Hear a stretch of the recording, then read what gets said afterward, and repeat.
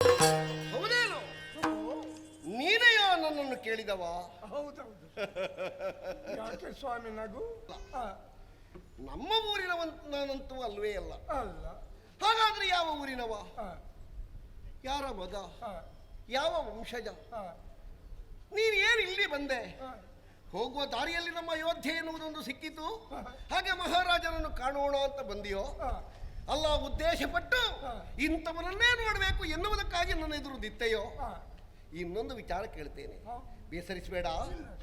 ನಿನ್ನ ತಾಯಿ ಹೆರುವಾಗಲೇ ನೀನು ಹೀಗೆಯೋ? ಅಲ್ಲ, ಮತ್ತೆ ಕಲಿತದ್ದು ಹೆಚ್ಚಾಗಿ ಕಾಲೆರಡು ಮೇಲಾಗಿ ಗಾಳಿ ಬರಬೇಕು ಮನೆಗೆ ಹೋಗಬೇಕು ಅಂತ ಹೇಳಿದ ಹಾಗೆ ಏನಾದರೂ ದುರ್ಬುದ್ಧಿಯಿಂದ ಇದನ್ನು ಸಂಪಾದಿಸಿಕೊಂಡೆಯಾ? ಅರ್ಥ ಆಗುವುದಿಲ್ಲ ನನಗೆ. ಸ್ವಲ್ಪ ನಿನ್ನ ವಿಚಾರದ ಬಗ್ಗೆ ನನಗೆ ಕುತೂಹಲ ಉಂಟು, ಹೇಳ್ತೀಯೇನೋ? ನಿಷಧಪುರ ದೀಪ ಶಶಿವಂಶಜ ನಳನ ಸಮಪರಾಕ್ರಮನು, ನಳನ ಸಮಪರಾಕ್ರಮನು.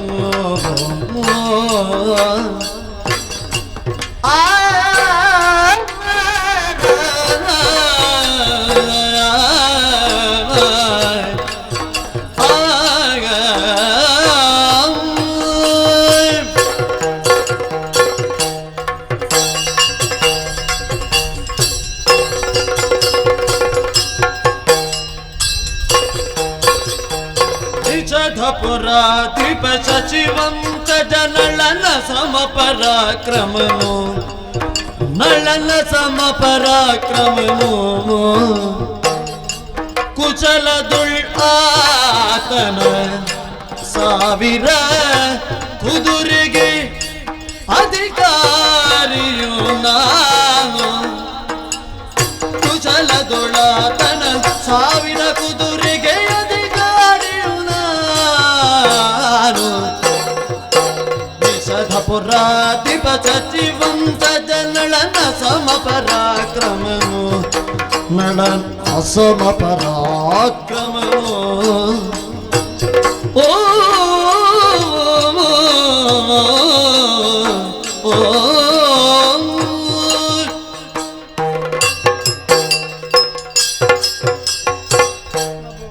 ಏನಪ್ಪ? ವಂದಿಸಿಕೊಂಡಿದ್ದೇನೆ. ಹೇಳು. ನೀವು ನನ್ನನ್ನು ಕೇಳಿದ್ರಲ್ಲ. ನಿನ್ನನ್ನು ಯಾಕೋ ಕೇಳುವುದು? ನೀನ್ ಯಾರು ಅಂತ ಕೇಳಿದ್ದೆ. ಇಷ್ಟರ ತನಕ ನನ್ನನ್ನು ಯಾರು ಏನು ಅಂತ ಕೇಳಿದವರೇ ಇರಲಿಲ್ಲ. ಬಿಡು, ಕೆಲವರನ್ನು ಕಾಣುವಾಗ ಕೆಲವರಿಗೆ ಔದಾಸೀನ್ಯ, ನಮಗೆ ಹಾಗಲ್ಲ. ಪರ್ವತವನ್ನಾದರೂ ಪರೀಕ್ಷಿಸುವಂತಹ ಬುದ್ಧಿಯುಳ್ಳವರು ನಾವು. ಆಯ್ತು ಸ್ವಾಮಿ. ಪರಮಾಣುವನ್ನಾದರೂ ಏನು ಅಂತ ಕೇಳುವುದಕ್ಕೆ ನಾವೆಲ್ಲ ಸರಿ ಸರಿ. ಮನಸ್ಸಿದ್ದವರು. ಇದು ನಿಮಗೆ ನಿಷಧಪುರ ಗೊತ್ತಿದೆಯಾ? ನಿಷಧಪುರ ಗೊತ್ತಿದೆಯೋ? ಹೌದು. ಏನೋ ಗೊತ್ತಿಲ್ಲದೆ ಧಾರಾಳ ಗೊತ್ತಿದೆ. ಏನಲ್ಲಿ? ನಿಷಧಪುರದ ಅಧಿಕಾರಿ ಶಶಿವಂಶದ ನಲ ನಾನು. ನೋಡು, ನಾನು ಬಡತನವನ್ನು ಒಪ್ಪುತ್ತೇನೆ, ಆದ್ರೆ ಹೀಗೆಲ್ಲ ಒಗಟೊಗಟಾಗಿ ಮಾತಾಡುವುದು ನನಗೆ ಸರಿ ಕಾಣುವುದಿಲ್ಲ. ನಿಷಧಪುರಾಧಿಪನಾದ ಶಶಿವಂಶದ ನಳ ನೀನು. ಏನವನಿಗೆ ದಾರಿದ್ರ್ಯ ನಿನ್ನ ಅನ್ನುವುದು ಕೇವಲ ಗುರ್ತಿಗೆ ಮಾತ್ರ. ಹಾಗೆ ಶಶಿವಂಶಜನಾದಂತಹ ನಳಚಕ್ರವರ್ತಿ ಆಸ್ಥಾನದಲ್ಲಿ ನೀನಿದ್ದವ. ಉದ್ಯೋಗಕ್ಕಿದ್ಯಾ? ಆ ಕೆಲಸ ಬಿಟ್ಟಿಯಾ? ತಿರುಗಿ ಸಾಮುಖ. ಚಕ್ರವರ್ತಿಯ ಮನೆಯಲ್ಲಿ ಒಂದು ಕೆಲಸ ಸಿಕ್ಕಬೇಕು ಅಂತ ಆದ್ರೆ ಎಷ್ಟು ಜನ್ಮದ ಪುಣ್ಯ ಬೇಕು. ಅಂತಹ ಭಾಗ್ಯವನ್ನು ಕೈ ಚೆಲ್ಲಿ ಬಂದಂತಹ ಮೂರ್ಖ ನಿನ್ನ ಮುಖಾವಲೋಕನ ಮಾಡಬಾರದು. ಏನು? ನಾನು ಅಲ್ಲಿಂದ ಕೆಲಸ ಬಿಟ್ಟು ಬಂದದ್ದಲ್ಲ, ಮತ್ತೆ ಅಲ್ಲಿ ಇರುವುದಕ್ಕೆ ಅಸಾಧ್ಯನಾಗಿ. ಅದು ಯಾಕೆ? ಏನಾಯ್ತು? ವಿಷಮಲತ್ವಗಳ ಸೋತು ಸಕಲವ ಪುಷ್ಕರನಿಗೆ ಒಪ್ಪಿಸುತ್ತ ಯಸವ ಕೌಪಿನ ತುಳ್ಗಿದ್ದ ನಡವಿಗೆ ಅನ್ನಯ ಸತಿ ಸಗಿತ್ತ ತನ್ನಯ ಸತಿ ಸಗಿತ.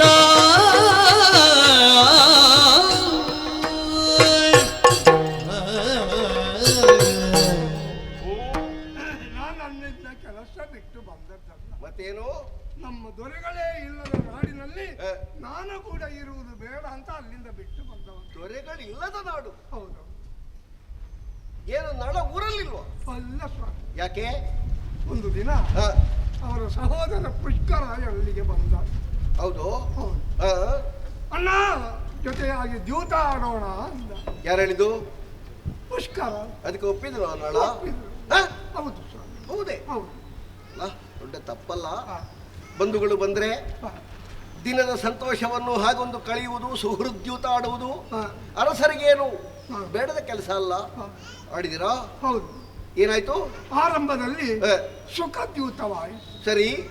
ಆಮೇಲೆ ಆಮೇಲೆ ಪಣ ಒಟ್ಟಿ ಆಟ ಆಡಿದ್ರು ಸ್ವಾಮಿ. ಬಣ ಹೌದು. ದೊಡ್ಡಾವಡ್ಡಿ. ಹೌದು. ಅದಕ್ಕೆ ಚಕ್ರವರ್ತಿ ಒಪ್ಪಿದ್ರೆ ಒಪ್ಪಿದ್ರು. ಆಡುವಲ್ಲಿ ಒಂದು ಸಮಾನತೆ ಅಂತ ಬೇಕು. ಹ, ನಳ ಚಕ್ರವರ್ತಿಗೆ ಸಮಾನತೆಯೇ ಪುಷ್ಕರ. ಹೌದು. ಆದರೂ ಆಡಿದ್ರು. ಆಡಿ. ಏನಾಯ್ತು? ಪ್ರಭು ಹ? ಮೊದಲಾಗಿ ತನ್ನ ಬೊಕ್ಕಸ ಭಂಡಾರವನ್ನೇ ಪಣಕ್ಕಿಟ್ಟು ಆಟ ಆಡಿದ್ದು. ಆಹಾ, ಚಕ್ರವರ್ತಿಗೆ ಸೋಲವಾಯಿತು, ಪುಷ್ಕರನಿಗೆ ಜಯವಾಯಿತು. ಬೊಕ್ಕಸ ಭಂಡಾರ ಹೋಯ್ತು. ಹೌದು. ಆಮೇಲೆ ಆಮೇಲೆ ಚತುರಂಗ ಸೈನ್ಯವನ್ನೇ ಪಣಕ್ಕಿಟ್ಟು ಆಟ ಆಡಿದ್ದು. ಅದರಲ್ಲೂ ಚಕ್ರವರ್ತಿಗೆ ಸೋಲವಾಯಿತು. ಸೋತ. ಹೌದು.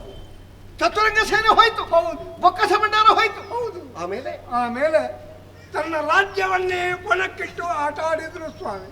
ಅದರಲ್ಲಿ ಏನಾಯ್ತು? ಅದರಲ್ಲಿಯೂ ಚಕ್ರವರ್ತಿಗೆ ಸೋಲವಾಯಿತು. ಆಮೇಲೆ ಇನ್ನು ನಾನೇ ಚಕ್ರವರ್ತಿ, ನೀನಿಲ್ಲಿ ನಿಲ್ಲಬಾರ್ದು, ನಡಿ ಎಂಬುದಾಗಿ ಪುಷ್ಕರ ಮಾತು ಹೇಳಿದ. ಆ ಬಳಿಕ ಆ ಮಾತನ್ನು ಕೇಳಿ ತನ್ನ ಸತಿ ಸಹಿತ ಪುಟ್ಟ ಬಟ್ಟೆಯಲ್ಲೇ ಕಾಡಿಗೆ ಹರ ಹರ ಕನಕದ ಚಕ್ರವರ್ತಿಗೆ ಈ ವಿಧಿಯಾದುದೆಯೆಂದು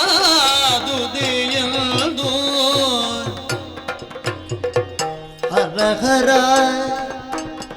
ಕನಕರ ಚಕ್ರವರ್ತಿಗೆ ಈ ವಿಧಿಯಾದುದೆ ಈ ವಿಧಿಯಾದುದೆ ಎಂದು ಮರುಗುತ ನೀತನ ಶತ ಅಶ್ವಕ್ಕೆ ದಳವಾಗಿ ಮಾಡಿದನು ಹರಗರ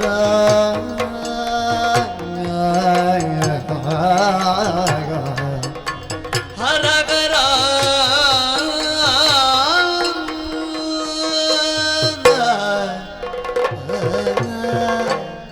ಶಿವರೇ ಶಿವರೇ, ಸಿಡಿಲೇ ನನ್ನ ತಲೆಗೆ ಅಪ್ಪಳಿಸಿತೋ ಎನ್ನುವ ಅನುಭವ ಆಗ್ತಾ ಇದೆ. ಘನತರ ಚಕ್ರವರ್ತಿಯಾದಂತಹ ನಳನಿಗೆ ಈ ತೆರನಾದಂತಹ ಒಂದು ದುರವಸ್ಥೆಯೇ. ಧಾರ್ಮಿಕನಾಗಿ, ಸಜ್ಜನನಾಗಿ, ಸತ್ಯಾತ್ಮನಾಗಿ, ನೀತಿಯುತನಾಗಿ ಬದುಕಿದಂತಹ ಚಕ್ರವರ್ತಿಗೆ ಇಂತಹ ಒಂದು ಪರಿಭವ, ಕಟ್ಟ ಪರಂಪರೆಗಳು ಬಂದೊಡ್ಡುತ್ತದೆ ಅಂತಾದ್ರೆ ಏನು ಹೇಳಿ ಇದಕ್ಕೆ ನಾನು? ಅವನೇ ಹಾಗಾದ್ರೆ ಸಾಮಾನ್ಯರ ಪಾಡೇನು? ಕಾಲದ ದೋಷ ಅಂತ ಹೇಳಲಿ, ಕರ್ಮದ ವಿಕೋಪ ಅಂತ ಹೇಳಲಿ, ಹಾಗಾಗುವುದಕ್ಕೆ ಸಾಧ್ಯ ಇಲ್ಲ. ಒಂದು ಕಾಲದಲ್ಲಿ ದೇವತೆಗಳೇ ಅವನನ್ನು ಪರೀಕ್ಷಿಸಿ ಅವನದ್ದಾದಂತಹ ಸತ್ಯನಿಷ್ಠೆಗೆ ಸೋತು ಅವನನ್ನು ಅನುಗ್ರಹಿಸಿ ಹೋದವರು. ಅಂತಹ ನಳ ಈ ಕಾಲಕ್ಕೆ ಹೀಗಾಗ್ತಾನೆ ಅಂತಾದ್ರೆ ಕಾಲಸ್ಯ ಕುಟಿಲಾಗತಿ. ಲೋಕದಲ್ಲಿ ಕಾಲವನ್ನು ಯಾರೂ ಅಳತೆ ಮಾಡುವುದಕ್ಕೆ ಸಾಧ್ಯ ಇಲ್ಲ. ಚಕ್ರವರ್ತಿಯಾದಂತಹ ಆತ ಎಲ್ಲಿಯೋ ಕೌಪೀನ ವಸನಧಾರಿಯಾಗಿ ಹೊರಟು ಹೋದ ಎನ್ನುವುದಕ್ಕಾಗಿ ಸಂಕಟ ಪಡ್ತೇನೆ ನಾನು. ಇದ್ದಲ್ಲಿಂದ ಎರಡು ತೊಟ್ಟು ಕಣ್ಣೀರಣಿಸುವುದಕ್ಕೆ ಮಾತ್ರ ಸಮರ್ಥರು ಬಿಟ್ಟರೆ ಬೇರೇನು ಮಾಡಲಿ, ಬೇರೇನು ನಮ್ಮಿಂದ ಆದೀತು. ನಳ ಚಕ್ರವರ್ತಿ ಎಲ್ಲೇ ಇರಲಿ, ಹೇಗೆ ಇರಲಿ, ಸ್ವಾಸ್ಥ್ಯವನ್ನು ಕಳ್ಕೊಳ್ಳದೆ ಬದುಕಿನ ಬಗ್ಗೆ ಆಶಾವಾದಿಯಾಗಿ ಜೀವನವನ್ನು ಸಾಗಿಸುವಂತಹ ಒಂದು ಸದೃಢತೆಯನ್ನು ಹೇ ಭಗವಂತ ನೀ ದಯಪಾಲಿಸುವಂತ ಕೇಳ್ತೇನೆ. ಹೌದೇ? ಪುಷ್ಕರ ಗೆದ್ದ, ನಳ ಸೋತ, ಅವ ಕಾಡಿಗೆ ಹೊರಟು ಹೋದ. ಹೌದೇನೋ? ಮೊದಲಿದ್ದ ಕೆಲಸದವರನ್ನೆಲ್ಲ ಪುಷ್ಕರ ತೆಗೆದನೇನೋ? ಇಲ್ಲ ಸ್ವಾಮಿ. ಮತ್ತೆ ನೀನು ಚಕ್ರವರ್ತಿಗಳೇ ಇಲ್ಲದ ನಾಡಿನಲ್ಲಿ ನಾನು ಕೂಡ ಇರುವುದು ಬೇಡ ಅಂತ ಹೇಳಿ ಅಲ್ಲಿದ್ದ ಹೊರಟು ಬಂದ. ಎಂತಹ ಸ್ವಾಮಿ ಭಕ್ತಿಯೋ. ನಿನ್ನ ಕೈಕಾಲು ಸರಿ ಇಲ್ಲದೆ ಇರಬಹುದು, ನಿನ್ನ ಮುಖ ಅಡ್ಡ ಇರಬಹುದು, ನಿನ್ನ ಕಣ್ಣಲ್ಲಿ ಮೂಗೆಲ್ಲಿ ಅಂತ ನಿನ್ನ ಮುಖದಲ್ಲಿ ಹುಡುಕುವುದಕ್ಕೆ ನೋಡುವವರಿಗೆ ಸ್ವಲ್ಪ ಕಟ್ಟಾಗಬಹುದು. ಆದರೆ ನಿನ್ನ ಮನಸ್ಸಿನಲ್ಲಿ ವಕ್ರತೆ ಇಲ್ಲ, ಅದರಲ್ಲಿ ಸಾಮರಸ್ಯ ಇದೆ, ಅದರಲ್ಲಿ ಒಂದು ತೆರನಾದಂಥ ಮೃದುತ್ವ ಇದೆ. ಗೌರವ ಸೂಚಿಸಬೇಕಾದ ಜಾಗಕ್ಕೆ ನಿಜವಾದಂತಹ ಒಂದು ಘನತೆಯನ್ನು ಯೋಗ್ಯತೆಯನ್ನು ಕೊಡುವುದಕ್ಕೆ ನೀ ತಿಳಿದವ ಅಂತ ಅರ್ಥ ಆಯಿತು. ಬಿಡು, ಹೆದರಬೇಡ. ನೀ ಬಂದು ಸೇರಿದ್ದು ನಮ್ಮಲ್ಲಿಗೆ. ನಿನ್ನ ಜೀವನಕ್ಕೆ ಸೊನ್ನೆಯಾಗುವುದಿಲ್ಲ, ಕಷ್ಟ ಆಗುವುದಿಲ್ಲ. ಓ ಅಲ್ಲಿ ನೋಡು, ಛತ್ರ ಕಾಣಿಸ್ತಾ ಇದೆಯಲ್ಲ, ಅಲ್ಲಿ ಹೋಗಿರು. ನೀ ಬೇಕಾದಷ್ಟು ದಿವಸ ಇಲ್ಲಿರಬಹುದು, ಏನು ಬೇಕೋ ಅದನ್ನೆಲ್ಲ ಕೇಳಿ ಪಡೆಯಬಹುದು. ನಾನು ಬೇರೆಯವರಲ್ಲಿ ಹೇಳಿ ಕಳಿಸ್ತೇನೆ. ಬೇಡ ಸ್ವಾಮಿ, ನಾನು ಧರ್ಮದ ಅನ್ನ ಊಟ ಮಾಡುವುದು. ಅಂದ್ರೆ ದುಡಿಯದೆ ತಿನ್ನುವ ಊಟ ಧರ್ಮದ ಊಟ ಅಲ್ಲ. ಧರ್ಮದ ಅನ್ನ ಹೌದು, ದುಡಿಯದೆ ತಿನ್ನುವುದು. ಹೌದೌದು.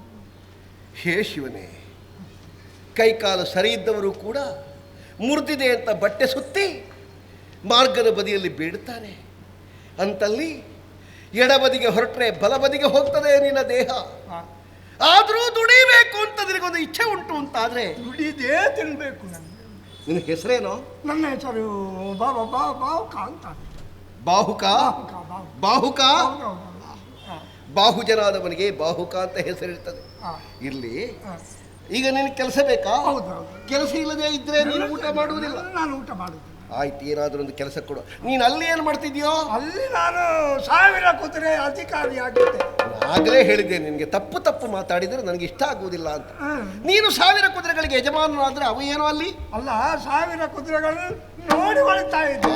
ಕಾಸ್ಗಾರ, ನೋಡಿಕೊಳ್ಳುವವ, ಮೇಲ್ವಿಚಾರಕ. ಎಲ್ಲ ಕುದುರೆಗಳು ನಮ್ಮಲ್ಲಿಲ್ಲ. ನಮ್ಮ ಉಪಯೋಗಕ್ಕೆ ಬೇಕಾಗಿರುವುದು 100 ಕುದುರೆಗಳು. ಈಗಾಗಲೇ ಅದಕ್ಕೆ ಬೇಕಾದ ವ್ಯವಸ್ಥೆ ಉಂಟು. ನಿನಗೆ ಕುದುರೆ ಕೆಲಸವೇ ಆಗಬೇಕು ಅಂತ ಕಾಣ್ತದೆ. ನೀವು ಏನು ಹೇಳಿದ್ರು ನಾನು ಮಾಡ್ತೇನೆ. ಹಾಗಿದ್ರೆ ಹೀಗೆ ಮಾಡು, ಆ ಕುದುರೆಗಳಿಗೆ ಹುಲ್ಲು ಹುರುಳಿ ಎಲ್ಲ ಪೂರೈಕೆ ಆಗ್ತದಲ್ಲ, ಒಂದು ಸ್ವಲ್ಪ ಅದಕ್ಕೆಲ್ಲ ಕಟ್ಟಿಗೆ ನೀರೆಲ್ಲ ಬೇಕಾಗ್ತದೆ. ನೀನೊಂದು ನೀರಿನ ವ್ಯವಸ್ಥೆ ಮಾಡು. ಅದಕ್ಕೆ ಕುಡಿಯುವುದಕ್ಕೆ, ಅದಕ್ಕೆ ಬೇಕಾದ ಹುರುಳಿ ಬೇಯಿಸುವುದಕ್ಕೆ, ಅಲ್ಲಿಗೆ ಉಪಯೋಗ ಆಗುವಂತಹ ನೀರನ್ನೆಲ್ಲ ನೀರೇ ಶೇಖರಿಸಿ ತಯಾರು ಮಾಡಾಯ್ತಾ? ನೀರು ಬಾವಿಯಿಂದ? ಹೌದು ಹೌದು. ಅದಾಗೋ ನೀರು ಸೇದುದು ಬಾವಿಯಿಂದಲೇ ಆಗ್ಬೇಕು. ಹೌದು. ನೋಡಿ ನನ್ನ ಕೈ ನೋಡಿ, ನಾನು ಹೇಗೆ ನೀರು ಸೇದುದು? ಬೇಡಪ್ಪ, ಒಂದು ಬೆರಳು ಬಿಡಿಸುವುದಿಲ್ಲ, ಅಲ್ಲಿಗೆ ಮಡುಚಿ ಗಟ್ಟಿಯಾಗಿದೆ. ಬೇಡ, ನೀರು ಸೇದುವುದು ಹೇಗೆ? ಹಾಗಿದ್ರೆ ಹೀಗೆ ಮಾಡು. ಇದು ಅಲ್ಲಿ ಇಲ್ಲಿ ಬಿದ್ದಿರ್ತದಲ್ಲ ಕಟ್ಟಿಗೆ, ಅದನ್ನೆಲ್ಲ ಒಟ್ಟಿಗೆ ಮಾಡಿ ಅವರಿಗೆ ಬೇಕಾದ ಹಾಗೆ ಕೊಡು. ಕಟ್ಟಿಗೆ? ಹೌದು. ಕಟ್ಟಿಗೆ ಕಾಡಿನಲ್ಲಿ ತರಬೇಡ? ಹೌದು. ಹೌದೌದು. ಅದಾದಿ ಕಾಡಿಗೆ ಹೋದ್ರೆ ಅಲ್ಲೆಲ್ಲ ಮೃಗಗಳೆಲ್ಲ ನನ್ನನ್ನು ನೋಡಿ ನನ್ನನ್ನು ಕೊಂದ್ರೆ ನಿಮಗೆ ಆಳು ಇಲ್ಲ, ಕಟ್ಟಿಗೆ ಇಲ್ಲ ಅಂತ ಹೇಳಿ. ಯಾವ ಮೃಗವೋ ನಿನ್ನ ಹತ್ತಿರ ಬರುವುದು? ಅಂತೂ ನೀನು ಮೊದಲೇ ಹೆದರಿ ಹೋದೆ ಅಂತಾದ್ರೆ ನಿನ್ನ ಹೋಗುವ ಜೀವಕ್ಕೆ ನಾನೇ ಕಾರಣನಾಗ್ತೇನೆ. ಸಾಯ್ಬೇಡ. ಹಾಗಿದ್ರೆ ಅಲ್ಲಿ ಕೂತ್ಕೊಳ್ಳುವ ಕೆಲಸವೇ ಆಗಬೇಕು ನಿನಗೆ, ಆಚೀಚೆ ಹೋಗುವುದಲ್ಲ. ಒಲೆ ಬುಡದಲ್ಲಿ ಕೂತ್ಕೊಂಡು ಅವರು ತಂದು ಹಾಕಿದ ಕಟ್ಟಿಗೆಯನ್ನು ನೀರನ್ನು ಪೂರೈಕೆ ಮಾಡಿ ಸ್ವಲ್ಪ ಒಲೆ ಉರಿಸಿ ಅದಾದಿತ್ತಲ್ಲ. ಆದ್ರೆ ನಾನು ಈ ಬೆಂಕಿಯ ಮುಂದೆ ಕೂತ್ಕೊಂಡ್ರೆ ಸ್ವಲ್ಪ ಹೊತ್ತಿನಲ್ಲಿ ನನಗೆ ತಲೆ ತಿರುಗುವ ರೋಗ ಉಂಟು. ಬೆಂಕಿಯ ಮುಂದೆ ಕೂತ್ರೆ ಪಿತ್ತ, ನೀರು ತರಲಿಕ್ಕೆ ಬೆರಳು ಸರಿ. ಬೇಡ ಬೇಡ ಬೇಡ, ಇನ್ನು ಯಾವುದೂ ಮಾಡುವುದು ಬೇಡ. ನೀನು ಕೆಲಸ ಮಾಡಿದ ಹಾಗೂ ಆಗಬೇಕು. ನಿನ್ನ ದೇಹಕ್ಕೆ ಏನು ಶ್ರಮವೂ ಬೀಳಬಾರದು. ಆ ಕುದುರೆ ನೋಡಿಕೊಳ್ಳುವವರಿದ್ದಾರಲ್ಲ, ಅವರೊಟ್ಟಿಗೆ ಇರು. ನಿನ್ನದಾದಂತಹ ಕೆಲಸದ ನೈಪುಣ್ಯತೆಯನ್ನು ನೋಡಿ ನಿನಗೇನೆಲ್ಲ ಕೆಲಸ ಮಾಡಲಿಕ್ಕೆ ಆಗ್ತದೆ ಅಂತ ಆಲೋಚಿಸಿ ಮತ್ತೆ ನಿನಗೆ ಬೇಕಾದದ್ದನ್ನು ಹೊಂದಿಸಿ ಕೊಡುವ. ಏನು ಕುದುರೆ? ಹೌದು. ಇದು ಕುದುರೆ ಲಯ ಎಲ್ಲಿ ಉಂಟು? ಲಯ ಅಲ್ವಾ? ಎರಡೂ ಸರಿ ಇಲ್ಲ, ನಾಲಿಗೆಯೂ ಸರಿ ಇಲ್ಲ. ಲಯ ಅಲ್ಲ, ಲಾಯ. ಹೇಗೆ? ಲಾಯ ಎಲ್ಲಿಟ್ಟು? ಸರಿ ಸರ್, ಆಯ್ತಾ?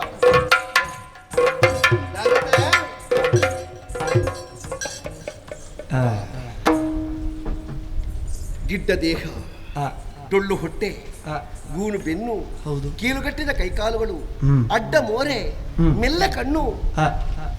ಓಹ್, ಅದನ್ನು ವರ್ಣಿಸುವುದಕ್ಕೆ ಸಾಧ್ಯ ಇಲ್ಲ. ಪ್ರತಿಯೊಬ್ಬರಿಗೂ ಸಂಶಯ ಆಗ್ತಾ ಉಂಟು. ಪೀಠವನ್ನು ಏರಿದ ರಾಜ ಸಭೆಯನ್ನು ವಿಸರ್ಜಿಸದೆ ವಿನಃ ಯಾಕೆ ಎದ್ದ ಅಂತ ಗೊಂದಲ ಪಡಬೇಡಿ ನೀವು.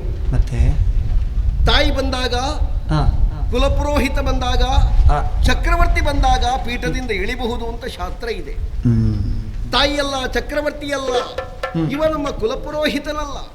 ಆದರೂ ನಾನು ಇಳಿದಿದ್ದೇನೆ. ಯಾಕೆ ಕೇಳಿದ್ರೆ, ಯಾಕೆ ಈ ಲೋಕದಲ್ಲಿ ಕಂಡರಿಯದ, ಕೇಳಿ ತಿಳಿಯದೇ ಇರುವಂತಹ ಅದ್ಭುತ ಒಂದು ಕಣ್ಣ ಮುಂಭಾಗದಲ್ಲಿ ಬಂದಾಗ ಸ್ವಾಭಾವಿಕವಾಗಿ ಯಾರೇ ಆಗಲಿ ಅವರನ್ನವರು ಮರೆತು ಬಿಡ್ತಾರೆ. ಹಾಗೆ ಅದು ಅಷ್ಟೇ.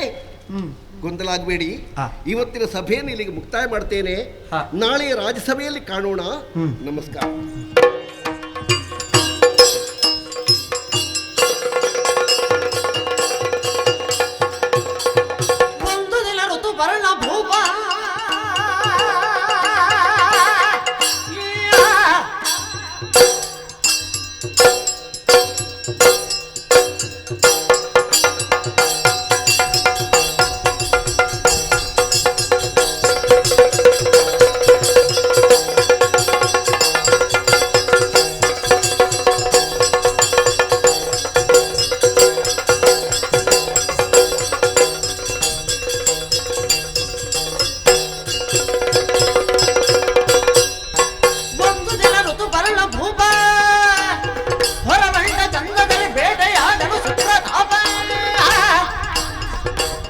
ಮಂದಿ ಕುದುರೆಗಳಾನೆ ಶಬರ ಸಂಕುಲ ಸಗಿತ ಅಂದವಾಗಿ ಕಬತ್ತಿ ಸಾಯುಧಗಳ ಪರಿಮಿತ ಮುಂದ ಬಗಳುವ ಗಾಯಕರು ವಾದ್ಯ ಸಂಗೀತ ಹೊಂದಿದ್ದ ಬಾಹುಕನು ಸಗಿತ ಪೊಕ್ಕನಾನಂದದಲ್ಲಿ ಹೊರಟಡವಿಗೆ ಪ್ರಖ್ಯಾತ ಒಂದು ದಿನ ಋತು ಪರ್ಣಭೂಪ.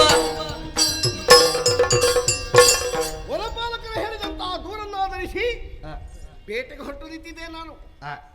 ಆದರೆ ಹೊರಡುವ ಕಾಲದಲ್ಲಿ ನನಗೆ ನೆನಪಾಗುವುದು ಬಾಹುಕನದ್ದು. ಒಂದೊಂದು ವಿಶೇಷವಾದಂತಹ ಘಟನೆ ನಮ್ಮೂರಲ್ಲಿ ನಡೆದು ಹೋಯಿತು. ಒಂದು ಹೆಣ್ಣು ಕುದುರೆ ಹುಚ್ಚೆದ್ದು ಲಾಯವನ್ನೆಲ್ಲ ಚಾಣಹಾನಿ ಮಾಡಿ ಕಟ್ಟಿದಲ್ಲಿಂದ ಬಿಡಿಸಿಕೊಂಡು ಎಲ್ಲಿಯೋ ಊರಲ್ಲಿ ಹೋಗಿ ರಂಪ ಮಾಡುತ್ತಿರುವ ಹೊತ್ತು ಯಾರಿಗೂ ಹಿಡಿಯುವುದಕ್ಕೆ ಸಾಧ್ಯ ಇಲ್ಲದೆ ಇರುವ ಸಂದರ್ಭ ಇವ ಹೋಗಿ ಕುದುರೆ ಮುಂದೆ ನಿಂತದ್ದೇ ತಡವಂತೆ ಅದು ಇವನ ಕಾಲು ನೆಕ್ಕುವುದಕ್ಕೆ ಆರಂಭ ಆಯಿತು ಅಂತ ಕೇಳಿದ್ದೆ ನಾನು. ಏನಿವನಿಗೆ ಕುದುರೆಯ ಭಾಷೆ ಬರ್ತದ, ಅದರ ನಾಡಿಯ ಮಿಡಿತದ ಬಗ್ಗೆ ಇವನೇನು ಶಾಸ್ತ್ರವಾಗಿ ಕಲಿತಿದ್ದಾನೋ, ಇವನಿಗೇನು ಅಶುದ್ಧದೇ ಗೊತ್ತಿದೆಯೇ ಅರ್ಥ ಆಗುವುದಿಲ್ಲ ನನಗೆ. ಅಂತೂ ಆ ನಂತರ ಕುದುರೆಯ ಕಾಸ್ಕಾರರಲ್ಲಿ ಇವನೇ ಮುಖ್ಯ ಅಂತಾಗಿದೆ. ನನ್ನ ಮನದ ಬೇಕು, ನನ್ನ ಮನೆಯ ಬೇಕು ಎಲ್ಲ ಆಗಿದ್ದಾನವ. ಎಲ್ಲಿಗೆ ಹೋಗುವುದಿದ್ರು, ಎಲ್ಲಿಗೆ ಹೊರಡುವುದಿದ್ರು ಅವನ ಮುಖ ನೋಡದೆ, ಅವನಲ್ಲಿ ಮಾತಾಡದೆ ಇತ್ತೀಚೆಗೆ ಹೊರಡುವುದಕ್ಕೆ ನನಗೆ ಮನಸ್ಸಿಲ್ಲ. ಇವತ್ತೆಲ್ಲಿಯಾದರೂ ಅವನನ್ನು ಕರೆದು ಹೇಳದೆ ನಾ ಬೇಟೆಗೆ ಹೋದೆ ಅಂತ ಆದ್ರೆ ಪಾಪ ಹುಡುಕಿ ಹುಡುಕಿ ಹುಡುಕಿ ಅನ್ನ ನೀರಿಲ್ಲದೆ ಸುಮ್ಮನೆ ಇವತ್ತು ಉಪವಾಸ ಆದ. ಸತ್ಯ. ಅದಕ್ಕಾಗಿ ಹೇಳಿ ಹೋಗೋಣ. ಬಾಹುಕ, ಎಲ್ಲಿದ್ಯೋ ನೀನು? ನೀವು ಎಲ್ಲಿಗೆ ಹೊರಟದ್ದೆಲ್ಲಿಗೆ? ಆಯ್ತಲ್ಲ, ನಿನ್ನ ಎಷ್ಟು ಸಲ ಕೇಳಿದ್ದೇನೆ, ಹೇಳಿದ್ದೇನೆ ನಾನು. ಎಲ್ಲಿಗಾದ್ರೂ ಒಳ್ಳೆಯ ವಿಷಯಕ್ಕೆ ಹೊರಡುವಾಗ ಎಲ್ಲಿಗೆ ಅಂತ ಕೇಳಬಾರ್ದು. ನೀವು ದೂರ ದೂರ ಎಲ್ಲಿಗೆ? ಅದೇನು ಎಲ್ಲಿಗೆ ಅನ್ನೋದು ನಿನ್ನ ಅತ್ತೆ ಮಗಳ ಹೆಸರೇನು? ಅದೊಂದು ಅಭ್ಯಾಸ ಆಗೋಗಿದೆ. ಇಲ್ಲಿ ನಾನೀಗ ಬೇಟೆಗೆ ಹೊರಟದ್ದು. ಹೌದಾ? ಹಾಗಾದ್ರೆ ನಾನು ಕೂಡ ಬರ್ತೇನೆ. ಆಯ್ತು, ಇವತ್ತು ನಾನು ಬೇಟೆಗೆ ಹೋಗ್ತೇನೆ, ನಾಳೆ ಪೇಟೆಗೆ ಹೋಗುವಾಗ ಕರ್ಕೊಂಡು ಹೋಗ್ತೇನೆ. ಏನು? ಅಲ್ಲ, ಬೇಟೆಗಲ್ಲ, ಮತ್ತೆ ಬೇಟೆಗೆ. ಬೇಟೆಗೆ ಬೇಟೆಗೆ ನಿನಗೆ ಬೇಟೆಯ ಬಗ್ಗೆ ಏನ್ ಗೊತ್ತುಂಟು? ನನ್ನನ್ನು ಚಕ್ರವರ್ತಿಗಳು ಯಾವಾಗಲೂ ಕರ್ಕೊಂಡು ಹೋಗ್ತಾ ಇದ್ರು ಬೇಟೆಗೆ. ನಾನು ಹೋದ್ರೆ ಬಹಳ ಲಕ್ಷಣ ಉಂಟು. ಒಳ್ಳೆ ಲಕ್ಷಣ. ಹೊಸ ಮನೆ ಕಟ್ಟುವಲ್ಲಿ ಇಡ್ಲಿಕ್ಕೆ ಬಹಳ ಲಕ್ಷಣ ನೀನು. ನಾನು ಬೇಟೆಗೆ ಹೋದ್ರೆ ಅಲ್ಲಿರುವ ಮೃಗಗಳೆಲ್ಲ ನನ್ನನ್ನು ನೋಡಿ ಅಲ್ಲಿಯೇ ಹೀಗೆ ಕೂತ್ಕೊಳ್ಳುದು. ಇದು ಯಾವುದಪ್ಪ ನಮಗಿಂತ ದೊಡ್ಡ ಮೃಗ ಅಂತ. ಹೌದು, ಆವಾಗ ಅವರಿಗೆ ಸುಲಭ ಆಗ್ತಿತ್ತು ಬೇಟೆ ಹಿಡಿಲಿಕ್ಕೆ. ಬೇರೆ ಹುಡುಕಬೇಕು ಅಂತ ಇಲ್ಲ, ನೀನು ಹೋಗುವಾಗ ಯಾವುದೋ ಒಂದು ಹೊಸ ಜಾತಿಯ ಮೃಗ ಬಂತು ಅಂತ ನೋಡ್ಲಿಕ್ಕೆ ನಿನ್ನ ಕುಟುಂಬದವರೆಲ್ಲ ಬರ್ತಾರಲ್ಲ. ಇರ್ಲಿ ಇರ್ಲಿ, ಈಗ ನಾನು ಬೇಟೆಗೆ ಹೋಗುವಾಗ ಕುದುರೆ ಏರಿ ಹೋಗ್ತೇನೆ. ನಾನು ಕುದುರೆ ಬಾಲ ಹಿಡ್ಕೊಂಡು ಬರ್ತೇನೆ. ಬಾಲ ಹಿಡ್ಕೊಂಡ್ರೆ ಜಾಡಿಸಿ ಒದೀತದೆ ನೋಡು, ಅಲ್ಲಿಂದ ಹೆಕ್ಕಬೇಕಾಗ್ತದೆ ನಿನ್ನನ್ನು. ಮತ್ತೆ ನೀನು ಬೇರೆ ಕುದುರೆ ಏರ್ಬೇಕು, ನಾನು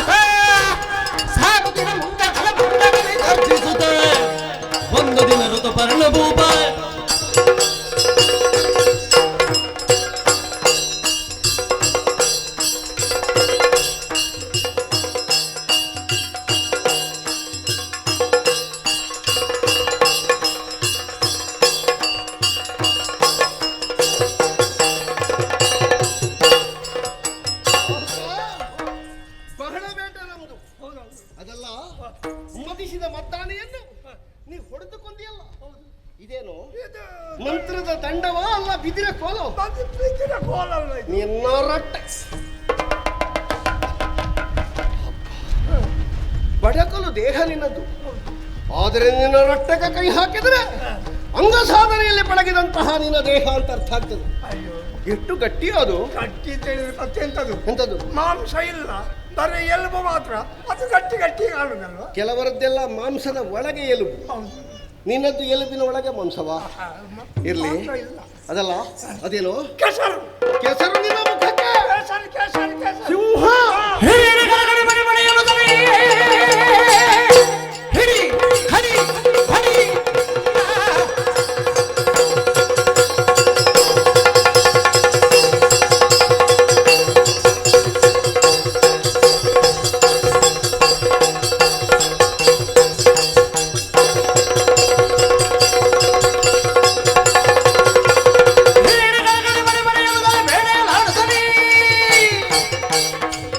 ಆಡುತ್ತಾಡುತ್ತ ಬಂದಳಾಗ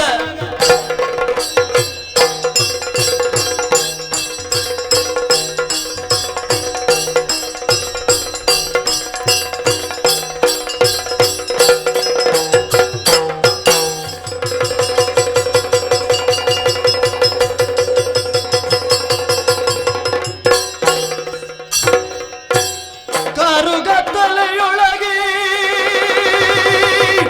ಕಣ್ಣೆಟ್ಟು ಭೀತಿಯಲಿ ದಾರಿಗಾಣದೆ ಕಲ್ಲು ಗಿಡ ಮರಗಳು ಎಡವುತ್ತಲೇ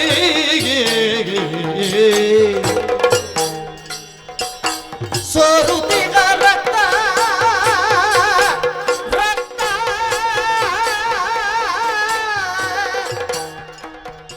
ಸೋರುತ್ತಿಗ ರಕ್ತದಿಲ್ದಲ್ಲಿ ಬೀಳುತ್ತಲಿ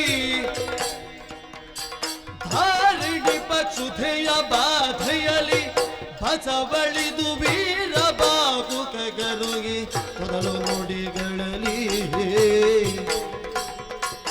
ಹರ ಹರ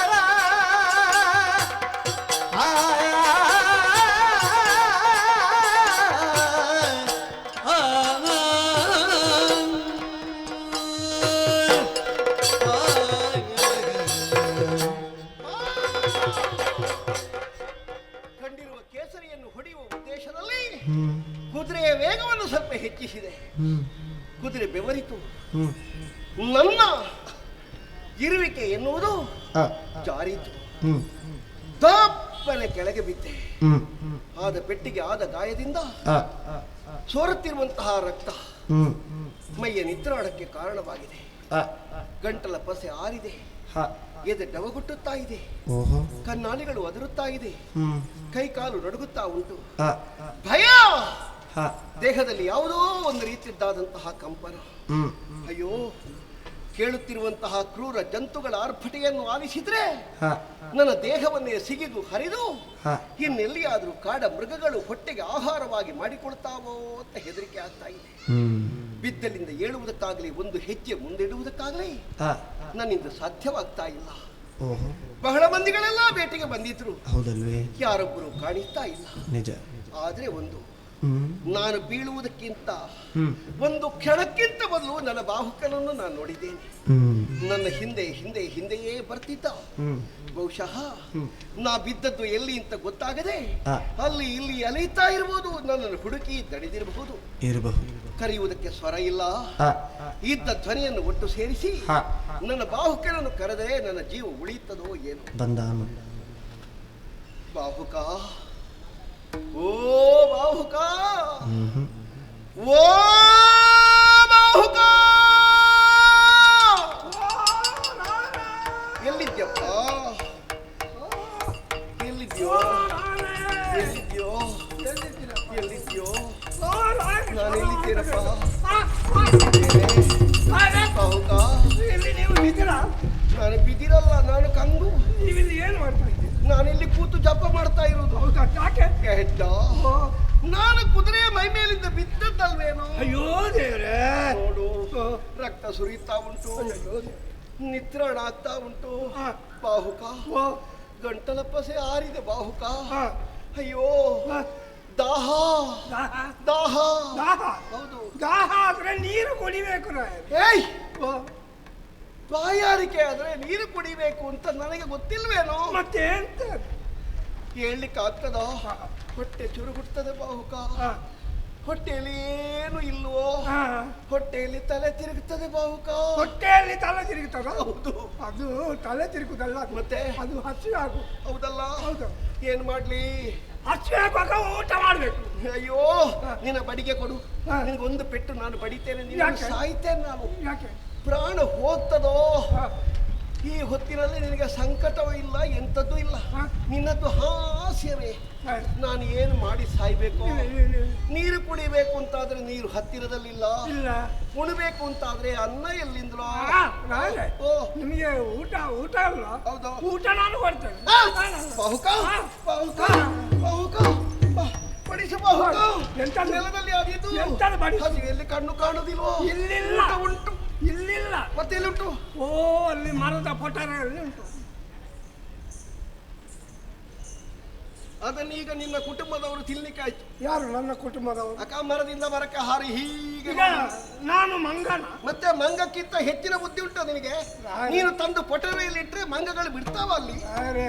ಪೊಟರೆಯಲ್ಲಿ ಯಾರಿಗೂ ಸಿಕ್ಕದಾಗಿ ಇಟ್ಟಿದ್ದೇನೆ. ಹೌದಾ? ನನ್ನ ಗಂಟನ್ನು ಬಿಚ್ಚುವುದಕ್ಕೆ ಯಾರಿಂದಲೂ ಸಾಧ್ಯ. ಹಾಗಿದ್ರೆ ಹೀಗೆ ಮಾಡುವ, ನೀ ಹೋಗು ಬಾಹುಕ, ಆ ಬುದ್ಧಿ ಅನ್ನವನ್ನು ನಾವು ಊಟ ಮಾಡ್ತೇನೆ ಬಾಹುಕ. ನನ್ನ ಹೋಗುವ ಪ್ರಾಣವನ್ನು ಉಳಿಸೋ. ಅದು ಉಳಿಸುವ ಮೊದಲು ಕೈ ಕಾಲು ಮುಖ ತೊಳಿಬೇಕು. ಕೈ ಕಾಲು ಮುಖ ತೊಳಿಲಿಕ್ಕೆ ಆಗ್ತದ? ಇಲ್ಲಿ ನೀರುಂಟಾ? ಇಲ್ಲಿ ನೀರಿಲ್ಲ. ನೀರಿದ್ದಲ್ಲಿಗೆ ಹೋಗ್ಬೇಕು. ಹಾಗಿದ್ರೆ ಹೀಗೆ ಮಾಡು, ನೀ ಹೋಗು, ಕೈ ಕಾಲು ಮುಖ ತೊಳಿ, ಆ ಬುತ್ತಿಯನ್ನು ಬಿಚ್ಚಿಕೊಂಡು ಇಲ್ಲಿ ಬಾ. ನಾನು ಕೈ ಕಾಲು ಮುಖ ತೊಳಿತೇನೆ, ನಾನೇ ಊಟ ಮಾಡ್ತೇನೆ, ಸರಿ ಆಗ್ತದೆ. ನೀನು ಊಟ ಮಾಡಿದ್ರೆ ನನ್ನ ಹಸಿವು ಹೋಗ್ತದ? ಮತ್ತೆ ನಾನು ಕೈ ಕಾಲು ತೊಳೆದ್ರೆ ನಿಮ್ಮ ಕೊಳೆ ಹೋಗ್ತದ? ನಿನಗೊಂದು ಕತೆ ಗೊತ್ತಾ? ಒಬ್ಬ ಶುದ್ಧ ವೈದಿಕ ನಡ್ಕೊಂಡು ಹೋಗ್ತಾ ಇದ್ದಾನೆ. ಬೆಟ್ಟದ ತುದಿಯಲ್ಲಿ ನೀರಿಲ್ಲ, ಬುತ್ತಿ ತಂದಿದ್ದಾನೆ. ಆಗ ಮಂತ್ರದಲ್ಲಿ ಸ್ನಾನ ಮಾಡಿ ಅವ ಊಟ ಮಾಡಿ ಬೇಕಾಗುವಾಗ ಅವನ ಬೇಕಾದ ಆಚಾರವನ್ನು ನಡೆಸ್ತಾನೆ. ನಿನಗೆ ಗೊತ್ತಾ, ಹೋದ ಕಡೆಯಲ್ಲೆಲ್ಲ ಆಚಾರ ಅಂತ ಇಲ್ಲ, ಕಾಲಾಚಾರ ಆದರೂ ತೊಂದರೆ ಇಲ್ಲ. ನಾನು ಮಂತ್ರದಲ್ಲೇ ಒಂದು ಕೈಕಾಲು ಮುಖ ತೊಳಿತೇನೆ, ನೀನು ಹೋಗಿ ನಮಗೆ ಬೇಕಾದ ಆಹಾರ ಹಿಡ್ಕೊಂಡು ಬಾ. ಹಾಗಾದ್ರೆ ಮಂತ್ರದಲ್ಲೇ ನೀವು ಊಟ ಮಾಡಿ. ಮಂತ್ರದಲ್ಲಿ ಊಟ ಮಾಡಿದ್ರೆ ಹೊಟ್ಟೆ ತುಂಬುತ್ತದೇನೋ? ಮಂತ್ರದಲ್ಲಿ ಸ್ನಾನ ಮಾಡಿದ್ರೆ ಕೊಳೆ ಹೋಗುತ್ತದ? ಇವ ಕೊಲ್ತಾರಪ್ಪ ನನಗೆ ಏನು ಮಾಡ್ಲಿ ಬಾಹುಕ? ನಿಮ್ಮನ್ನ ನಾನು ಅಲ್ಲಿಗೆ ಕರ್ಕೊಂಡು ಹೋಗ್ತೇನೆ, ಕೈ ಕಾಲು ಮುಖ ತೊಳೆದು ಆಮೇಲೆ ಊಟ ಮಾಡು. ಯಾರು ಕರ್ಕೊಂಡು ಹೋಗುದು? ನಿನಗೆ ನಡಿಲಿಕ್ಕೆ ಸರಿ ಬರುವುದಿಲ್ಲ, ಮತ್ತೆ ನೀನೆಂತದ್ದು ಕರ್ಕೊಂಡು ಹೋಗುದು? ನಾನು ಸರಿ ಇಲ್ಲದೆ ಇರಬಹುದು.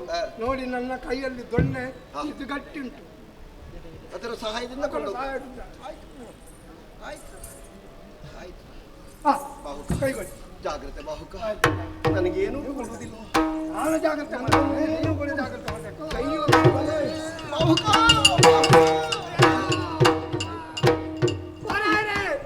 ನೋವಾಯ್ತಾ? ನೋವಾಯ್ತಾ? ನಿಮಗೆ ನೋವಾಯ್ತಾ? ನಿಮಗೆ ನೋವಾಯ್ತಾ? ನಿನ್ನನ್ನು ನಾನು ಅಲ್ಲದೆ ಬಿಡುವುದಿಲ್ಲ. ಯಾಕೆ? ಅಡಿಗೆ ಬಿದ್ದು ಹೊರಳುವುದು ನೀನು. ನೋವಾಯ್ತಾ ನೋವಾಯ್ತಾ ಅಂತ ನನ್ನಲ್ಲಿ ಕೇಳುದೇನೋ ನೀನು? ನನಗೆ ನೋವಾದ್ರೂ ಅಡ್ಡಿಲ್ಲ, ನಿಮಗೆ ನೋವಾಗಬಾರ್ದು. ಓ, ಪರೋಪಕಾರ. ಹೌದೇನೋ? ನಿನ್ನ ಹತ್ರ ಎಷ್ಟು ಸಲ ಹೇಳಿದೆ ನಾನು, ನನಗೆ ಹೇಳ್ಲಿಕ್ಕೆ ಆಗುದಿಲ್ಲ, ಬರ್ಲಿಕ್ಕೆ ಸಾಧ್ಯ ಆಗುದಿಲ್ಲ ಅಂತ. ಮತ್ತೆ ಯಾಕೋ ನೀನು ಹೀಗೆ ಮಾಡಿದಿ? ನಿಮ್ಮನ್ನು ಕೊಂಡು ಹೋಗ್ತಾ ಇದ್ದೆ, ನಾನು ಸರಿಯಾಗಿ ಕೋಲನ್ನು ಊರ್ಲಿಲ್ಲ. ನೀವು ಆವಾಗಲೇ ಹಿಡ್ಕೊಂಡ್ರಿ, ನಾನು ಗಟ್ಟಿ ಊರ್ತೇನೆ. ಆಮೇಲೆ ಅದು ನಿರ್ಜೀವ, ಅದಕ್ಕೆ ಬೈದ್ರೆ ಏನು, ಆರೋಪ ಮಾಡಿದ್ರೇನು ಗೊತ್ತಾಗ್ತದ? ನಿನಗೇನೋ ಹರಿಕೆ ಉಂಟಾಗ್ತದೆ, ನಾನು ಹೊತ್ತು ಹೊತ್ತು ಹೊತ್ತು ಹೊತ್ತು ಹಾಕಿ ಸಾಯ್ತೇನೆ. ನೋಡಿ, ಈಗ ನಾನು ಗಟ್ಟಿ ನಿಂತಿದ್ದೇನೆ. ಹೌದಾ? ಗಟ್ಟಿ ಹಿಡ್ಕೊಂಡು. ಹೌದಾ? ಬಾಹುಕ, ಮೆಲ್ಲ ಮೆಲ್ಲ, ಗಟ್ಟಿ ಅಂತ ಹೇಳಿ ನೀವು ಎಳಿಬಾರ್ದು. ಬಾಹುಕ,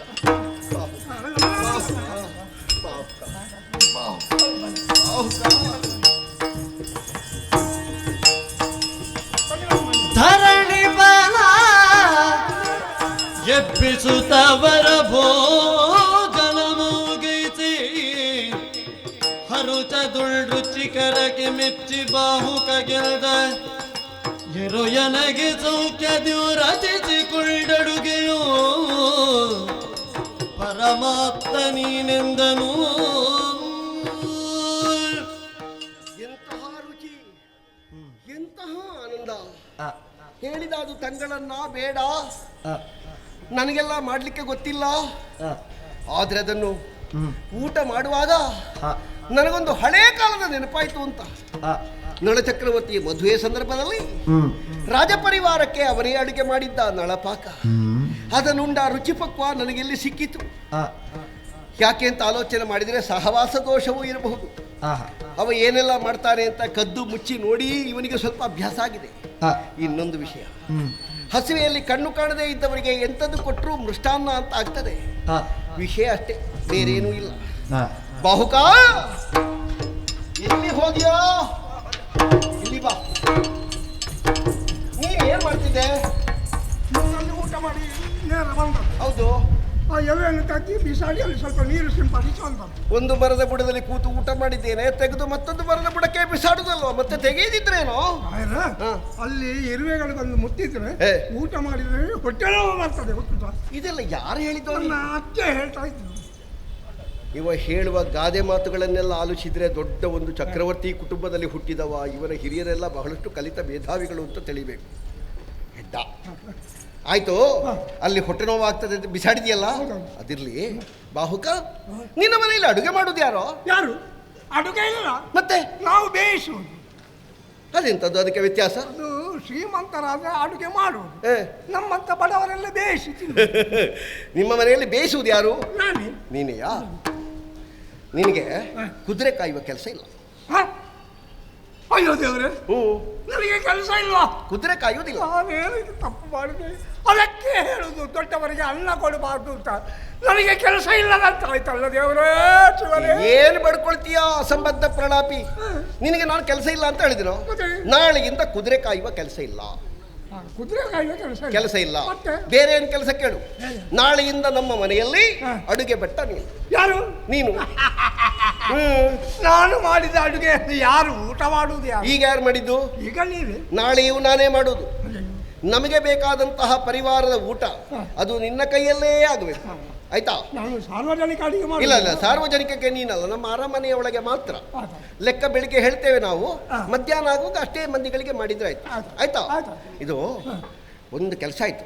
ನಿನ್ನ ಹೆಸರು ಮಾತ್ರ ಒಂದು ಬದಲಾಗಬೇಕು. ಬಾಹುಕ ಅಂತ ಒಳ್ಳೇದಾಗುತ್ತೆ. ಅಡುಗೆ ಭಟ್ರು ಬಾಹುಕ ಭಟ್ರು ಅಂತ ಹೇಳಿದ್ರೆ ಅದೊಂದು ಕೊರತೆ. ಅದಕ್ಕೆ ಹೀಗೆ ಮಾಡುವ. ಅಡುಗೆ ಭಟ್ರು ಪುಟ್ಟಣ್ಣ ಭಟ್ರು. ಅಡುಗೆ ಭಟ್ರು ಪುಟ್ಟು ಕಣ್ಣಯ್ಯ. ಪುಟ್ಟು ಕಣ್ಣಯ್ಯ ಅಲ್ವಾ? ಪುಟ್ಟಣ್ಣ. ಅಡುಗೆ ಭಟ್ರು ಪುಟ್ಲಣ್ಣಲ್ಲ, ಪುಟ್ಟಣ್ಣ. ಪುಟ್ಟಣ್ಣ. ಮತ್ತೊಂದು, ಈ ಕಪ್ಪು ಬಟ್ಟೆ ಎಲ್ಲ ಆಗ್ಲಿಕ್ಕಿಲ್ಲ, ಬಿಳಿ ಬಟ್ಟೆ ಆಗ್ಬೇಕು. ಬಿಳಿ ಬಟ್ಟೆ ಈಗ ಬೇಡ. ಮತ್ತೆ ಯಾವಾಗ? ಬಿಳಿ ಬಟ್ಟೆ ಕೊನೆಗೆ. ಯಾವಾಗ ಕೊನೆಗೆ? ನನ್ನನ್ನು ಹೊತ್ತುಕೊಂಡು ಭಜನೆಯಲ್ಲಿ ಹೋಗ್ತಾರಲ್ಲ. ಯಾವ ಭಜನೆ? ಅದು ಪುರಿನ ಮಾರಿ ಹೋಯಿತೋ. ಯಾರು ಕಾಯೋದು? ಯಾರು? ಅಲ್ಲಿ ಇದ್ದವರಲ್ಲ. ಹಾ, ಕಡೆಗೆ ಬೇಕಲ್ಲ. ಮಕ್ಕಳೆಲ್ಲ ಕಾಯ್ತಾ ಇದ್ದಾರೆ ನೋಡು. ನೀನ್ ಯಾವಾಗ ಸಾಯ್ತೇನೆ ಬಿಡು, ಅದೆಲ್ಲ ದೊಡ್ಡ ವಿಷಯ. ಕಪ್ಪು ಬಟ್ಟೆಯನ್ನಾದರೂ ದಿನಕ್ಕೆ 3 ಸಲ ಒಗಿಬೇಕು. ಬಿಳಿ ಬಟ್ಟೆ ಹಾಕಿದ್ರು ಅಡುಗೆ ಮಾಡುವಾಗ ಕಪ್ಪೆ ಆಗುದಲ್ವಾ? ಇರ್ಲಿ, ಕಪ್ಪು ಬಟ್ಟೆ ಹಾಕು.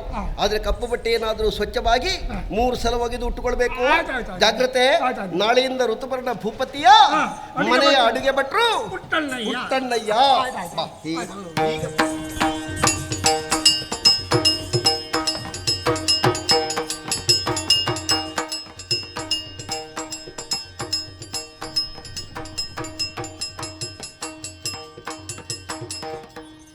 ಮರುಗುತ್ತ ಮನದಿ ತಿಲ್ಟಿಸಲವ ನಿಪನು. ಓ ಕರೆದು ತನ್ನಯ ಪುರೋಹಿತ ಸುದೇವನನು. ಹರಿಯದಿಲ್ಲೋ ದಯವಿಟ್ಟು ನೀನು ತರಳೆಯಲ್ಲಿ ಪಳೆನುವ ನಿಧಾನವನು. ಮರುಗುತ್ತ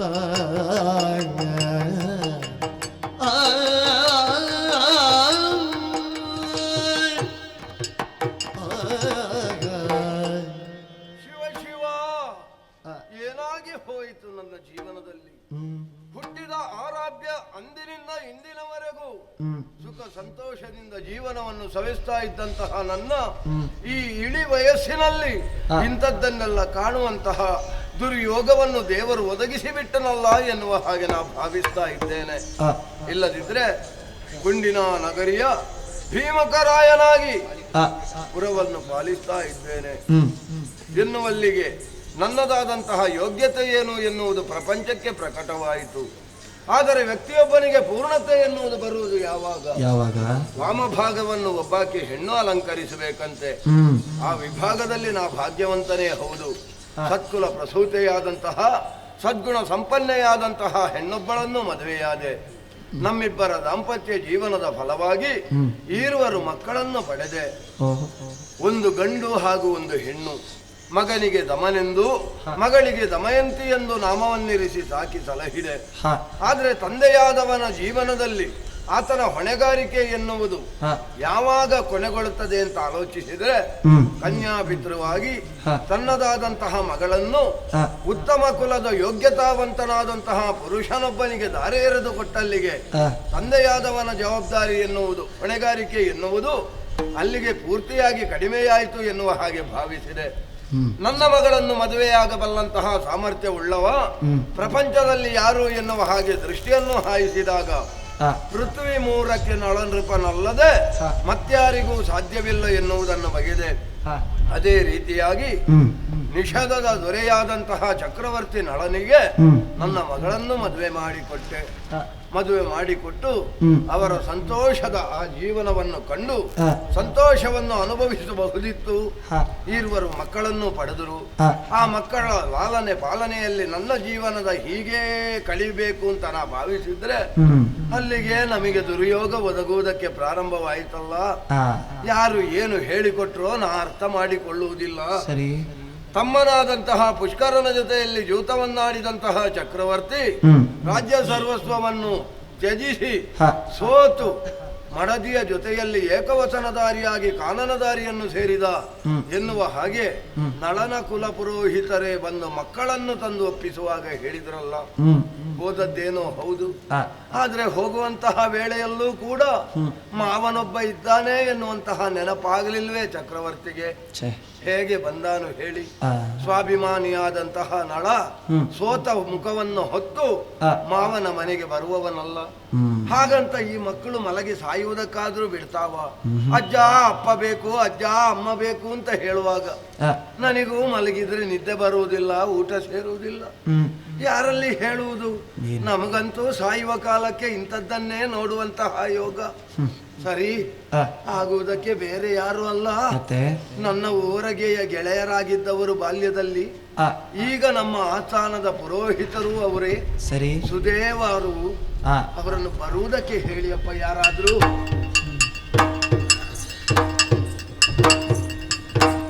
ಸ್ವಾಮಿ, ಒಳ್ಳೇದಾಗ್ಲಿ. ನಮಸ್ಕರಿಸಿದ್ದೇನೆ. ಬರ್ಲಿಕ್ಕೆ ಹೇಳಿದ್ಯಂತೆ. ಹೌದು ಸ್ವಾಮಿ, ನನ್ನದೊಂದು ಅವಸ್ಥೆಯನ್ನು ನಾನು ಆಲೋಚನೆ ಮಾಡುವುದು. ಈ ಸಾಯುವ ಕಾಲಕ್ಕೆ ನನಗೆ ಬೇಕ ಇದಲ್ಲ. ಎಲ್ಲರ ಅವಸ್ಥೆಯು ಹಾಗೆ ಮಾರಾಯ. ನಿನ್ನದು ನಿನಗೆ ಹೆಚ್ಚು, ನಮ್ಮದು ನಮಗೆ ಹೆಚ್ಚು. ನಿನಗೇನಾಗಿದೆ? ನನಗೆ ಆಗುವುದಕ್ಕೇನೂ ಇಲ್ಲ ಸ್ವಾಮಿ. ಚಕ್ರವರ್ತಿಯೊಬ್ಬನಿಗೆ ನನ್ನ ಮಗಳನ್ನು ಮದುವೆ ಮಾಡಿಕೊಟ್ಟಿದ್ದೇನೆ. ಹೌದು. ಅವರ ಜೀವನ ಸಂತಸದಲ್ಲಿದ್ರೆ ಅದರಿಂದ ನನಗೇ ಸಂತೋಷ ಎನ್ನುವ ಹಾಗೆ ಭಾವಿಸಿದ್ದವ ನಾನು. ಹೌದು. ಆದರೆ ಗೊತ್ತುಂಟಲ್ಲ ನಿಮಗೆ ವರ್ತಮಾನದ ಪರಿಸ್ಥಿತಿ. ಚಕ್ರವರ್ತಿಯಾದಂತಹ ನಳ ಜೂತದಲ್ಲಿ ಸರ್ವಸ್ವವನ್ನು ಸೋತು ಅವ ಎಲ್ಲವನ್ನು ತ್ಯಜಿಸಿ ಹೋಗಿದ್ದಾನೆ. ಹೌದಪ್ಪ. ಹೋಗುವಾಗ ಒಬ್ಬನೇ ಹೋಗಲಿಲ್ಲ, ನನ್ನ ಮಗಳನ್ನು ಜೊತೆಯಾಗಿ ಕರ್ಕೊಂಡು ಹೋಗಿದ್ದಾನೆ ಅಲ್ವಾ? ಹೌದು. ಹೆಂಡತಿಯನ್ನು ಬಿಟ್ಟು ಹೋಗ್ಲಿಕ್ಕೆ ಆಗ್ತದ? ಆಗುವುದಿಲ್ಲ. ಆದ್ರೆ ಆ ಮಕ್ಕಳನ್ನು ತಂದು ಇಲ್ಲಿ ಒಪ್ಪಿಸಿದ್ದಾರೆ. ಆ ಮಕ್ಕಳು ಮಲಗಿ ಸಾಯುವುದಕ್ಕೂ ಬಿಡುವುದಿಲ್ಲ ಸ್ವಾಮಿ. ಏನು? ಅಪ್ಪ ಬೇಕು ಅಜ್ಜ, ಅಮ್ಮ ಬೇಕು ಅಜ್ಜ ಅಂತ ಹೇಳ್ತಾವೆ. ಎರಡು ಅಪ್ಪ ಮಾಡಿ ಕೊಡು. ಎಂತದು ಸ್ವಾಮಿ ಅಪ್ಪ? ಇನ್ನು ಅಪ್ಪ ಅದಲ್ಲ. ಮತ್ತೆ ಮಕ್ಕಳ ಅಪ್ಪನನ್ನು ಕೇಳದ ಮತ್ತೆ ಅಜ್ಜನನ್ನು ಕೇಳುದ? ಹಾಗಲ್ಲ ಸ್ವಾಮಿ, ಅಪ್ಪನನ್ನು ಕೇಳುವುದು ಹೌದು. ಅಪ್ಪನನ್ನು ನಾನೆಲ್ಲಿಂದ ತಂದು ಕೊಡುವುದಕ್ಕಾಗುತ್ತದೆ? ಅಂಗಡಿಯಲ್ಲಿರುವಂತಹ ಸೊತ್ತು ಅದು. ಮತ್ತೆ ನನ್ನನ್ನು ಕರೆದದ್ದು ಯಾಕೆ? ಮತ್ತೆ ನೀವು ಏನಾದ್ರೂ ಮಾಡ್ತೀರಿ ಎನ್ನುವ ಕಾರಣದಿಂದ ನನಗೆ ಅಪ್ಪ ತರುವ ಕೆಲಸ. ಹಾಗಲ್ಲ ಸ್ವಾಮಿ. ಮತ್ತೆ ನನ್ನ ಮಗಳು ಎಲ್ಲಿದ್ದಾಳೆ, ನನ್ನ ಅಳಿಯ ಎಲ್ಲಿದ್ದಾನೆ ಎನ್ನುವುದು ನನಗಂತೂ ಗೊತ್ತಿಲ್ಲ. ಇನ್ನು ಸಾಯುವ ಕಾಲಕ್ಕೆ ನಾ ರಾಜ್ಯವನ್ನು ಪಾಲಿಸಿ ಏನಾಗುವುದಕ್ಕುಂಟು, ಅದಕ್ಕೆ ಬೇಕಾಗಿ ಘೋಷಣೆ ಮಾಡಿದ್ದೇನೆ. ನಿಮ್ಮ ಇದಿರಿಗೆ ಹೇಳ್ತಾ ಇದ್ದೇನೆ ಸ್ವಾಮಿ, ನನ್ನ ಮಗಳು ಎಲ್ಲಿದ್ದಾಳೆ ಎನ್ನುವ ಹಾಗೆ ನೀವು ಇರವನ್ನು ತಿಳಿಸಿ ಬಂದ್ರಿ ಅಂತಾದ್ರೆ ನಿಮಗೆ ಅರ್ಧ ಕೊಡ್ತೇನೆ. ನೀನು ಹೌದು, ಅರ್ಧ ಕೊಡು. ಆಗುತ್ತೆ. ನಾನು ನಂಬಬೇಕು, ನೀನು ಹೇಳಬೇಕು. ಯಾಕೆ ಸ್ವಾಮಿ? ಇಲ್ಲ, ಈಗ ಕೊಟ್ಟೇನು ನಾನು. ಏನು ನಿನ್ನ ಅರ್ಧ ರಾಜ್ಯದ ಆಶೆಗಾಗಿ ನಾನು ಹೋಗುವ ಅಂತ ಭಾವಿಸಿದ್ಯಾ? ಹಾಗಲ್ಲ ಸ್ವಾಮಿ. ನನಗೆ ಬೇಕಾ ರಾಜ್ಯ? ನಿಮಗೆ ಯಾಕೆ?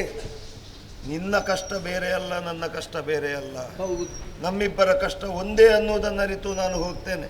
ಆದ್ರಿಂದಲೇ ಅಲ್ವೇ ನೀವು ಕುಲಪುರೋಹಿತರಾಗಿ ನನ್ನ ಜೊತೆಯಲ್ಲಿರುವ. ಪ್ರಾಮಾಣಿಕವಾಗಿ ಪ್ರಯತ್ನ ಮಾಡ್ತೇನೆ. ಆದೀತು, ದೇವರು ಫಲ ಕೊಟ್ಟಾರು ಸ್ವಾಮಿ. ಓ. ದೇವರು ಫಲ ಕೊಡ್ತಾನೆ ಅಂತ ನೀವು ಕೈ ಚೆಲ್ಲಿ ಕೂತ್ಕೊಳ್ಬೇಡಿ ಸ್ವಾಮಿ. ನೀವು ಪ್ರಯತ್ನ ಪಟ್ರೆ ಆಗದೆ ಇರುವುದು ಯಾವುದು? ಅದಕ್ಕಲ್ವಾ ಹೋಗೋದು ನಾನು. ಆದೀತು, ಆದ್ರೆ ನೀನು ಊಟ ಮಾಡು. ನನಗೆ ಊಟ ಎಲ್ಲಿಗೆ ಸ್ವಾಮಿ? ಈ ಮಕ್ಕಳನ್ನು ನೋಡುವಾಗ ಊಟವೂ ಬೇಡ, ಏನು ಬೇಡ ಅಂತ ಕಾಣ್ತದೆ. ಊಟ ಬೇಡ. ಊಟ ಬೇಡದಿದ್ರೆ ಒಂದಿಷ್ಟು ಫಲಹಾರ ಮಾಡಿ ಮಲಗು. ಆಯ್ತು, ಆಯ್ತಾ? ಆಯ್ತು, ಬರ್ತೇನೆ. ಆದಷ್ಟು ಶೀಘ್ರವಾಗಿ ಬನ್ನಿ. ಆಯ್ತು ಸ್ವಾಮಿ. ಒಟ್ಟಾರೆ ನಮ್ಮ ಆಚಾರ ಹೇಳಿದ್ದಾರೆ. ಪೃಥ್ವಿದೇವನು ಅಖಿಲ ರಾಜವ ಸುತ್ತಿದಣಿಯಲು ಚದುರಿ ಸಿಕ್ಕದಾದಳು, ಚಿತ್ತದೊಳಗೆ ತಾಳುತ್ತದು ಗುಡವ, ಮತ್ತೆ ಹೊಕ್ಕನು ಚೈತ್ಯ ನಗರವ. ಮಹಾರಾಜನ ದುಃಖವನ್ನು ನೋಡ್ಲಿಕ್ಕಾಗ್ಲಿಲ್ಲ, ಹುಡುಕಿಕೊಂಡು ಬರ್ತೇನೆ ಅಂತ ಹೊರಟೆ. ಎಲ್ಲಾ ರಾಜ್ಯಗಳನ್ನು ಸಂಚರಿಸಿದೆ, ಸುತ್ತುವರಿದೆ, ಎಲ್ಲಾರ ಮನೆಯಲ್ಲಿ ಹುಡುಕಿದ್ರು, ಎಲ್ಲೂ ದಮಯಂತಿಯ ಪತ್ತೇ ಇಲ್ಲ. ಹಾಗಿದ್ರೆ ಈ ಹುಡುಗಿ ಎಲ್ಲಿ ಹೋದ್ಲಪ್ಪ? ನಳ ಎಲ್ಲಿ ಹೋದ? ಏನು ಮಾಡುವ? ಇಳಿ ವಯಸ್ಸಿನಲ್ಲಿ ಎಲ್ಲೂ ನಡಿಲಿಕ್ಕೂ ಆಗುವುದಿಲ್ಲ. ಮಧ್ಯಾಹ್ನ ಓ ಚೈತ್ಯರ ದೇಶ ಅಲ್ವಾ ಇದು? ಹೌದು. ಅರಮನೆ ಕಾಣುತ್ತಾ ಉಂಟು. ಮೊದಲು ಊಟದೊಂದು ವ್ಯವಸ್ಥೆ ಆಗಲಿ, ಮತ್ತೆ ಯೋಚನೆ ಮಾಡುವ. ಗಿರದೇ ರಾಜ ಮಂದಿರಕ್ಕೆ ತೆರಳಿದ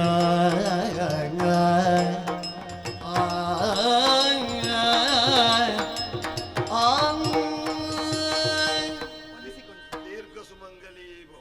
ಹೀಗೆ ಬರ್ಬೇಕು ಸ್ವಾಮಿ. ಬಡವರ ಮನೆಗೆ ಭಾಗ್ಯ ದೇವತೆಯೇ ಬಂದ ಹಾಗಾಯಿತು. ಬಹಳ ದೂರದಿಂದ ಬಂದ ಹಾಗೆ ಕಾಣುತ್ತಾ ಇತ್ತು. ತುಂಬಾ ನಡ್ಕೊಂಡು ಬಂದಿದ್ದೇನೆ ಸ್ವಾಮಿ, ಓ, ಹೊತ್ತು ಮಧ್ಯಾಹ್ನವಾಯಿತು. ಅದಕ್ಕೆ ಅರಮನೆಗೆ ಬಂದದ್ದು. ಊಟದ ಸಮಯ ಗೊತ್ತುಂಟು. ಆದ್ರೆ ಜಪ ತಪ ಸ್ನಾನ. ಹೊಳೆ ಕಂಡಲ್ಲೇ ಸ್ನಾನ ಮುಗಿಸಿ ಅಲ್ಲಿ ಜಪ ತಪ ಎಲ್ಲ ಮುಗಿಸಿಕೊಂಡೇ ಊಟಕ್ಕೆ ತಯಾರಾಗಿ ಬಂದದ್ದು. ಎಲ್ಲವನ್ನು ಪೂರೈಸಿ ಬಂದಿದ್ದೀರಲ್ಲ. ಇನ್ನು ಊಟ ಮಾಡಿದ್ರೆ ಒಂದು ನಿದ್ದೆ ಆದ್ರೆ ಆಯ್ತು. ಸಾವಕಾಶ ಯಾಕೆ? ಬನ್ನಿ.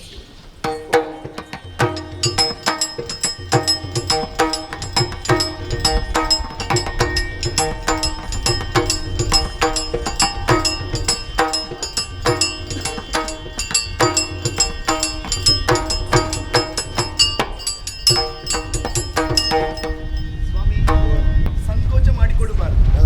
ಎಲೆಯನ್ನು ಹಾಸಿದ್ದೇನೆ, ಊಟ ಮಾಡುವುದು ನಾವು. 5 ಎಲೆ ಕಾಣ್ತಾ ಉಂಟು. ಹೌದು. ಯಾರಿಗೆಲ್ಲ? ನನ್ನವರಿಗೆ, ಹಾ. ನನಗೆ, ಹಾ. ನನ್ನ ಮಗಳಿಗೆ, ಹಾ. ನಿಮಗೆ. 4 ಆಯ್ತಷ್ಟೇ. ಮತ್ತೊಂದು ಬಡವಳು ಪರದೇಶಿ ಮನೆಯನ್ನು ಸೇರಿಕೊಂಡಿದ್ದಾಳೆ. ಅವಳಿಗಾಗಿ ಹಾಸಿದಂತಹ ಹಾ. ಯಾರನ್ನು ಬಿಟ್ಟು ಊಟ ಮಾಡಬಾರ್ದು. ಅವಳನ್ನು ಕರಿ, ಒಟ್ಟಿಗೆ ಊಟ ಮಾಡುವ. ಯಾರಲ್ಲಿ? ಬೇಗ ಊಟ ಊಟಕ್ಕೆ ಬನ್ನಿ. ಮಾಡುವ ಅಂದಾಜಿಲ್ಲ. ಉಣ್ಣಲೋ ಸುಗ ಮೇಲಿಗಿರುವಳ, ಮುನ್ನ ಕರೆಯಲು ಇಳಿದು ಬಂದಳೋ, ಮುನ್ನ ಕರೆಯಲು ಇಳಿದು ಬಂದಳು. ಕಂದಿ ಮುಖವ ಸುದೀವ ನೋಡಿದ,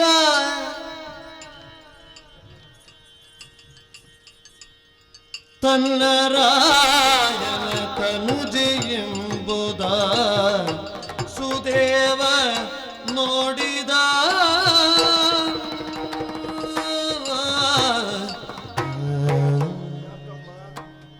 ಯಾಕಮ್ಮ ಮುಖ ತಿರುಗಿಸ್ತಾ ಇದ್ದಿ? ಈ ಮುದುಕನ ಮುಖ ನೋಡುವುದಕ್ಕೆ ಮನಸ್ಸಿಲ್ವಾ? ನಿನ್ನ ಪರಿಚಯ ಸಿಕ್ಕಿತು ಅಂತ ಸಂಕೋಚವ? ನನ್ನ ಮಕ್ಕಳ ಜೊತೆಯಲ್ಲಿ ನಮ್ಮ ಮನೆಯ ಅಂಗಳದಲ್ಲಿ ಆಡಿ ಬೆಳೆದ ಕೂಸಲ್ವ ನೀನು? ಏನಮ್ಮ ಹೀಗೆ? ಯಾಕೆ ಮುಖ ನೋಡುವುದಿಲ್ಲ? ಮುಖ ನೋಡು. ನಾನು ಸುದೇವ. ಸ್ವಾಮಿ, ಓ, ತಪ್ಪು ಭಾವಿಸಿಕೊಳ್ಳಬಾರದು. ಏನಮ್ಮ? ಊಟಕ್ಕೆ ಕುಳಿತಂತಹ ನೀವು ಎದ್ದು ಗಲಾಟೆ ಮಾಡ್ತಾ ಇದ್ದೀರಲ್ಲ, ಸರಿಯಾ? ಬಡಿಸುವುದು ತಡ ಆಯ್ತು ಅಂತ ಗಲಾಟೆ ಅಂತ ಭಾವಿಸಿದ್ಯಾ? ಕ್ಷಮಿಸಬೇಕು, ಏನಾದ್ರೂ ಹೆಚ್ಚು ಕಡಿಮೆ. ಅವಳನ್ನು ಏನಂದಿ ನೀನು? ಅವಳೊಬ್ಬಳು ಪರದೇಶಿ ಅಂತ ಹೇಳಿದ್ದು ನಾನು. ಪರದೇಶಿ ಅವಳು. ಹೌದು. ಪರಿಚಯ ಸಿಗಲಿಲ್ವೇ ನಿನಗೆ? ಯಾರು? ಪರದೇಶಿಯಲ್ಲಿವಳು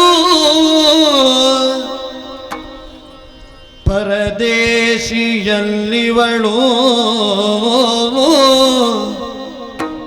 ನಿನಗೆ ಅಕ್ಕನ ಮಗಳು, ನಿನಗೆ ಅಕ್ಕನ ಮಗಳು, ಪರಮ ಮಂಗಲೆಯಾದ ದಮಯಂತಿ ನೋಡು, ಪರಮ ಮಂಗಲೆಯಾದ ದಮಯಂತಿ ನೋಡು ನೋಡು ನೋಡು, ಪರದೇಶಿ ಅಲ್ಲಿವಳು ನಿನಗೆ ಅಕ್ಕನ ಮಗಳು.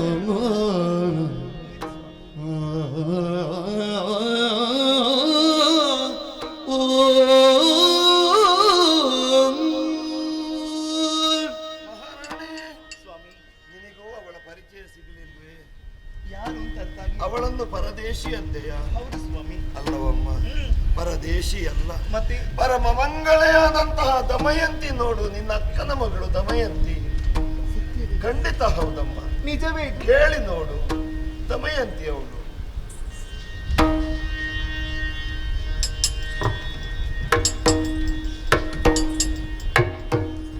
ಸ್ಥಿರವಾಗಿ ಎರುಗು ನೀನಾರೆಂದು ಎನ್ನೊಡನೆ ಬ್ರಾಹ್ಮಣರು ಆಡಿದಂತಹ ಮಾತನ್ನು ನೀನು ಆಲಿಸಿದವಳೆ.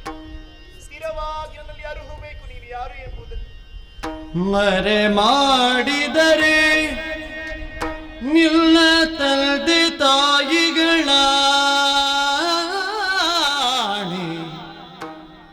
ಆ ಬ್ರಾಹ್ಮಣರು ಯಾವ ಕಾಲಕ್ಕೂ ಸುಳ್ಳನ್ನು ಆಡುವವರಲ್ಲ ಮಗಳೇ.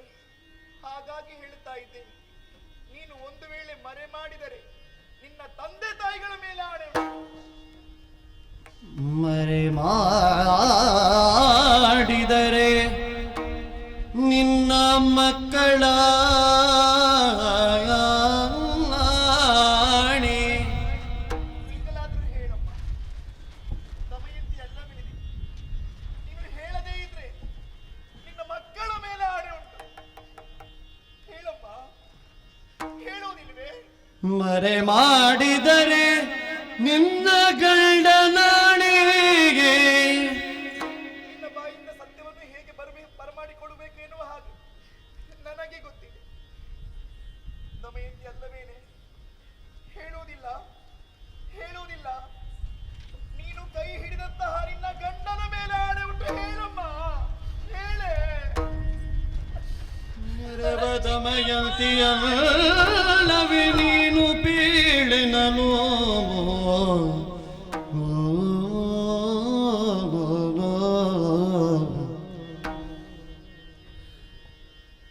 ಗುಟ್ಟ ಬೀಳದೆ ಕೊರಳ ಕೊಯ್ದೆಯ, ಗುಟ್ಟ ಬೀಳದೆ ಕೊರಳ ಕೊಯ್ದೆಯ,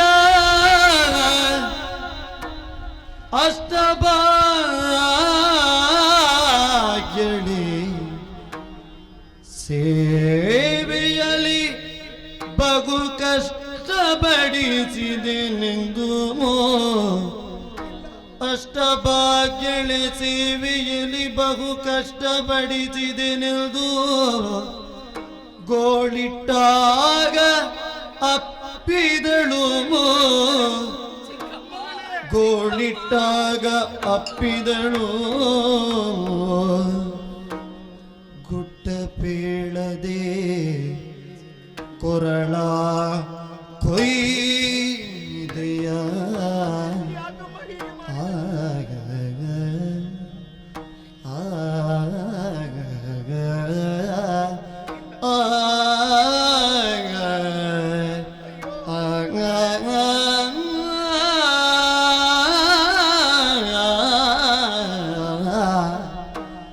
ಆ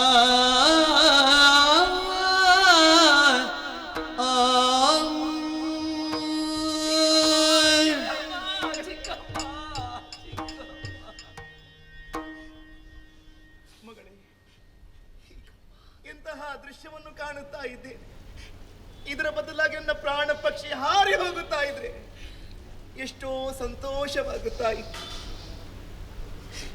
ಇಲ್ಲ ಮಗಳೇ, ನನ್ನ ಕಣ್ಣುಗಳನ್ನೇ ನಂಬುವುದಕ್ಕೆ ಅಸಾಧ್ಯವಾಗಿದೆ. ಯಾಕಮ್ಮ? ಹೇಗಿದ್ದವಳು ಈಗ ಹೇಗಾಗಿ ಕಾಣುತ್ತಾ ಇದ್ದಿ ಮಗಳೇ? ಇಲ್ಲ ಚಿಕ್ಕಮ್ಮ, ಹೀಗಾಗಿದೆ ಎನ್ನುವ ಹಾಗೆ ಒಂದು ವಿಚಾರವನ್ನು ಹೇಳುತ್ತಾ ಇದ್ರೆ ನಿನ್ನ ಸಮಸ್ಯೆಯನ್ನು ನಾನು ಪರಿಹರಿಸ್ತಾ ಇದ್ದೆ. ಅದರ ಬದಲಾಗಿ ನನ್ನಲ್ಲಿ ಗುಟ್ಟನ್ನು ಮಾಡಿಬಿಟ್ಟೆ ಅಲ್ಲ ಮಗಳೇ. ಅರ್ಥ ಆಯಿತು. ನಾನು ಹೆತ್ತಮ್ಮ ಆಗುತ್ತಾ ಇದ್ರೆ ಸಕಲ ವಿಚಾರವನ್ನು ನೀನು ಬಂದ ಅಮ್ಮನಲ್ಲಿ ಹೇಳುತ್ತಾ ಇದ್ದೆ. ನಾನು ಎಷ್ಟಾದ್ರೂ ಚಿಕ್ಕಮ್ಮ ಅಲ್ವಾ? ಅಮ್ಮ ಗುಟ್ಟ ಬೇಳದೆ ನನ್ನ ಕೊರಳನ್ನೇ ಕೊಯ್ದು ಬಿಟ್ಟೆ ಮಗ ನೀನು. ಕೊಯ್ದು ಬಿಟ್ಟೆ. ಯಾಕಮ್ಮ? ಯಾಕಳ್ತಿ? ಬರಿದೆ ಉಮ್ಮಳಿಸದಿರಿ, ಭೇದವ ನಿರಿಸಿ ಮಾತಾಡುವಿರಿ.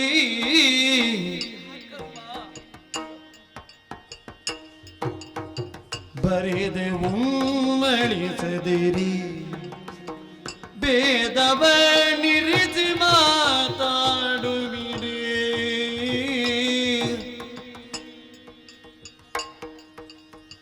ಮರ್ಯಾದೆಯೇ ತವರ್ಮನೆಯಲ್ಲಿ ಮಕ್ಕಳು, ಮರ್ಯಾದೆಯೇ ತವರ್ಮನೆಯಲ್ಲಿ ಮಕ್ಕಳು, ವಿರಚಿಸಿ ಕೆಲಸವ ಕೊರತೆಯೇನು ಸುರಿ. ಬರಿದೆವು ಮಡಿಸದಿರಿ, ಭೇದವ ನಿರಿಸಿ ಮಾತಾಡುವಿರಿ. ಭೇದವ ನಿರಿಸಿ ಮಾತಾಡುವಿರಿ.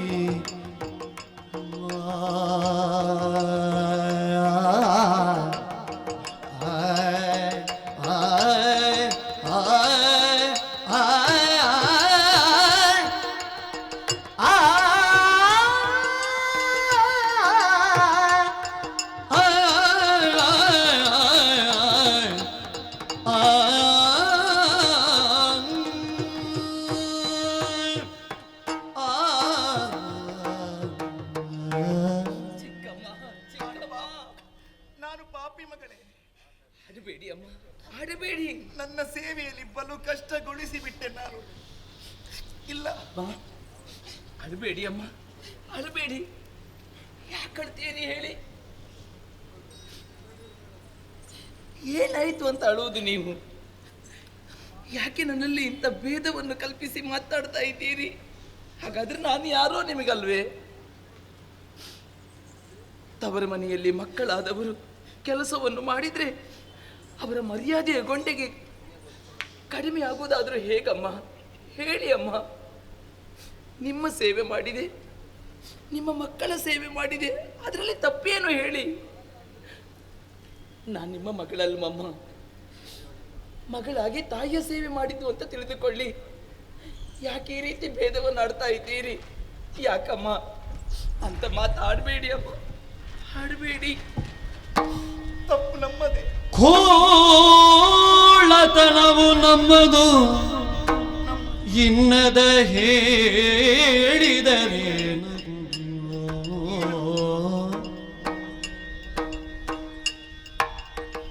ಖೋಳತನವು ನಮ್ಮದು, ಇಲ್ಲದ ಹೇಳಿದರೇನಗುವುದು?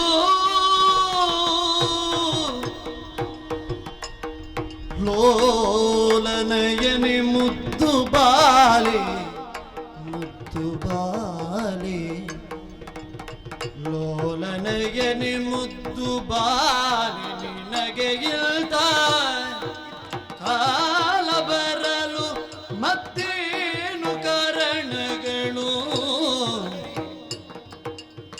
ಕೂಳತನವು ನಮ್ಮದು, ಇಲ್ಲದ ಹೇಳಿದರೇನಗುವುದು? ಏನಗುವುದು? ಏನಗುವುದು? ಮುದ್ದು ಬಾಲಿ.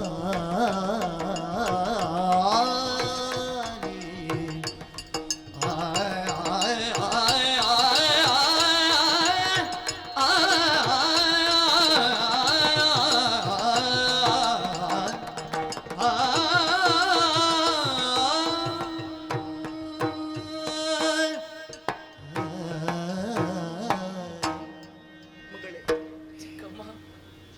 ನಿನ್ನ ತಪ್ಪು ಏನೂ ಇಲ್ಲ ಮಗಳೇ.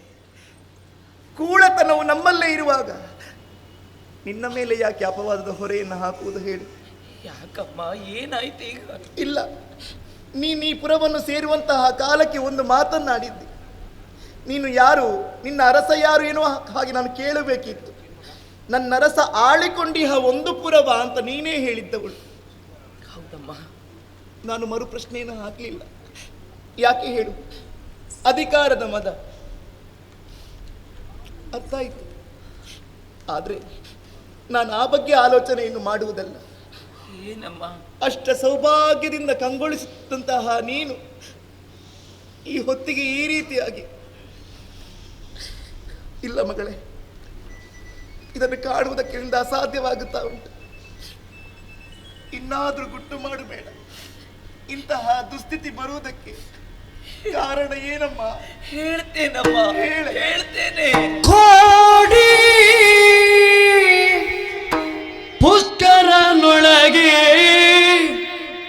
ಪತಿಯು ಜೂಜನಾಡಿ ಸೋತಲು ಕಡೆಗೆ.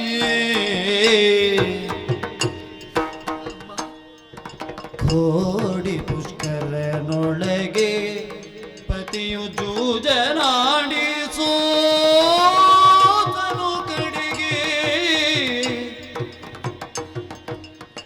ರೂಢಿ ಭಂಡಾರವ ಸಗಿದವನಿಗೆ ತೆತ್ತು, ರೂಢಿ ಭಂಡಾರವ ಸಗಿದವನಿಗೆ ತೆತ್ತು. ಕಾಡಿಗೆ ಬರೆ ಮೂರನೇ ದಿನವೆಲ್ಲನು ಕೋಡಿ ಪುಷ್ಕರನೊಳಗೆ ಪತಿಯು ಜೂಜನಾಡಿ ಸೋತನು ಕಡೆಗೆ.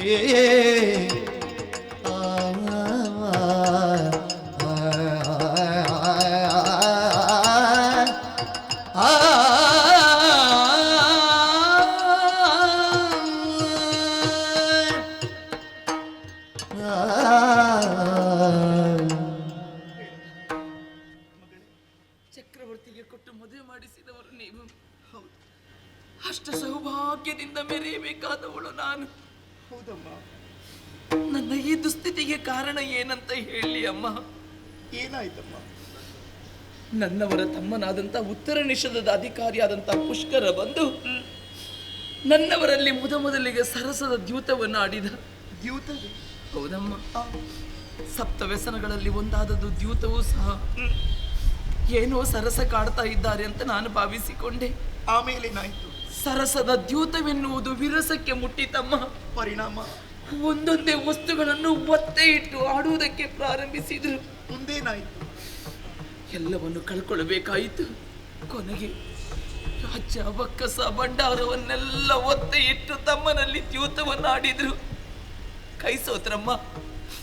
ಎಲ್ಲವನ್ನು ಕಳೆದುಕೊಂಡು ಎಲ್ಲವನ್ನು ತಮ್ಮನ ಕೈಗೆ ಕೊಟ್ಟು ಪುಟ್ಟ ಬಟ್ಟೆಯಲ್ಲಿ ನಾಡನ್ನು ಬಿಟ್ಟು ಹೊರಡುವ ಸ್ಥಿತಿಗೆ ಒಳಗಾದೆವಮ್ಮ. ಆಮೇಲೆ ಹೆಣ್ಣಾದವಳು ಪತಿಯನ್ನು ಓಲೈಸಿಕೊಂಡು ಪತಿಯ ಛಾಯಾನುವರ್ತಿಣಿಯಾಗಿ ಹೋಗಬೇಕಾದವಳು. ಸತ್ಯತ್ವದ ಧರ್ಮ ಅದು, ಕರ್ತವ್ಯವೂ ಹೌದು. ಅವರ ಜೊತೆಯಲ್ಲಿ ನಾನು ಉಟ್ಟ ಬಟ್ಟೆಯಲ್ಲಿ ಹೊರಟು ಹೋದೆ ಅಮ್ಮ. ಒಳ್ಳೆಯ ಕೆಲಸವನ್ನೇ ಮಾಡಿದೆ ಮಗಳೇ. ನಾಡನ್ನು ಬಿಟ್ಟು ಕೆಲವು ದೂರ ಹೊರಟು ಬಂದೆವು. ಕಾಡು ಮಾರ್ಗ ಅಮ್ಮ. 3 ದಿನಗಳು ಕಳೆದು ಹೋಯಿತು. ಹೊಟ್ಟೆಗೆ ಹಿಟ್ಟಿಲ್ಲ, ಕುಡಿಯುವುದಕ್ಕೆ ನೀರಿಲ್ಲ. ನಡೆದು ಸಾಕಾಗಿ ಹೋಯಿತಮ್ಮ. ಅರಮನೆಯ ಸುಖೋಪಭೋಗವನ್ನು ಅನುಭವಿಸಿದವಳು ನಾನು. ನಡಿಲಿಕ್ಕಾಗ್ಲಿಲ್ಲಮ್ಮ ನನಗೆ. ಆಮೇಲೆ ಏನಾಯ್ತು? ದೇಹಕ್ಕಾದಂತ ಆಯಾಸ. ಸ್ವಲ್ಪ ಹೊತ್ತು ವಿಶ್ರಾಂತಿ ಪಡಿಬೇಕು ಅಂತ ನನ್ನವರಲ್ಲಿ ಕೇಳಿದೆ. ಸರಿ. ಒಂದು ಮರದ ಬುಡದಲ್ಲಿ ಹೋಗಿ ನನ್ನವರು ಕುಳಿತರು. ಅಲ್ಲೇ ಕೂತಂತ ನಾನು ನನ್ನ ತಲೆಯನ್ನು ಅವರ ತೊಡೆಯ ಮೇಲಿಟ್ಟು ಸ್ವಲ್ಪ ಹೊತ್ತು ಮಲಗಿದೆ ಅಮ್ಮ. ಆದ್ರೆ ಹಾಳಾದ ನಿದ್ದೆ ನನ್ನನ್ನು ಆವರಿಸಿಕೊಂಡಿತಮ್ಮ. ಆವರಿಸಿತು. ಎಚ್ಚೆದ್ದು ನೋಡ್ತೇನೆ, ನನ್ನವರು ನನ್ನ ಬಳಿಯಲ್ಲಿರ್ಲಿಲ್ಲ ಅಮ್ಮ. ನನ್ನವರು ನನ್ನ ಬಳಿಯಲ್ಲಿರ್ಲಿಲ್ಲ. ಕೂಗಿ ಕರೆಯಬೇಕಿತ್ತು ಮಗಳೇ. ಹುಡುಕಿದೆ ಅಮ್ಮ, ಕೂಗಿದೆ, ಹುಡುಕಿದೆ. ಆದ್ರೆ ನನ್ನ ರೋದನೆ ಎನ್ನುವುದು ಅರಣ್ಯ ರೋದನವೇ ಆಯಿತು ವಿನಃ ನನ್ನವರ ಸುಳಿವು ಸಿಗಲಿಲ್ಲ. ಆಮೇಲೇನು ಮಾಡಿದೆ?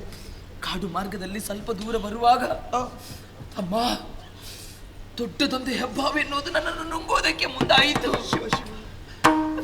ಇನ್ನೇನು ಅದರ ಬಾಯಿಗೆ ತುತ್ತಾಗ್ತೇನೆ ನಾನು ಎನ್ನುವಾಗ ಕಾಡ ಬೇಡನೊಬ್ಬ ಬಂದು ಆ ಹಾವನ್ನು ಕೊಂದ ನಮ್ಮ ದೇವರು ದೊಡ್ಡವರು. ಪ್ರಾಣ ಉಳಿಯಿತು ಅಂತ ನಿಟ್ಟಿಸಿರನ್ನು ಬಿಡುವಾಗ ಯಾವಾತ ನನ್ನನ್ನು ರಕ್ಷಿಸಿದನೋ ಅವನೇ ನನ್ನನ್ನು ಭಕ್ಷಿಸುವುದಕ್ಕೆ ಮುಂದಾದ. ಅಮ್ಮ, ಹೆಣ್ಣಿಗೆ ಪ್ರಾಣಕ್ಕಿಂತ ಮಾನವೇ ಮುಖ್ಯ.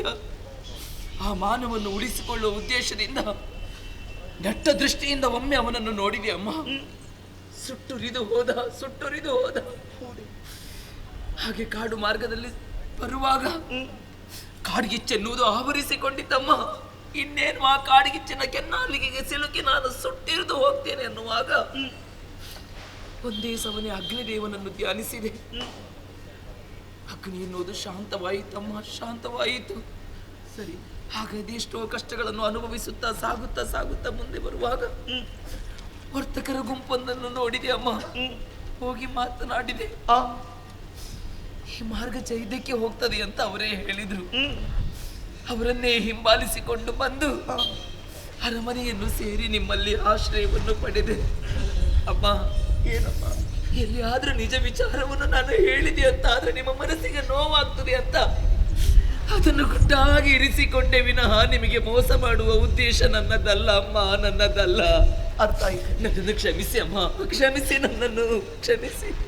ಮಗಳೇ, ಬದುಕು ಎನ್ನುವುದು ಅನಂತ ತಿರುವುಗಳ ಆಗರ. ಸುಖ ದುಃಖ ಎನ್ನುವುದು ಇದ್ದದ್ದೇ. ಯೋಚನೆ ಮಾಡಬೇಡ.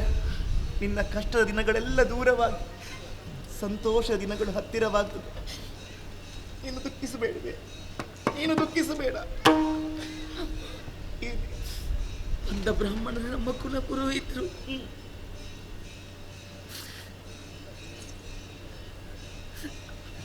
ಅಮ್ಮ, ನನಗೆ ನನ್ನ ಮಕ್ಕಳನ್ನು ನೋಡಬೇಕು ಅಮ್ಮ, ನನ್ನ ಕರುಳ ಕುಡಿಗಳನ್ನು ನೋಡಬೇಕು.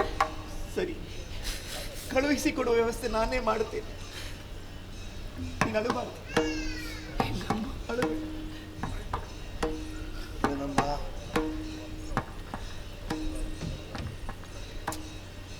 ಏನು ಅಳ್ತಾ ಇದ್ದೀರಾ? ಊಟ ಮಾಡ್ತೀರಾ? ಕ್ಷಮಿಸಬೇಕು. ಹಸಿದ ಹೊಟ್ಟೆಯಲ್ಲಿ ನೀವು ಹೋಗಬಾರ್ದು. ಆಯ್ತು, ವ್ಯವಸ್ಥೆ ಮಾಡಿದ್ದೇನೆ. ಊಟ ಮಾಡಿ ಆಮೇಲೆ ಕಳಿಸಿ.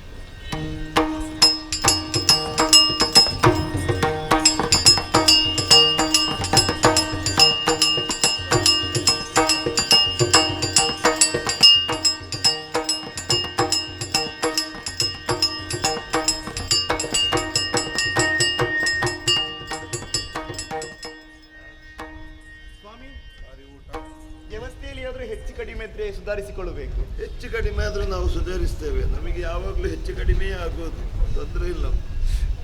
ಒಳ್ಳೆ ಊಟ.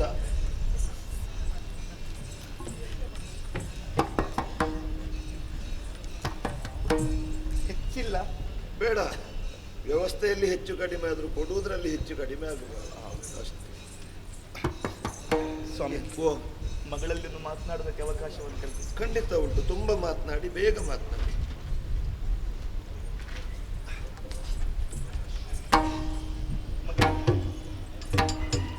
ತವರು ಮನೆಯನ್ನು ಸೇರುವುದಕ್ಕೆ ಹೋಗುತ್ತಾ ಇದ್ದೆ. ಆದರೆ ಹೋಗುವ ಕಾಲಕ್ಕೆ ಈ ರೀತಿಯಾಗಿ ನೀನು ಹೋಗುವುದಲ್ಲ. ಬಟ್ಟೆ, ಸೀರೆ, ಚಿನ್ನಾಭರಣ ಇದನ್ನೆಲ್ಲ ತೊಟ್ಟುಕೊಂಡು ಅಂದಣವನ್ನೇರಿ ಹೋಗಬೇಕು ಸಂತೋಷದಿಂದ. ಇದೇ ನನ್ನ ಆಸೆ ಮಗಳೇ. ತಾಯಿಯಾಗಿ ಮಗಳು ಸಾಲಂಕೃತಳಾಗಿ ಹೋಗಬೇಕು, ಅಂದನವನ್ನು ಏರಿ ಹೋಗಬೇಕು ತವರಿಗೆ ಅಂತ ನೀವು ಬಯಸಿದ್ರೆ ತಪ್ಪಲ್ಲ ಅಮ್ಮ. ಆದ್ರೆ ಹೆಣ್ಣೊಬ್ಬಳು ಶೃಂಗರಿಸಿಕೊಳ್ತಾಳೆ, ಯಾರಿಗಾಗಿ ಹೇಳಿ? ಗಂಡನಿಗೆ ಬೇಕಾ? ಆ ಸೌಭಾಗ್ಯವೇ ನನ್ನ ಬಳಿಯಲ್ಲಿ ಇಲ್ಲ ಅಂತಾದ ಮೇಲೆ ಯಾಕಮ್ಮ ನನಗದಲ್ಲ? ಯಾಕೆ ಹೇಳಿ? ಬೇಡ ತಾಯಿ, ಬೇಡ. ಅರ್ಥ ಆಯಿತು. ನಿನ್ನ ಮನದಿಂಗಿತ ಏನು ಎಂಬುದನ್ನು ಚೆನ್ನಾಗಿ ಅರ್ಥೈಸಿಕೊಂಡೆ. ಆದರೆ ಒಂದು ಮಗಳೇ, ನನ್ನ ಒಂದು ಆಸೆ ನೆರವೇರಿಸಿಕೊಡುತ್ತೀಯ. ಮುತ್ತೈದೆ ಹೆಣ್ಣು ಸ್ವೀಕಾರ ಮಾಡುವಂತ ಅರಶಿನ, ಕುಂಕುಮ, ಹೂ ಇದು ಬೇಡ ಅಂತ ಹೇಳಬೇಡ ಮಗಳು. ಇಲ್ಲಮ್ಮ, ಸ್ವೀಕರಿಸ್ತೇನೆ.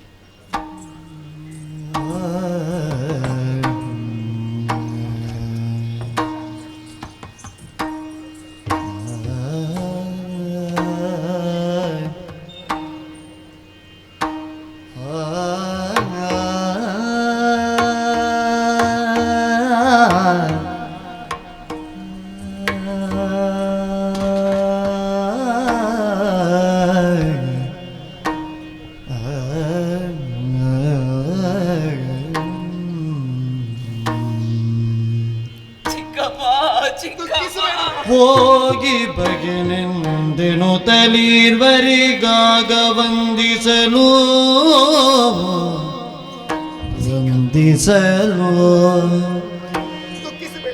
ಅಕ್ಷಿ ಜಲದಲ್ಲಿ ನಾಗವೇಣಿಯ ಅಪ್ಪಿ ಬೀಳ್ಗೊಡೆ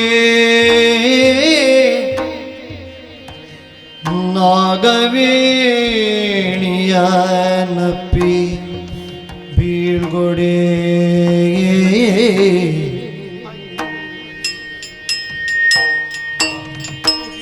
ಹೋಗಿ ಬಗೆನು ಎಂದೆನುತ ಅಚ್ಚಿ ಜಲದಲ್ಲಿ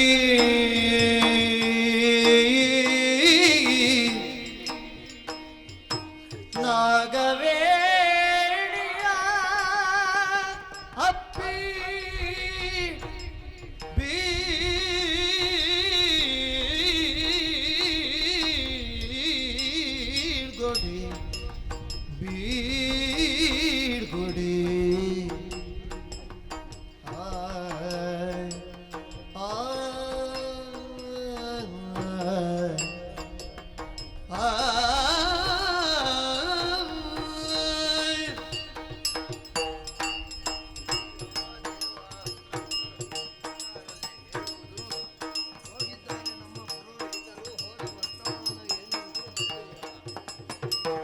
ಇವರಿಗೆ ಕಾದು ಕಾದು ಕರ್ಕೊಂಡು ಬಂದೆ. ಸ್ವಾಮಿ ಬಂದಿರಿ.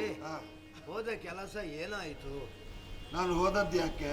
ನನ್ನ ಮಗಳ ಇರವನ್ನು ಕಾಣುವುದಕ್ಕೆ ಹುಡುಕಿಕೊಂಡೇ ಬಂದಿದ್ದೇನೆ. ಹೌದಾ? ನೋಡು, ಅಂದಣ ಇಳಿಯುತ್ತಾ ಇದ್ದಾಳೆ ನೋಡು. ಸಿಲ್ದೂರ ಗಮನೆಯಲ್ದಣವನಿಳಿದು ತಾಯಿ ತಂದೆಯರಡಿಗೆ ಶೋಕದೊಳು ವರ್ಧಿಸಿ ತನ್ನ ವಿಧಿಗಳು ಇಷ್ಟಾದುದು ಜನಲೊಂದು ಕೊಳ್ಳವರು ತಳ್ಕಿಸುತ್ತ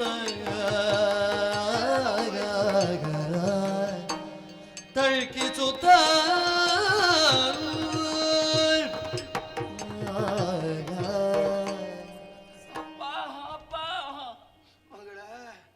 ನನ್ನನ್ನು ಕ್ಷಮಿಸಿ ಅಪ್ಪ, ಕ್ಷಮಿಸಿ. ಯಾಕಮ್ಮ? ನನ್ನ ಸ್ಥಿತಿಯನ್ನು ನೋಡಿ ಅಪ್ಪ, ನನ್ನ ಸ್ಥಿತಿಯನ್ನು ನೋಡಿ. ನೋಡ್ತಾ ಇದ್ದೇನೆ ಮಗಳೇ, ನಾನು ಇದ್ದೇನಲ್ಲಮ್ಮ ಇನ್ನು ಬದುಕಿ. ಅಪ್ಪ, ಓ ನಿಮ್ಮ ಈ ಇಳಿ ವಯಸ್ಸಿನಲ್ಲಿ ಹ, ಸಂತೋಷದಿಂದ ನಿಮ್ಮ ಸೇವೆ ಮಾಡುತ್ತಾ ದಿನ ಕಳಿಬೇಕಾದವಳು ನಾನು. ಹೌದು ಮಗ. ಸಂತೋಷದಿಂದ ದಿನ ಕಳಿಬೇಕಾದವರು ನೀವು. ಹ, ಆದ್ರೆ ಆ ಯೋಗವೇ ನನಗಿಲ್ವಲ್ಲಪ್ಪ. ಆ ಏನು ಯೋಗ ಮಾಡೋಣ ನನಗಿಲ್ಲ. ಮಗ? ಬ್ರಹ್ಮದೇವ ಪ್ರತಿಯೊಬ್ಬ ಜೀವಿಯ ಹಣೆಯಲ್ಲಿ ಹೀಗೆ ಎನ್ನುವ ಹಾಗೆ ಬರೆದಿರ್ತಾನೆ. ಅದನ್ನು ಮೀರುವುದಕ್ಕೆ ನನ್ನಿಂದಲೋ ನಿನ್ನಿಂದಲೋ ಸಾಧ್ಯ ಉಂಟ ಹೇಳು? ಆದದ್ದೆಲ್ಲ ಆಯಿತು, ಕಡೆಗಾದರೂ ನಿನ್ನ ಅಪ್ಪನ ನೆನಪಾಯ್ತಲ್ಲ. ಏನು ಮಗ? ಓ ನನ್ನ ಮಕ್ಕಳು ಎಲ್ಲಿ ಅಪ್ಪ? ಓ ಮಕ್ಕಳೇ, ಎಲ್ಲಿದ್ದಾರೆ? ಅದು ಮಗ ಅಂತಪುರದಲ್ಲಿದ್ದಾರೆ. ಅವ್ರಿಗೇನಾದ್ರೂ ಆಯ್ತಪ್ಪ. ಹಸಿವೆಗೆ ಏನಾದ್ರೂ ಕೊಡು ಮಗಳೇ. ಹೋಗಮ್ಮ. ಆಯ್ತಲ್ಲ. ಅಯ್ಯೋ, ನನಗೆ ಇದನ್ನೆಲ್ಲ ನೋಡುವುದಕ್ಕಿಂತ ನಾನು ಸತ್ತಾದ್ರೂ ಹೋಗುತ್ತಿದ್ರೆ ಇದನ್ನೆಲ್ಲ ನೋಡುವಂತಹ ಅನಿವಾರ್ಯತೆ ನನಗೆ ಬರ್ತಾ ಇರಲಿಲ್ಲ. ನಿನ್ನ ಜೀವನದಲ್ಲೊಂದು ಸಮಾಧಾನವೇ ಇಲ್ಲಲ್ಲ ಮಾರಾಯ. ಯಾವಾಗ ನೋಡಿದ್ರೂ ಕೂಗುವುದು, ಎಷ್ಟಿದ್ರೂ ಕೂಗುವುದು, ಎಷ್ಟು ಕೊಟ್ಟರೂ ಕೂಗುವುದು, ಇಲ್ಲಂತಾದ್ರೂ ಕೂಗುವುದು. ಸ್ವಾಮಿ, ಓ ಮಗಳೇನೋ ಬಂದು ಹ, ಮಕ್ಕಳನ್ನು ಪಾಲಿಸ್ತಾ ಇದ್ದಾಳೆ. ಹ, ಆದರೆ ಹ. ನೋಡಿದಿರ ಸ್ವಾಮಿ ಮಗಳ ಅವಸ್ಥೆಯನ್ನು ಏನು? ನೋಡುವಾಗ ನನಗೆ ಬೇಸರ ಆಗುತ್ತದೆ. ಹ, ಗಂಡ ಇಲ್ಲ, ಹ, ಹೆಣ್ಣೊಬ್ಬಳೆ ಇಲ್ಲೇ ಇದ್ದಾಳೆ. ಹ, ನಾಳೆ ಊರಿನವರೆಲ್ಲ ಪ್ರಶ್ನೆ ಮಾಡುವುದಿಲ್ವೇ ಸ್ವಾಮಿ? ಹ. ನಿನ್ನ ಗಂಡ ಎಲ್ಲಿ ಹೋಗಿದ್ದಾನೆ, ನಿನ್ನ ಗಂಡ ಎಲ್ಲಿದ್ದಾನೆ ಅಂತ ಕೇಳಿದ್ರೆ ಆ ಮಗು ಎಷ್ಟು ನೊಂದುಕೊಂಡಿತ್ತು ಸ್ವಾಮಿ. ಅದಕ್ಕೆ ನಿನಗೆ ಬೇಸರ ಆಗ್ತದೆ. ಹೌದು, ನನಗೆ ಸಂತೋಷ ಆಗ್ತದೆ. ಹಾಗಲ್ಲ. ಮತ್ತೆಂತ? ನೀವು ಹೇಗೂ ಹ, ಮಗಳ ಇರವನ್ನು ಹ, ಕಂಡು ಬಂದಿರಲ್ಲ. ಹೌದು. ಇದು ಅಳಿಯನನ್ನು ಒಂದು ಹುಡುಕಿಕೊಂಡು ಬರಬಹುದೇ ಸ್ವಾಮಿ? ಯಾರು? ನೀವು? ನಾನು? ಹೌದು. ಹೌದು. ಹ, ನೀವು ಬೆಳಿಗ್ಗೆ ಹೋಗ್ತೀರಿ, ಸಂಜೆ ಬರ್ತೀರಿ, ದಿವಾಸಲು ಮನೆಗೆ ಹೋಗ್ತೀರಿ. ಹೌದು. ನಾನು ಮನೆಗೆ ಹೋಗದೆ ದಿವಸ ಎಷ್ಟಾಯ್ತು ಗೊತ್ತುಂಟ? ಎಷ್ಟಾಯ್ತು? 1 ತಿಂಗಳಾಯ್ತು ಮನೆಗೆ ಹೋಗದೆ. ಹಾ. ನನ್ನ ಹೆಂಡತಿ ಮಕ್ಕಳಿಗೆ ನನ್ನ ಪರಿಚಯ ಹೆಚ್ಚು ಬೇಡ. ನಮ್ಮ ಮನೆಯ ನಾಯಿಗೆ ನನ್ನ ಗುರುತ ಸಿಗ್ಲಿಕ್ಕಿಲ್ಲ. ನಾನು ಹೋದ್ರೆ ನನಗೆ ಬಗಳ್ತದೆ. ತಿಂಗಳಿಗೊಮ್ಮೆ ಹೋಗುದಲ್ವಾ, ಅದಕ್ಕೂ ಪರಿಚಯ ಸಿಗುವುದಿಲ್ಲ. ನಿಮಗೆ ನಿಮ್ಮ ಮನೆಗೆ ಹೋಗುವ ಚಿಂತೆ ಅಲ್ಲದೆ ನನಗೊಂದು ಮನೆ ಉಂಟು, ಹೆಂಡತಿ ಮಕ್ಕಳಿದ್ದಾರೆ, ಯಾವುದಾದ್ರೂ ಉಂಟ ನಿಮಗೆ? ಇಲ್ಲ ಸ್ವಾಮಿ, ತಾವು ಹಾಗಲ್ವಲ್ಲ. ಲೌಕಿಕವಾದಂತಹ ಯಾವುದಾದ್ರೂ ಭೋಗ ಲಾಲಸೆ ತಮಗುಂಟೆ? ಎಲ್ಲವನ್ನೂ ತ್ಯಜಿಸಿಕೊಂಡು ಇದ್ದೂ ಇಲ್ಲ. ಲೌಕಿಕವಾದ ಯಾವ ಭೋಗ ಲಾಲಸೆ ಇಲ್ಲ. ಮತ್ತೆ ನನಗೆ 2 ಮಕ್ಕಳದ್ದು ಹೇಗೆ? ಹೌದು ಸ್ವಾಮಿ, ಅದೆಂಥದ್ದು? ಅದೆಲ್ಲ ಯಾವುದು ಫಲಾಪೇಕ್ಷೆಯಿಂದ ನಮಗೆ ಬಂದದ್ದು ಹೊರತು ನಾವು ಅಪೇಕ್ಷೆಯನ್ನು ಇಟ್ಟುಕೊಂಡು ಬರುವಂಥದ್ದಲ್ಲವಲ್ಲ. ಸಾಯಿಲಿ, ಈಗ ನಾನೆಂತ ಮಾಡಬೇಕು? ನನ್ನ ಮಗಳ ಒಂದು ಜೀವನವನ್ನು ಸರಿ ಮಾಡುವುದಕ್ಕೆ ಅಳಿಯ ಎಲ್ಲಿದ್ದಾನೆ ಎನ್ನುವ ಹಾಗೆ ಹುಡುಕಿಕೊಂಡು ಬರ್ತೀರ ಸ್ವಾಮಿ? ಅಷ್ಟೇ ಅಲ್ವಾ? ನೀವು ಅಷ್ಟು ಬೇಸರ ಮಾಡಬೇಕು ಅಂತ ಇಲ್ಲ. ನಾ ಆಗ ಹೇಳಿದ್ದನ್ನು ತಿರುಗಿಸಿದ್ದೇನೆ. ಆಗ ಹೇಳಿದ್ದು ಅರ್ಧ ಕೊಡ್ತೇನೆ ಅಂತಲ್ವಾ, ಈಗ ತೀರ್ಮಾನಿಸಿದ್ದೇನೆ. ನನ್ನ ಅಳಿಯನನ್ನು ಕರ್ಕೊಂಡು ಬಂದ್ರೆ ಪೂರ್ತಿ ಕೊಡ್ತೇನೆ. ನೀನೆಲ್ಲಿ ಹೋಗ್ತಿ? ನಾನು ಎಲ್ಲಿಯಾದ್ರೂ ನನಗೆ ಕಾನನ. ನೀನು ಪೂರ್ತಿ ನನಗೆ ಕೊಟ್ಟು ಇರುವುದು ನನ್ನ ಜೊತೆಯಲ್ಲೇ ಅಲ್ವಾ? ಹೌದು. ಅದಕ್ಕಿಂತ ನಿನ್ನಲ್ಲೇ ಇದ್ರೆ ಒಳ್ಳೇದಲ್ವಾ? ಆಯ್ತು, ಹಾಗಾದ್ರೆ ಹಾಗೆ. ನೀನು ಕೊಡುವುದು ಬೇಡ, ನನ್ನಿಂದ ಆಗುವ ಪ್ರಯತ್ನ ನಾನು ಮಾಡ್ತೇನೆ. ಆಯ್ತಾ? ನೀವೆಲ್ಲ ಹೆಚ್ಚು ಕೊಡ್ತೇನೆ ಅಂತ ಆಸೆ ಹುಟ್ಟಿಸಿ ನನ್ನನ್ನು ನಿಲ್ಲಿಸುವುದು ಬೇಡ. ನಾನಿದ್ದೇನೆ. ನೀವು ಹೋಗಿ ಅಂತ ಹೇಳಿದ್ರು ನಾನು ಹೋಗುವುದಿಲ್ಲ, ಇಲ್ಲೇ ಇದ್ದೇನೆ. ಆಯ್ತಾ? ಬೇಗ ಬನ್ನಿ ಸ್ವಾಮಿ. ಹಿತದಿ ಬೆಸಗೊಳೆ ವರ್ತಮಾನವ ಮತಿಯುತನು ತಾ ಹೊರಟು ಸುತ್ತಿದ ಸ್ಥಿತಿಯನ್ನೆಲ್ಲವ ಪೇಳಿ ತೊಡಗಿದ ಒಂದು ಹೊಸ ಕಥೆಯ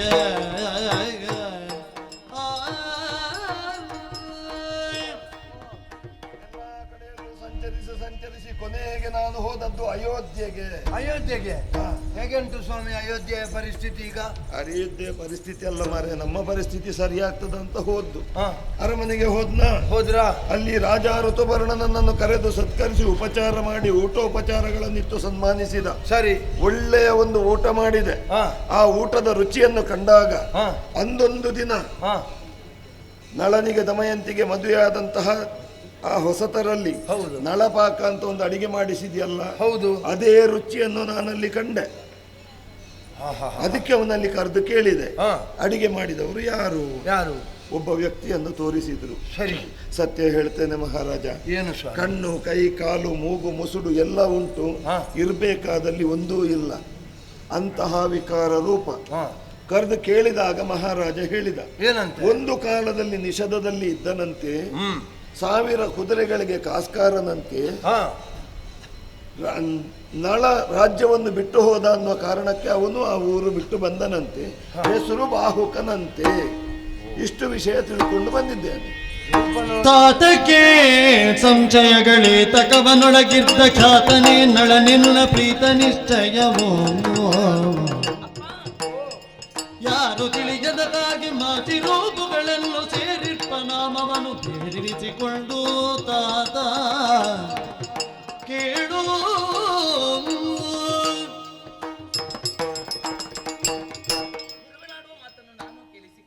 ಹೌದು ಮಗ, ಅಲ್ಲಿರುವವರು ಅನ್ಯರಂತೂ ಖಂಡಿತ ಅಲ್ಲ. ಮತ್ತೆ ನನ್ನ ಪತಿ ನಳ ಚಕ್ರವರ್ತಿಯಪ್ಪ.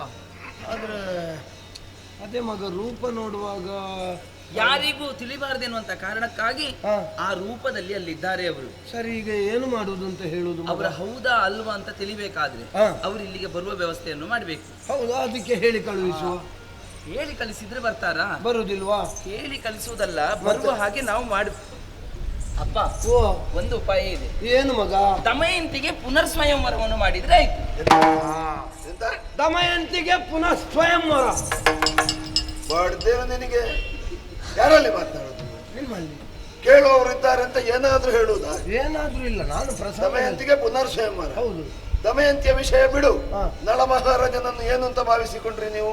ಗೊತ್ತಿಲ್ಲ. ಪೃಥ್ವಿ 3ಕ್ಕೆ ನಳರೂಪನು ಚಕ್ರವರ್ತಿ ಅಂತಹ ಯೋಗ್ಯತಾವಂತನಿಗೆ ಕೊಟ್ಟ ಹುಡುಗಿಯನ್ನು ಇನ್ನೊಬ್ಬರಿಗೆ ಮದುವೆ ಮಾಡಿ, ನಿಮಗೆ ಮೂಗು, ಮುಸುಡು, ನಾಲಿಗೆ, ಚರ್ಮ ಯಾವುದು, ಅದರಲ್ಲಿ ವಾಸನೆ, ರುಚಿ ಯಾವುದು ಗೊತ್ತಿಲ್ಲ. ಏನು ನೀನು ಕೊಡುವ ಸಂಬಳಕ್ಕೆ ನಾನು ಇಲ್ಲಿದ್ದೇನೆ ಅಂತ ಭಾವಿಸಿದ್ಯಾ? ನಳನ ಯೋಗ್ಯತೆ ಏನು? ಅವನ ಹೆಂಡತಿಯನ್ನು ಇನ್ನೊಬ್ಬರಿಗೆ ಮದುವೆ ಮಾಡಿ ಕೊಡ್ತೀರಿ ಅಂತ ಆದ್ರೆ ಈ ಅರಮನೆಯಲ್ಲಿ ಚಿನ್ನ ಸ್ವಾಮಿ, ನಾವು ನಿಮ್ಮದು ಬೇಡ, ನಾವು ಕಲ್ಲಡ್ಕಕ್ಕೆ ಹೋಗ. ಸ್ವಾಮಿ ಸ್ವಾಮಿ ಸ್ವಾಮಿ ಸ್ವಾಮಿ, ಇಲ್ಲಿ ಬನ್ನಿ. ನೀವು ಯಾಕೆ ಆಗಾಗ ನಿಮಗೆ ಬಿಸಿ ಬಿಸಿ ಆಗದೆ ಮತ್ತೆಂತ ಮಾರಾಯ? ಒಂದು ಮದುವೆಯಾದ ಹುಡುಗಿ ನಿಲ್ಲಿ ನಾನಿಲ್ವಾ? ಅಪ್ಪ ನಾನಲ್ವಾ? ಹೌದು. ನಾನು ಇದ್ದೇನಲ್ಲ. ಅಪ್ಪ ಏನಮ್ಮ ಇದೆಲ್ಲ? ನಾನೇನು ತಪ್ಪಾಡಿದ್ನ? ಮತ್ತೆ ಮದುವೆಯಾದಂತಹ ಹೆಣ್ಣಿಗೆ ಪುನಃ ಸ್ವಯಂವರ ಅಂತ ಹೇಳಿದ್ರೆ ಲೋಕ ನಗಾಡ್ಲಿಕ್ಕಿಲ್ವಾ ಮಗ? ಅಂದ್ರೆ ನಾನು ಇನ್ನೊಂದು ಮದುವೆ ಆಗ್ತೇನೆ ಅಂತ ಹೇಳಿದ್ದ. ಮತ್ತೆ ಏನು? ಪುನಃ ಸ್ವಯಂವರ, ಹ. ತನ್ನ ವರನನ್ನು ಪುನಃ ಮತ್ತೆ ಆಯ್ಕೆ ಮಾಡಿಕೊಳ್ಳುವುದು. ಅಕ್ಕ ಹಾಗೆ ಅಷ್ಟು ಅರ್ಥಗರ್ಭಿತವಾಗಿ ಮಾತಾಡದೆ, ಅವಳು ನನ್ನ ಶಿಷ್ಯೆ. ಅಷ್ಟಗರ್ಭಿತವಾಗಿ ಮಾತಾಡಿದ್ರೆ ನಿಮ್ಮ ಶಿಷ್ಯ, ಮತ್ತೆ? ಇಲ್ಲದಿದ್ರೆ ನನ್ನ ಮಗಳು ಅಲ್ವಾ? ನನಗೆ ಇದ್ದೇ ಆಗುದಿಲ್ಲ ನಿಮ್ಮ. ಅಪ್ಪ, ದಶಮಿಗೆ ಮುಹೂರ್ತವನ್ನು ಇರಿಸಿ. ಹೌದು. ಆದ್ರೆ ಹ. ಎಲ್ಲಾ ಅರಸು ಮಕ್ಕಳಿಗೆ ಲೇಖನ ಮುಟ್ಟಿಸಿದ್ರು. ಹ. ಆದ್ರೆ ಅಯೋಧ್ಯೆಗೆ ಮಾತ್ರ ಲೇಖನ ಮುಟ್ಟಬೇಕಾದ್ರೆ ಹ. ನವಮಿಯ ಮಧ್ಯಾಹ್ನದ ನಂತರ ಮುಟ್ಟಬೇಕು. ಹಾ, ಇದಕ್ಕಿಂತ ಬರೆಯದೆ ಇರುವುದು ಒಳ್ಳೆ. ಯಾಕೆ ಬರ್ತ ಹಾಳು ಮಾಡು. ಬರ್ತಿ 1 ತಿಂಗಳಾಗಿದೆ ನಾನು ಅಲ್ಲಿಂದ ಇಲ್ಲಿ ಬಂದು ತಲುಪಬೇಕಿದ್ರೆ. ವಾಹನದಲ್ಲಿ ಬರ್ತಿದ್ರು ಕಡಿಮೆ ಪಕ್ಷ 1 ವಾರ ಬೇಕು. ಅಷ್ಟು ದೂರ ಇದೆ ಅಯೋಧ್ಯೆ. ಸರಿ. ನೀವು ದಶಮಿಗೆ ಮುಹೂರ್ತ, ನವಮಿಯ ಮಧ್ಯಾಹ್ನದ ಮೇಲೆ ಅಲ್ಲಿ ಓಲೆ ಮುಟ್ಟುವುದು, ಇದು ಆಗ್ಲಿಕ್ಕುಂಟ ಹೋಗ್ಲಿಕ್ಕುಂಟ? ಅದು ಆ ಮಗು ಏನು ಹೇಳ್ತಾ ಉಂಟು. ಎಂತ ಎಂತ ಹೇಳುದು? ಅಲ್ಲಿದ್ದದ್ದು ನನ್ನ ಪತಿಯೇ ಹೌದಂತಾದ್ರೆ ಹಾ, ಮದುವೆಯ 5 ಗಳಿಗೆ ಮೊದಲು ಇಲ್ಲಿಗೆ ಬಂದು ನಿಲ್ತಾರೆ. ಅದೇ ಯಾಕೆ? ಹ. ದೇವತೆಗಳ ಅನುಗ್ರಹಕ್ಕೆ ಪಾತ್ರರಾದವರು, ಹಾ, ಅಶ್ವರದೆಯ ಹ. ರಥಕಲ್ಪ ವಿದ್ಯೆಯನ್ನು ಕಲಿತವರು ಸರಿ. ಅಂತಾದ ಮೇಲೆ ಹ. ಬಂದೇ ಬರ್ತಾರಪ್ಪ. ನನ್ನ ಶಿಷ್ಯ ಅಲ್ವಾ, ಅಷ್ಟು ಹೇಳದೆ ಇರ್ತಾಳ, ಅಷ್ಟು ಯೋಚನೆ ಮಾಡದೆ ಹೇಳ್ತಾಳ. ಹೌದು. ನಿಮಗೆ ಬೇಡದ್ದು ಹೇಳಿದ್ರೆ ನನ್ನ ಮಗಳು, ಬೈಯೋದಿದ್ರೆ ನನ್ನ ಮಗಳು, ಒಳ್ಳೆದಾದ್ರೆ ನಿಮ್ಮ ಶಿಷ್ಯ. ಆದೀತು. ಈ ವ್ಯವಸ್ಥೆಯನ್ನು ವ್ಯವಸ್ಥೆ ಮಾಡಿ. ಆಯಿತು ಗುರುಗಳೇ. ಆಯ್ತು. ಹೋಗುವ. ಭೀಮಾ, ಇದೆಲ್ಲ ಓಲೆ ಬರೆಸಿ ಇದೆಲ್ಲ ಕಳುಹಿಸಿ. ನಾನು ಒಮ್ಮೆ ಒಂದರಿ ಮನೆಗೆ ಹೋಗಿ ಬರ್ತೇನೆ. ಬೇಡ ಸ್ವಾಮಿ, ಹೇಗೂ ಇಷ್ಟು ಹೊತ್ತಾಯ್ತು. ಇನ್ನು ನಾವೆಲ್ಲ ಮುಗಿಸಿ ನಾಡಿದ್ದೇ ಹೋಗುವ. ಯಾರು? ಬೇಡ ಬೇಡ, ಎನ್ನ ಕಾಯುತ್ತವಲ್ಲಿ. ಆದೀತು. ಹಾಗಾದ್ರೆ ಯಾರಪ್ಪ ಅಯೋಧ್ಯೆಗೆ ಕಳುಹಿಸಿ ಒಲೆಯನ್ನು?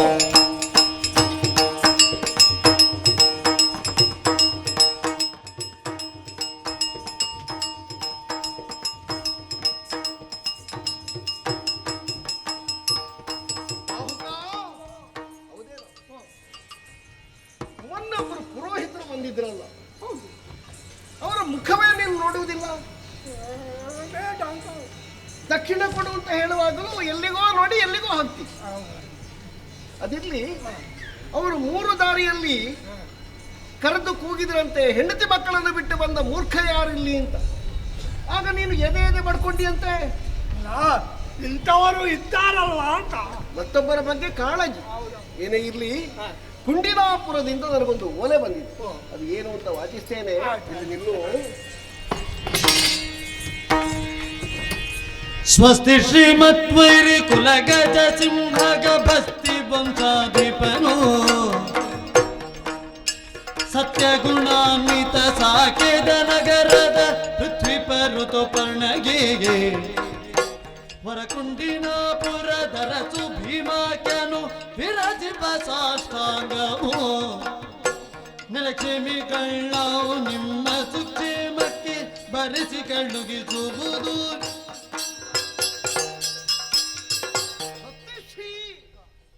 ಗಮಸ್ತಿ ವಂಶೀಯನೂ ರಾಜಋಷಿಯೂ ಆಗಿರುವಂತಹ ಋತುವರ್ಣ ಭೂಪತಿಗಳಿಗೆ ನಿಮ್ಮ ಆತ್ಮೀಯ ಮಿತ್ರನಾದಂತಹ ಕುಂಡಿನಾಪುರದ ಮಹಾರಾಜ ಭೀಮಕನು ಮಾಡುವ ಸತ್ಪ್ರೇಮ ನಮಸ್ಕಾರಗಳು. ನಾವೆಲ್ಲ ಕ್ಷೇಮಿಗಳು, ನೀವು ಕ್ಷೇಮವಾಗಿರುವಿರೆಂದು ಭಾವಿಸಿ ಈ ಪತ್ರವನ್ನು ನಿಮಗಾಗಿ ಬರೆದು ಕಳುಹಿದ್ದೇನೆ. ಮುಂದೇನು? ಚದುರನಳನು ತ್ರಿಭುವನದೊಂದಿಲ್ಲದ ಬದಲಾಗಿ ದಮಯಂತಿಗೆ ಮುದತಿ ಸ್ವಯಂವರ ಮಾರ್ಪೆನು ದಯವಿಟ್ಟು ಒದಗಿ ನಿಂಬುದಿಲ್ಲಿಗೆ. ಮಗಳಾದಂತಹ ದಮಯಂತಿ ದೇವಿಗೆ ನಳ ಮಹಾರಾಜನ ಜೊತೆಯಲ್ಲಿ ವಿವಾಹ ಮಾಡಿದ ವಿಚಾರ ತಮಗೆಲ್ಲ ಗೊತ್ತಿರುವುದೇ. ಸಂಸಾರ ಜೀವನದಲ್ಲಿ ಸುಖಾನುಭವವನ್ನು ಹೊಂದಿ ಉಭಯ ಮಕ್ಕಳಿಗೆ ತಂದೆಯಾದ ಮೇಲೆ ಏನೋ ದ್ಯೂತದ ದುರ್ವ್ಯಸನಕ್ಕೆ ಬಲಿಬಿದ್ದು ಸಂಪೂರ್ಣ ರಾಜ್ಯಕೋಶಾದಿಗಳನ್ನು ಕಳ್ಕೊಂಡು ಏಕವಸನಧಾರಿಯಾಗಿ ನಳ ಕಾಡಾಡಿಯಾಗಿ ಹೋದ. ಮಕ್ಕಳು ಮಗಳು ನನ್ನರ ಮನೆಯನ್ನು ಸೇರಿದ್ದಾರೆ.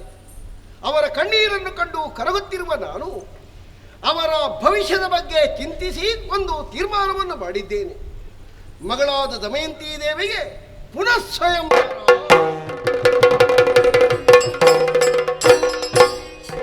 ಬಾಹುಕ, ಎಷ್ಟು ಸಲ ಹೇಳಿದ್ದೇನೆ ನಾನು, ಆ ಹೊಗೆ ಇರುವಲ್ಲಿಗೆ ಹೋಗಬೇಡ, ಹೊಗೆಯ ಹತ್ತಿರ ಜೀವನ ಬೇಡ ನಿನಗೆ, ಅದು ನಿನಗೆ ಹಗೆಯಾಗ್ತದೆ ಅಂತ ಹೇಳಿಲ್ವ ನಾನು? ಮತ್ತು ಹೊಗೆಯಿಂದ ದೂರ ಇರ್ತೀಯ ನೀನು. ಎಂಥದ್ದು? ಅಲ್ಲಿ ಹೊರಗೆ ಕೂತ್ಕೋ, ಸ್ವಲ್ಪ ಹೊರಗೆ ಕೂತ್ಕೋ, ಅರ್ಥ ಆಗ್ತದೆ ನನಗೆ ತಲೆ ತಿರುಗಿತ್ತು ಅಂತ. ಆಯ್ತಾ? ವಸುದೆ ಫಲರು ಬಂದು ನೆರೆದಿಗರೆಲ್ಲರೂ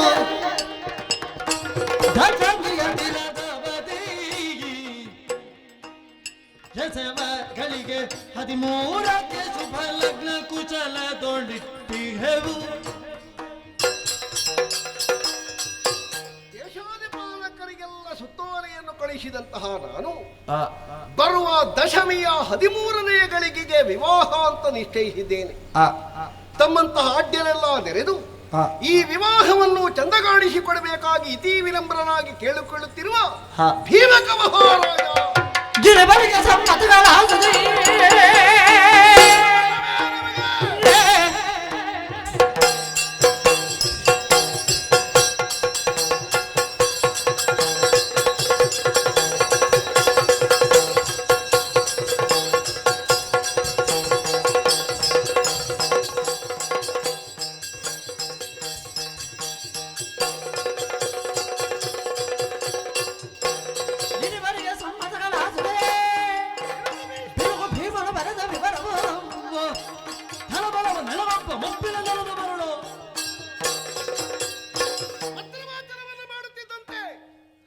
ಒಬ್ಬರ ಕಿವಿ ಮತ್ತೊಬ್ಬರ ಬಾಯಿಯಲ್ಲಿ ಬಿಡಾರ ಹುಡುವುದಕ್ಕೆ ಏನು ಕಾರಣ?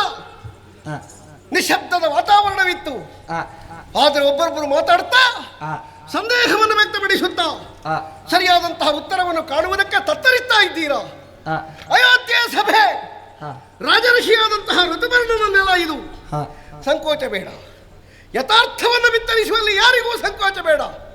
ಹೇಳಿ, ಸರಿಯೇ? ಹೇಳುವುದಕ್ಕೆ ನೀವು ಅವಕಾಶವಾದಿಗಳಾಗಿದ್ದೀರಿ. ಯಾವ ನ್ಯಾಯ, ಯಾವ ಧರ್ಮ ಇದು? ಹೌದು. ಮಗಳಾದಂತಹ ದಮಯಂತಿಯನ್ನು ಕೊಟ್ಟಿದ್ದಾನೆ, ಸಂಸಾರದಲ್ಲಿ 2 ಮಕ್ಕಳಾಗಿದೆ, ಆನಂತರ ಪುನಃ ಸ್ವಯಂವರ. ಯಾವ ಶಾಸ್ತ್ರದಲ್ಲಿಯೂ ಉಲ್ಲೇಖ ಇಲ್ಲ. ಮಕ್ಕಳಾಗದೇ ಇದ್ರೆ ಸಂತಾನ ಅಭಿವೃದ್ಧಿಗಾಗಿ ಉತ್ತರಾಧಿಕಾರಿಯನ್ನು ಪಡೆಯುವಲ್ಲಿ ಕ್ಷೇತ್ರದಲ್ಲಿ ಒಂದು ಅವಕಾಶ ಇದೆ. ದೇವರ ಅಂತ ಗಂಡನ ಅಣ್ಣ ತಮ್ಮನನ್ನು ಗುರುತಿಸಿ ಒಂದು ದಿವಸದ ಮಟ್ಟಿಗೆ ಮೈಗೆಲ್ಲ ತುಪ್ಪವನ್ನು ಹಚ್ಚಿ ಗುರು ಹಿರಿಯರ ಸಮ್ಮುಖದಲ್ಲಿ ಅವರು ಒಂದಾಗಬಹುದು ಅಂತ. ಅದು ಕೇವಲ ಕಾಮದ ತೀಟೆಗಲ್ಲ, ದೇಹದ ಸೊಕ್ಕನ್ನು ಇಳಿಸಿಕೊಳ್ಳುವುದಕ್ಕಲ್ಲ, ಕೇವಲ ಸಂಸಾರಕ್ಕಾಗಿ, ಸಂತಾನಕ್ಕಾಗಿ. ಅಂತಹ ನ್ಯಾಯ ಇಲ್ಲಿ ಉಳಿದಿಲ್ಲವಲ್ಲ. ಉಭಯ ಮಕ್ಕಳನ್ನು ಪಡೆದಾಗಿದೆ. ಭೂಪನಾದಂತಹ ನಳ ಇಲ್ಲ ಎನ್ನುವಂತಹ ಒಂದೇ ಕಾರಣಕ್ಕಾಗಿ ಮಗಳಾದಂತಹ ದಮಯಂತಿಗೆ ಮತ್ತೊಂದು ಮದುವೆ ಮಾಡುವುದಕ್ಕೆ ಹೊರಟಿದ್ದಾರೆ ಭೂಪತಿ ಅಂತ ಹೇಳಿದ್ರೆ ಅದರ ಅರ್ಥ ಏನು? ಭೀಮನಿಗೆ 60 ಕಳೆದ ಮೇಲೆ ಅರೆಮರಳು ಪ್ರಾರಂಭವಾಯಿತೆ. ಹೌದೇ? ಅಲ್ಲ, ತನ್ನ ಇಚ್ಛೆಯಂತೆ ತಾನು ನಡೆದರೆ ಮತ್ತೊಬ್ಬರು ಕೇಳುವುದಕ್ಕೆ ಯಾರು ಇಲ್ಲ ಇರುವಂತಹ ಅಹಂಕಾರವನ್ನು ನಡೆರಿತೆ. ಅಲ್ವೇ? ತನ್ನ ಮಗಳ ಕಣ್ಣೀರಿನ ಬಗ್ಗೆ ಆಲೋಚಿಸ್ತಾನೆ, ತನ್ನ ಮೊಮ್ಮಕ್ಕಳ ಚಿಂತೆಯ ಬಗ್ಗೆ ಯೋಚಿಸ್ತಾನೆ. ಆದ್ರೆ ಪುಣ್ಯಾತ್ಮರಾದಂತಹ ನಳಚಕ್ರವರ್ತಿಯ ಬಗ್ಗೆ ಒಂದು ಇಳಿತಾದರೂ ಚಿಂತಿಸಿದ್ದಾನೆಯೇ? ಕಿರಿಯ ಮನುಜನೇ, ಕಿರಿಯ ಮನುಜನೆ ಅದರೊಳ ಚಕ್ರವರ್ತಿಯು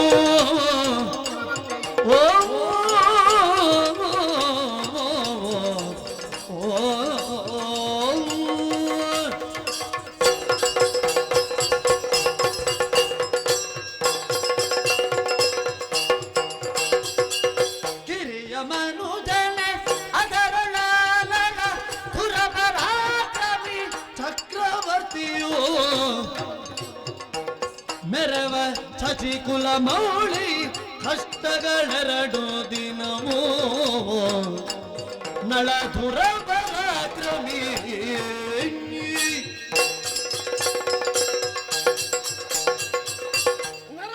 ನಾಗ ಎನ್ನುವಂತಹ ಲೋಕ 3ರಲ್ಲಿ ಪೃಥ್ವಿ 3ರಲ್ಲಿ ಚಕ್ರವರ್ತಿತ್ವವನ್ನು ಸ್ಥಾಪಿಸಿ ಚಕ್ರವರ್ತಿಗಳ ಪಂಕ್ತಿಯಲ್ಲಿ ತಾನೊಬ್ಬ ವಿರಾಜಮಾನನಾಗಿ ರಾರಾಜಿಸಬಲ್ಲಂತಹ ಒಬ್ಬ ಧನ್ಯಾತ್ಮ, ಪುಣ್ಯಾತ್ಮ, ಘಣ್ಯಾತ್ಮ. ಅಂತಹ ನಳ ಪಶು ಪಕ್ಷಿಗಳ ಭಾಷೆಯನ್ನು ಅರ್ಥವಿಸಿ ವ್ಯವಹರಿಸಬಲ್ಲಂತಹ ಶುದ್ಧ ಜ್ಞಾನಿ, ಪರರನ್ನು ಕಂಡ್ರೆ ಕನಿಕರದಿಂದ ಕಾಣಬಲ್ಲಂತಹ ಒಬ್ಬ ಕೋಮಲ ಸ್ವಭಾವದವನಿದ್ದ. ಏನ್ ಮಾಡೋಣ ಹೇಳಿ? ಕಾಲಕ್ಕೆ ಬಲಿ ಬೀಳದೆ ಇದ್ದವರಿದ್ದಾರೆಯೇ? ಕಷ್ಟ ಎನ್ನುವುದು ಕಲ್ಲು ಮರಕ್ಕೆ ಬರುವುದಲ್ಲವಲ್ಲ, ಅದೆಲ್ಲ ಜೀವನವನ್ನು ನಡೆಸುವಂತಹ ಒಬ್ಬ ಮಾನವನಿಗೆ ಬರುವಂತದ್ದು. ಅಂತಹ ಕಷ್ಟಕ್ಕೆ ಒಳಗಾದಂತಹ ದಳಚಕ್ರವರ್ತಿ ಏನೋ 2 ದಿವಸದ ಕಷ್ಟವನ್ನು ಅನುಭವಿಸುವುದಕ್ಕಾಗಿ ಊರು ಬಿಟ್ಟಿದ್ದಾರೆ ಅಂತ ತಿಳಿದ. ಅಂತವನ ಬಗ್ಗೆ ಒಂದಿರಿತು ಕನಿಕರವನ್ನು ಹರಿಸುತ್ತಿದ್ರೆ ಇವನಿಗೆ ನಷ್ಟ ಆಗ್ತಾ ಇತ್ತು. ಮೊನ್ನೆಯ ತನಕ ಆ ಮುದುಕ ನಾನು ನಳನಿಗೆ ಹೆಣ್ಣು ಕೊಟ್ಟವ, ನಾನು ಚಕ್ರವರ್ತಿಯಾದಂತಹ ನಿಷಧಾಧಿಪನಿಗೆ ಮಾವನಿದ್ದೇನೆ ಅಂತ ಹೇಳಿ ತುಪ್ಪ ಸವರ್ತಾ ಇದ್ದ ಅವನ ಬಿಳಿ ಮೀಸೆಗೆ. ಪ್ರತಿಯೊಬ್ಬರಲ್ಲಿಯೂ ತನ್ನ ಹೆಗ್ಗಳಿಕೆಯನ್ನು ಕೊಚ್ಚಿಕೊಳ್ಳುತ್ತಾ ಇದ್ದ. ಎಷ್ಟು ಬೇಗ ಅವರ ಜೀವನದಲ್ಲಿ ಪಾಠವೇ ಬದಲಾಗಿ ಹೋಯಿತಲ್ಲ. ಅಮೃತಾಂಶ ವಂಶ ವ್ಯೋಮಾಮೃತ ಕಿರಣನಾಗಿರುವಂತಹ ನಳಚಕ್ರವರ್ತಿ ಲೋಕದಲ್ಲಿ ಎಲ್ಲ ಕಡೆಯಿಂದಲೂ ಮಾನ್ಯತೆಯನ್ನು, ಘನ್ಯತೆಯನ್ನು, ಗೌರವವನ್ನು ಹೊಂದುವ ಅಂತವನಿಗೆ ತನ್ನ ಬೀಗರ ಮನೆಯಲ್ಲಿ ಅವಸ್ಥೆ ಹೀಗಾಯಿತು ಅಂತಾದ್ರೆ, ತನ್ನ ಕೈ ಹಿಡಿದ ಹೆಂಡತಿಯ ಮತ್ತೊಬ್ಬರನ್ನು ಮದುವೆ ಆಗುವುದಕ್ಕೆ ಬಯಸ್ತಾಳೆ ಅಂತಾದ್ರೆ ಆ ಪುಣ್ಯಾತ್ಮರಿಗೆ ಬದುಕಬೇಕೇ, ಜೀವನ ಬೇಕೇ? ಹಾಗಾದ್ರೆ ದಮಯಂತಿ ದೇವಿ ಅಂತದನ್ನು ಬಯಸುವವಳೆ, ಕಲ್ಯಾಣವತಿಯವಳು, ಸೌಭಾಗ್ಯವತಿಯವಳು, ಸಚ್ಚಾರಿತ್ರೆಯವಳು, ಪತಿವ್ರತೆಯವಳು. ಸತ್ಯ. ಅವಳನ್ನು ಕೇಳಿದ್ದಾನೋ ಇಲ್ವೋ ನನಗೆ ಗೊತ್ತಿಲ್ಲ. ಅಂತೂ ಕೇವಲ ಮಂಡು ಹಠದಿಂದ ಕುರುಡ ಹಿಡಿದದ್ದೇ ಬಡಿಗೋಲು ಎನ್ನುವ ನೆವನದಿಂದ ಭೀಮಕೈ ಅನ್ನುವಂತಹ ಅಲ್ಪ ತೀರ್ಮಾನವನ್ನು ಬರೆದಿದ್ದಾನೆ, ಮಾಡಿದ್ದಾನೆ. ದಶಮಿಗೆ 13ನೇ ಗಲಿಗೆಗೆ ಮದುವೆ ಅಂತ ಬರೆದಿದ್ದಾನೆ. ಅದನ್ನು ಕೇಳಿ ಅದನ್ನು ಪ್ರೋತ್ಸಾಹಿಸಿ ಅದಕ್ಕೆ ಬೆಂಬಲಿಗರಾಗಿ ನಿಲ್ಲುವರು.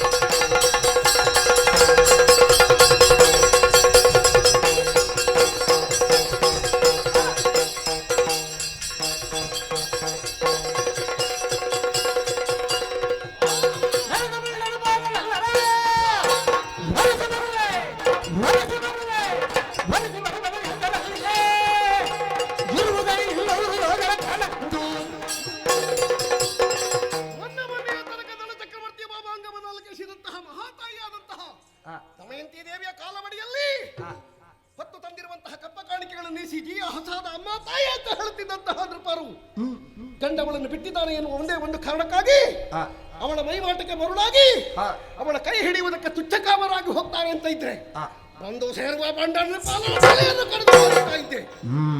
ಏನು ಮಾಡೋಣ? 200 ಯೋಜನದ ದಾರಿ, ಸಾಧಾರಣ 15 ದಿವಸದ ಪ್ರಯಾಣ. ಇವತ್ತು ನವಮಿ, ನಾಳೆ ದಶಮಿಯ 13 ಗಳಿಗೆಗೆ ಮದುವೆ. ಹೋಗಿ ಸೇರುವುದಕ್ಕಾಗುವುದಿಲ್ವಲ್ಲ. ಒಂದು ಅನ್ಯಾಯವನ್ನು ತಡೆ ಹಿಡಿಯುವುದಕ್ಕೆ ರಾಜಋಷಿಯಾದಂತಹ ನನಗೆ ಅವಕಾಶ ಇಲ್ಲದಾಗಿ ಹೋಯ್ತಲ್ಲ. ಏನು ಮಾಡಲಿ? ಧರಣಿ ವಲ್ಲಭ ಕೇಳು ಗೆಲ್ಲಿ ಬರಿದೇನಿ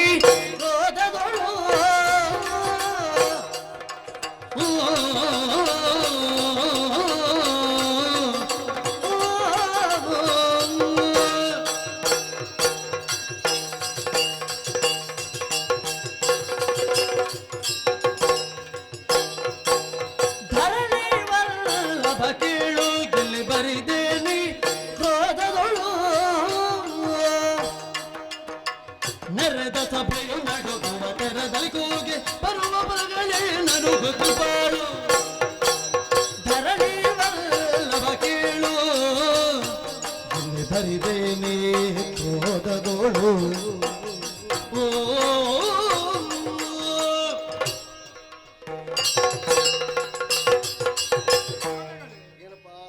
ಬಂದ ಓಲೆಯನ್ನು ಓದಿದ್ರಿ ಸರಿ. ಓದುವ ಹೊತ್ತಿನಲ್ಲಿ ನಿಶಬ್ದ ಹಾಕಿತ್ತು. ಒಂದು ಸಾಸಿವೆ ಕಾಳು ಮೇಲಿಂದ ಕೆಳಗೆ ಬಿದ್ರು ಶಬ್ದ ಕೇಳುತ್ತಿತ್ತು. ಸರಿ. ಓಲೆಯನ್ನು ಓದಿ ಕೋಪದಿಂದ ಹಾರಾಡ್ತಾ ಇದ್ದೀರಿ. ನಿಮ್ಮ ಅವಸ್ಥೆ ಹೇಗಾಯ್ತು ಗೊತ್ತಿತ್ತು? ಹೇಗೆ? ಯಾವುದೋ ಒಂದು ಊರಿನಲ್ಲಿ ಯಾರದ್ದೋ ಒಂದು ಮನೆಗೆ ಬೆಂಕಿ ಬಿದ್ದಿದೆ, ಅದು ನಂದಿಸಬೇಕು ಅಂತ ನಮ್ಮ ಊರಿನಲ್ಲಿ ಬಾವಿ ತೋಡಿ ನೀರು ತೆಗೆದು ಚೆಲ್ಲಿದ ಹಾಗೆ. ಅಲ್ಲಿ ಆಗುವಂತ ವಿಚಾರಕ್ಕೆ ಇಲ್ಲಿ ಹಾರಾಟ ಮಾಡಿದ್ರೆ ಏನು ಪ್ರಯೋಜನ ಆಗ್ತದೆ? ಏನ ಮಾಡಲಿ ನಾನು ಸತ್ವಗೀನ ಕಾಗಿಗೆನು ಮಾಲಿನಿ ಮದುವೆಗೆ ದಿನಗದಿನ ಇದ್ರೆ ಕಾಣಿಸುತ್ತಿದ್ದೆನು ಪ್ರಾಣದ ಬಗೆ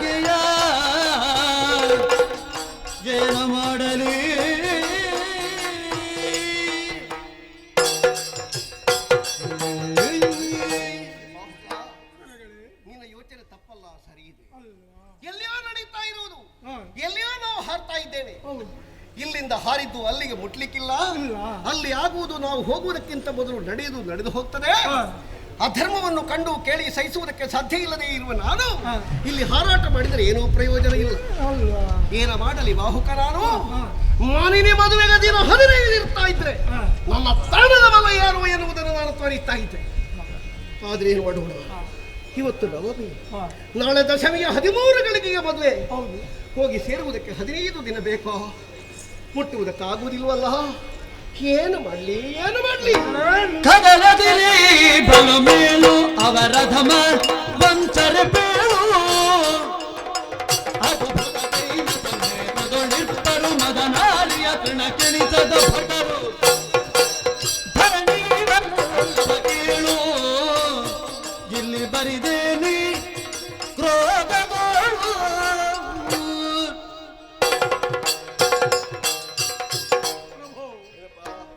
ವಿಚಾರ ನಾನು ಸರಿಯಾಗಿ ತಿಳಿದಿದ್ದೇನೆ. ಮನಸ್ಸು ಮಾಡಿ ಯುದ್ಧಕ್ಕೆ ನಿಂತರೆ ನಿಮ್ಮನ್ನು ಸೋಲಿಸುವವರು ಯಾರೂ ಇಲ್ಲ. ಕದಲದಿ ನೀ ಬಲು ಮೇಲೆ. ಆದರೆ ಅಲ್ಲಿಗೆ ಬರುವವರು ಯಾರು? ಪಂಥಕಾರಿ ಯುವಕರು ಮದುವೆ ಹುರುಪಿನಲ್ಲಿ ಬರುವವರು. ಅವರೆಲ್ಲ ಎದುರಾಗುವುದು ಏನಾದೀತು? ಮದನಾರಿಗೆ ಸಮಾನರಾದಂತ ಅವರಲ್ಲಿ ನಿಮ್ಮದು ಏನಾದೀತು?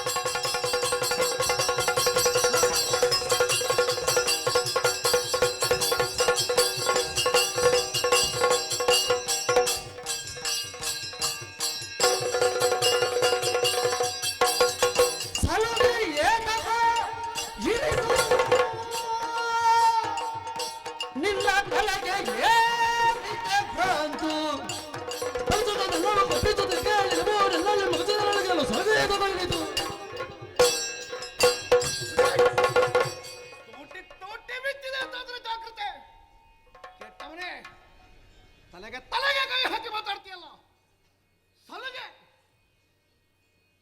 ನಿನ್ನ ಜಾಗದಲ್ಲಿ ಮತ್ತೊಬ್ಬರು ಹೇಳಿ ತುಟ್ಟಿ ಮುಚ್ಚುತ್ತಾ ಇದ್ರೆ ಅದಕ್ಕಿಂತ ಮೊದಲು ತಲೆ ಹಾರ್ತಾ ಇತ್ತು.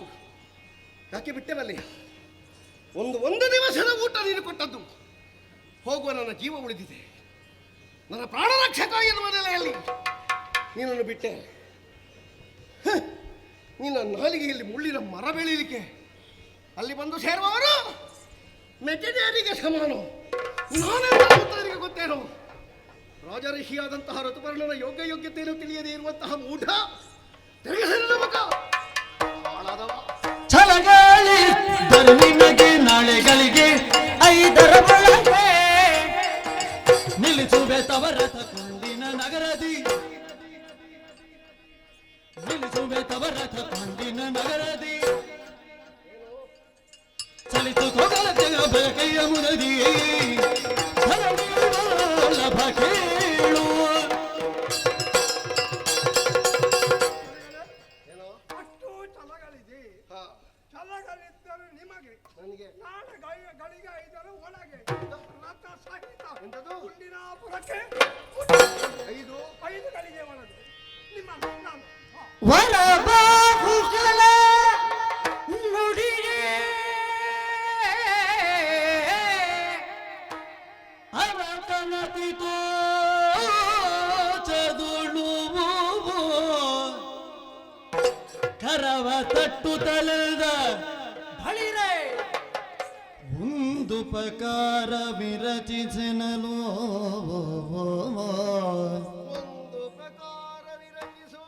ಒಂದೇ ಉಪಕಾರ ವಿರಚಿಸೆನಲು ವರಬಾಹುಕನ ನುಡಿಗೆ ಅರಸನತಿ ತೋಚದೊಳು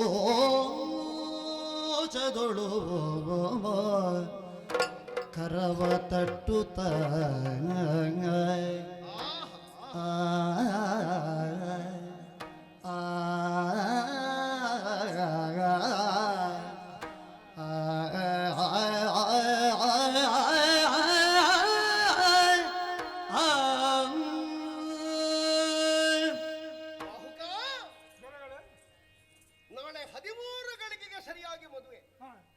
ನೀನು ನನ್ನ ರಥವನ್ನು 5 ಗಳಿಗೆಗಿಂತ ಮೊದಲು ಹಾ. ಅಂದ್ರೆ ನಾಳೆ 8 ಗಳಿಗೆಗೆ ಅಲ್ಲಿ ಹೋಗಿ ಸ್ಥಾಪಿಸ್ತಿ. ರಥ ಸಹಿತ ನಿಮ್ಮನ್ನು ಮುಟ್ಟಿಸ್ತೇನೆ ನಾನು. ಹಾಗಾದ್ರೆ ನನಗಲ್ಲಿ ಮತ್ತೆ 5 ಗಳಿಗೆ ಅವಕಾಶ ಇದೆ. ಹಾ. ಶಭಾಸ್. ಬಾಹುಕ, ಓ. ನೀನು ಕೇವಲ ಬಾಹುಕನಲ್ಲ, ವರಬಾಹುಕ, ನನ್ನ ಪಾಲಿನ ವರಸ್ವರೂಪಿ. ಆಹಾ ಆಹಾ ಆಹಾ, ಇದಕ್ಕೆ ಕೈ ಬಡಿಯದೇ ಇದ್ದದ್ದು ಮತ್ತೆ ಕೈ ಯಾಕೋ ಊಟ ಮಾಡ್ಲಿಕ್ಕೆ ಮಾತ್ರ ಅಷ್ಟೇ. ಹೌದೇನೋ? ನೀನು ಪರಿಹಾಸ್ಯಕ್ಕೆ ಹೇಳಿದಲ್ವಲ್ಲ. ಅಲ್ಲ, ಇಲ್ಲಿಂದ ಬಂದ ಮಾತು. ನನ್ನ ಕಣ್ಣು ನೋಡು. ಹೇಗೆ ಕಣ್ಣು ಸರಿ ಉಂಟಾ? ಕಣ್ಣು ಪರೀಕ್ಷೆ ಮಾಡಿದ್ದಲ್ವೋ? ಮತ್ತೆ ಕಣ್ಣಿನ ಒಳಗೆ ನೀನೇನು ಅಂತ ನೋಡಿದ್ದು. ಹಾ. ಹುಡುಕನ ಕಣ್ಣೊಂದು ರೀತಿ, ಹಾ. ಕಾಮುಕನ ಕಣ್ಣು ಮತ್ತೊಂದು ರೀತಿ, ಹಾ. ನಿದ್ದೆ ಬಿಟ್ಟವನ ಕಣ್ಣು ಇನ್ನೊಂದು ರೀತಿ, ಹಾ. ಸುಳ್ಳು ಹೇಳಿಯೇ ಬದುಕುವನ ಕಣ್ಣು ಮತ್ತೊಂದು ರೀತಿ, ಹೌದು. ಕಾಪಟ್ಯವೇ ಕಾರಸ್ಥಾನವಾಗಿ ಹಾ. ಮತ್ತೊಬ್ಬರನ್ನು ವಂಚಿಸುವುದಕ್ಕಾಗಿ ಹೇಳುವವನ ಕಣ್ಣು ಹಾ. ಬಗದೊಂದು ರೀತಿ. ಹೌದು. ಆದರೆ ನಿನ್ನ ಕಣ್ಣಿನಲ್ಲಿ ಹಾ. ನಿರ್ಮಲತೆಯನ್ನು ಕಂಡಿಲ್ಲ. ನಿರಭ್ರ ಶುಭ್ರ ನಿರ್ಮಲಾಕಾಶದಂತೆ ಪರಿಸ್ಫುಟವಾಗಿರುವಂತಹ ನಿನ್ನ ಅಂತರಂಗವನ್ನು ನೋಡಿದ್ದು ನಾನು. ಹಾ. ನಿನ್ನ ಹೃತ್ಕಮಲದಲ್ಲಿ ಹಾ. ಕಪಟ ಇಲ್ಲ ಎನ್ನುವುದು ಅರ್ಥವಾಯಿತು. ಖಂಡಿತ ಇದೆ. ಹಾಗಾದ್ರೆ ಹೊರಡೋಣವೇ? ಹೊರಡು. ನೀವು ಹೊರಡೋಣವೇ? ಕೆಲಸ ಮಾಡಿ, ಹ? ಒಳಗೆ ಹೋಗಿ ಹಾ. ಒಂದು ಸ್ನಾನ ಮಾಡಿ, ಹೇ. ಊಟ ಮಾಡಿ, ಹೇ. ಸ್ವಲ್ಪ ನಿದ್ದೆ ಮಾಡಿ ಆಮೇಲೆ ಬನ್ನಿ. ಏನು ನಾಳೆ ಮುಟ್ಲಿಕ್ಕೆ ಉಂಟಾ ಇಲ್ವಾ? ನಾನು ನಿದ್ದೆನಲ್ಲ. ನಿಮಿತಿ ಹೌದು, ನಂಬಬಹುದು. ನಾನು ಬಹುದು. ವ್ರತ ಸಿದ್ಧ ಮಾಡು, ಆಯ್ತಾ? ನಿದ್ದೆ ಮಾಡಿ, ಊಟ ಮಾಡಿ, ಸ್ನಾನ ಮಾಡಿ, ಎಲ್ಲ ಆಯ್ತಾ?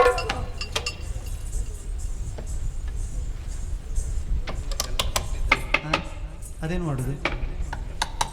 ಎಲ್ಲ ಸರಿ ಮಾಡಿ. ಹಾ, ಸರಿ ಮಾಡಿದ. ಸರಿ ಉಂಟು, ಆದ್ರೂ ಒಂದು ಮಾಡಿದಾಗೆ ಮಾಡಿದ್ದೆ. ಹಾ ಹಾ ಹಾ. ಈಗ ಸರಿ ಆಯ್ತು. ಹೌದು. ಬರುವಾಗ ಅವರು ಬರುವಾಗ ಎಲ್ಲ ತಯಾರಾಯ್ತು ನೋಡಿ. ಹಾ ಸರಿ ಇದೆ, ಸರಿ ಇದೆ. ಸರಿ ಇದೆ, ಸರಿ ಇದೆ. ಹಾ ಹಾ ಹಾ. ಸರಿ ಇದೆ, ಹಾ. ಸರಿ ಇದೆ, ಸರಿ ಇದೆ. ಆಗಲಿ, ಕಥ ಆಗಬೇಕಾಗಿ ಆಗದಿಂದ ನೋಡ್ತಾ ಇದ್ದೇನೆ. ಇವನ ಹಾಸ್ಯ ಬಿಟ್ರೆ ಮತ್ತೆಂತದ್ದು ಇಲ್ಲ. ಎಂತ ಏನಾಯ್ತು? ಇದೆಂತದಕ್ಕೆ ಕಟ್ಟಿದ್ದು? ನನ್ನನ್ನು ದಾರಿಯಲ್ಲಿ ಹಾಕ್ಲಿಕ್ಕ? ಯಾಕೆ? ಹಿಮಾಲಯದಲ್ಲಿ ಅಷ್ಟು ದಟ್ಟಪುಷ್ಟವಾದಂತಹ ಕುದುರೆಗಳಿದ್ದಾವೆ. ಈ ಬಡಕಲು ಕುದುರೆಯನ್ನು ತಾಯಿದೆ. ಇದನ್ನು ನೋಡುವಾಗಲೇ ಇದು ಜೀವ ಬಿಡ್ತದ ಅಂತ ಅನ್ನಿಸ್ಬೇಕು. ಅದು ದಷ್ಟ ಅದರಲ್ಲಿ ಒಂದು ಕಾಲು ಸರಿ ಇಲ್ಲ, ಮೈ ಮೇಲೆಲ್ಲ ಹುಣ್ಣಾಗಿದೆ ಅದರ. ಅಲ್ಲ, ದಷ್ಟ ಪುಷ್ಟ ಅದು ಕುದುರೆಯ. ಮತ್ತೆ ಅದು ನಿಜವಾದ ಕುದುರೆ ಅಲ್ಲ. ಇನ್ನು ಅದು ಕಟ್ಟೆಗೆ ಬಿಟ್ಟಿದ ಕುದುರೆ. ಅದೆಂತದು ಹಾಗೆ? ಮತ್ತೆ ಎಂತದು? ಇದು ಉತ್ತಮವಾ? ಇದು ಉತ್ತಮ ಅಶ್ವ. ಅದಕ್ಕೆ ಏನು ನಿದರ್ಶನ ಏನು? ನೋಡಿ, ಅಲ್ಲಿ ಕುದುರೆ 8 ಸುಳಿಗಳು ಇರ್ತವೆ. ಅದು ಮೈ ಮೇಲೆ ಹುಣ್ಣಲ್ವಾ? ಹುಣ್ಣಲ್ಲ, ಸುಳಿಗಳು. ಸುಳಿಗಳು. ಹಾ. ಉತ್ತಮಾಶ್ವದ ಮೈ ಮೇಲೆ 8 ಸುಳಿಗಳು. ಹೌದು. ಹಣೆಯಲ್ಲಿ 1, ಹಾ. ಬೆನ್ನಲ್ಲಿ 1, ಬಾಲದಲ್ಲಿ 1, ಹಾ. ನಾಭಿ ಅಡಿಯಲ್ಲಿ 1, ಹಾ. ಉಭಯ ಪಾರ್ಶ್ವಗಳಲ್ಲಿ 2 ಹಾ. ಅಷ್ಟ ಸುಳಿಗಳು. ಅದು ಮತ್ತೆ ಕೈ ಎತ್ತಿದ್ಯಾಕ? ಎಂತದು? ಓಡ್ಲಿಕ್ಕೆ ತಯಾರಾದ.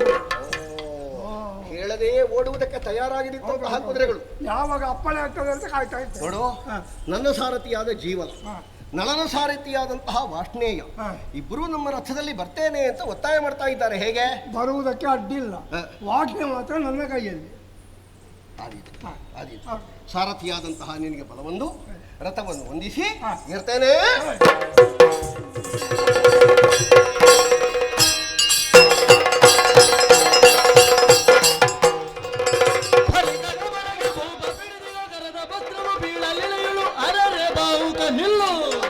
ಫಸಲವು ತಪ್ಪಿಪೋದುದೇನೆ.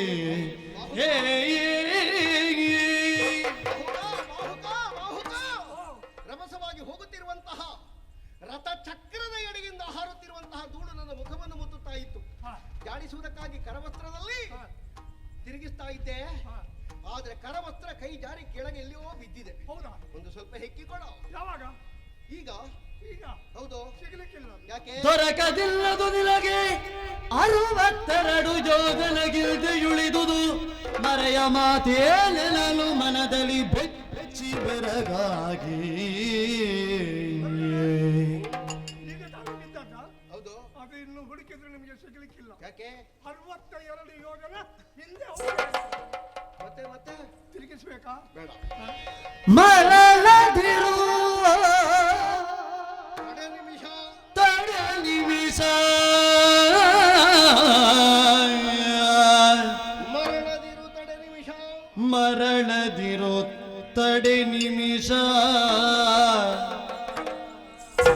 ನೀನಾರರುಗೂ ನೀನ್ ಆರರುಗೂ ವಂಚಿಸಬೇಡ.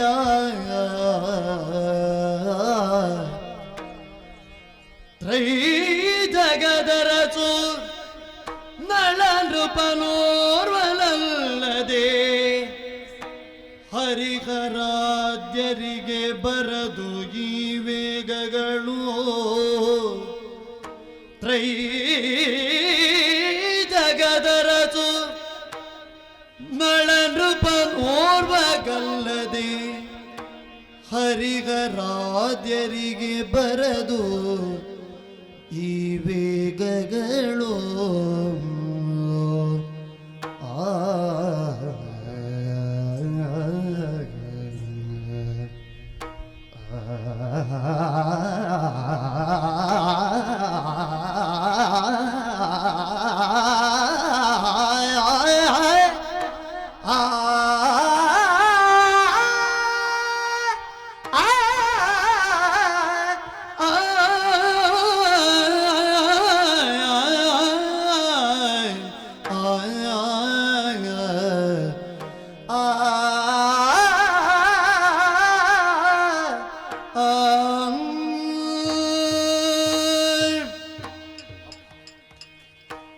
ನನ್ನನ್ನೇ ನಾನು ನಂಬುತ್ತಾ ಇಲ್ಲ.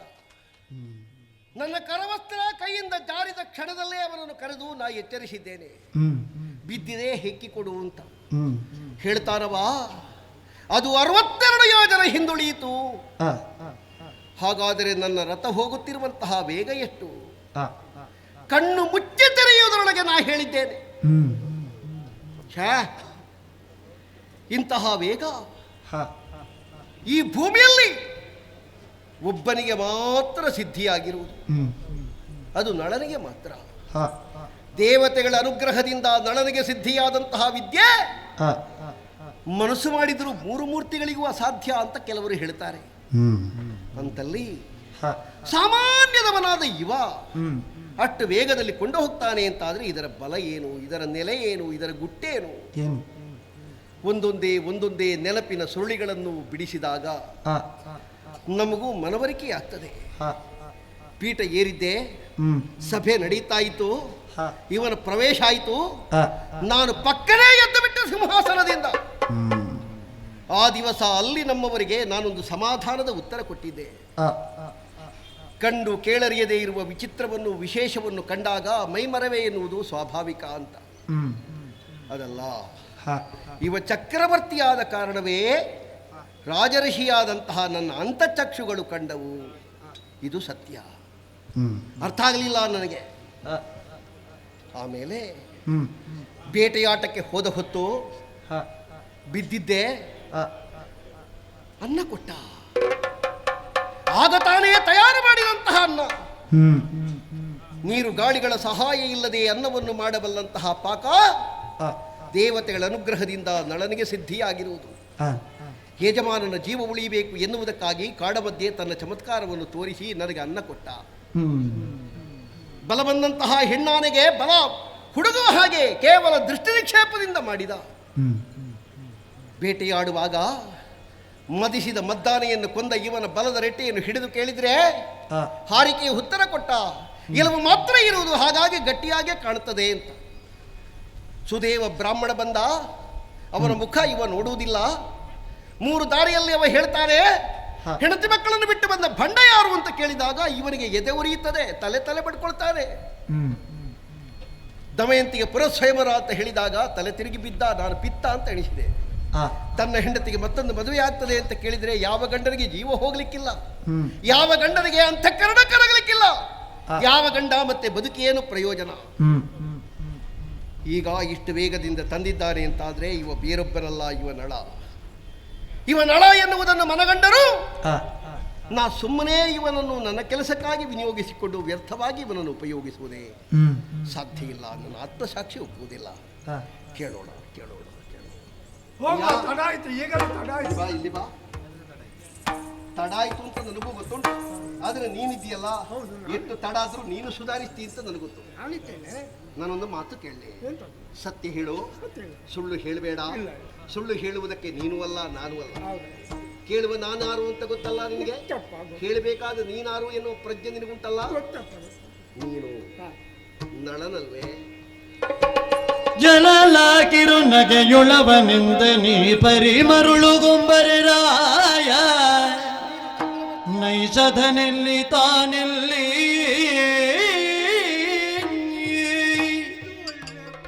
ಯಾಕೆ ನೀನು ನಳನ ಅಂತ ನನ್ನನ್ನು ಕೇಳುದು. ನಳ ನಳ ನಳ ನೀನು? ನಾನು ನಳ. ಹೌದು. ನಳ ಚಕ್ರವರ್ತಿಯಲ್ಲಿ ನಾನೆಲ್ಲಿ? ನನ್ನನ್ನು ನಳ ಅಂತ ಹೇಳ್ತಾ ಇದ್ದೀರಲ್ಲ, ನಾನು ನಳ ಅಲ್ಲ, ಮತ್ತೆ ಬಾವುಕ. ಬಾಹುಕ ಅಲ್ಲ. ಬಾವುಕ ಅಲ್ಲ, ನನ್ನ ನಳ ಅಲ್ಲ, ಬಾವುಕ ಅಲ್ಲ. ನೀನು ನಳ ಹೌದು, ಅಲ್ಲ, ಬಾಹುಕ ಅಲ್ಲ. ಅಲ್ಲ, ಬಾಹುಕ ಅಲ್ಲ, ನಳ ಹೌದು.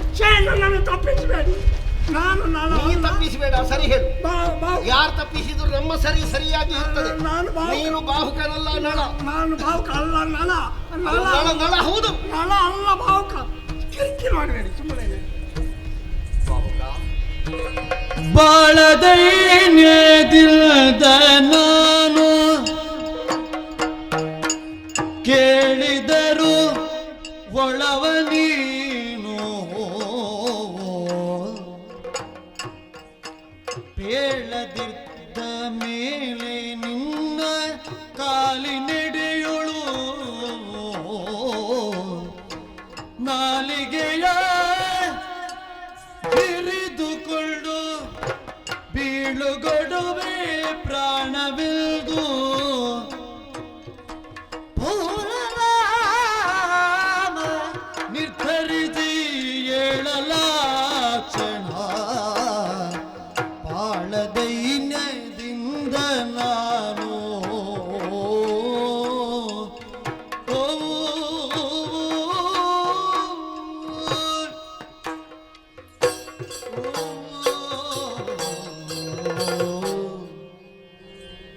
ಬಾಹುಕ ಬಾವುಕ. ಬಾವುಕ ಬಾಹುಕ ಬಾವುಕ ಅಲ್ಲ, ಅಲ್ಲ, ನಳ ನಳ ಅಲ್ಲ, ನಳ ಬಾವುಕ. ಬಾವುಕ ಬಾಹುಕ. ಕಡು ದೈನ್ಯದಿಂದ ವಿನಮ್ರನಾಗಿ ಕೈ ಜೋಡಿಸಿ ರಾಜಋಷಿಯಾದ ನಾನು ನಿನ್ನ ಪಾದಕ್ಕೆ ಮಣಿದು ಕೇಳಲು. ನೀವು ಏನೇ ಮಾಡಿ ನಾನು ನಳ ಅಲ್ಲ, ಬಾವುಕ. ನಿನ್ನ ಆಶಯದಾತ, ನಿನಗೆ ಅಂದ ಕೊಟ್ಟವ, ನಾನು ನಿನಗೆ ದೇವರಿಗೆ ಸಮ. ಒಂದು ದಿನ ಆದರೂ ನಿನ್ನನ್ನು ತುಚ್ಛ ಭಾವದಿಂದ ನಾನು ಕಂಡದ್ದಿಲ್ಲ. ನನ್ನ ಆತ್ಮೀಯನಾಗಿ, ನನ್ನ ನೆಚ್ಚಿನವನಾಗಿ, ನನ್ನ ಸಖನಾಗಿ ನಿನ್ನನ್ನು ನನ್ನ ಅಂತಃಪುರದಲ್ಲೇ ಕಂಡವ. ಅಂತಹ ನನ್ನನ್ನು ವಂಚಿಸುವುದಕ್ಕೆ ನಿನಗೆ ಮನಸ್ಸುಂಟೇನೋ? ಚಕ್ರವರ್ತಿಯಾದ ನೀನು ಸಕಲ ಶಾಸ್ತ್ರಗಳನ್ನು ತಿಳಿದವ, ಶಾಸ್ತ್ರವೇತ್ತನಾದ ನೀನು ರಾಜಋಷಿಯಾದ ನನ್ನನ್ನು ವಂಚಿಸಬಾರದು ಎನ್ನುವಂಥ ನೀತಿಯನ್ನಾದರೂ ತಿಳಿಯಲಿದ್ದೆ. ಕಡು ದೈನ್ಯದಿಂದ ತಲೆ ಬಾಗಿಸಿ ಶಿರ ತಗ್ಗಿಸಿ ನಿನ್ನಲ್ಲಿ ನಾ ಕೇಳ್ತೇನೆ, ಹೇಳಪ್ಪ. ನಾನು ನಳ ಅಲ್ಲ, ಹೇಳು, ಬಾವುಕ. ಸತ್ಯ ಹೇಳು. ಬಾವುಕ. ನೀನು ನಳ. ಬಾವುಕ. ನನ್ನ ಅಂತರಂಗದ ಕಣ್ಣುಗಳು ಹೇಳ್ತದೆ ನೀನು ನಳ ಅಂತ. ಬಾವುಕ. ನಿನ್ನ ಹೊರಗಿನ ಆವರಣ ಹೇಗೆ ಇರಲಿ, ನೀನು ಒಳಗೆ ಚಕ್ರವರ್ತಿಯಾದ ನೃಪತುಂಗನಾದ ವೃತ್ತಿ ಮೂರಕ್ಕೆ ಚಕ್ರವರ್ತಿಯಾದ ನೀನೇ ನಳ. ಬಾವುಕ. ಹೇಳುವುದಿಲ್ಲ, ಸತ್ಯವನ್ನು ಬಿಟ್ಟುಕೊಡುವುದಿಲ್ಲ. ನಿನ್ನಂತಹ ಅಲ್ಪನಲ್ಲಿ ಘನಯೋಗ ನಿಧಿಯಾದಂತಹ ನಳನನ್ನು ಆರೋಪಿಸಿ ಹೇಳಿದ್ದು ನನ್ನ ನಾಲಿಗೆ. ಯಾವ ಕಾಲಕ್ಕೂ ಅದು ತಪ್ಪನ್ನು ಮಾಡಕೂಡದು, ತಪ್ಪನ್ನು ಮಾಡಬಾರದು.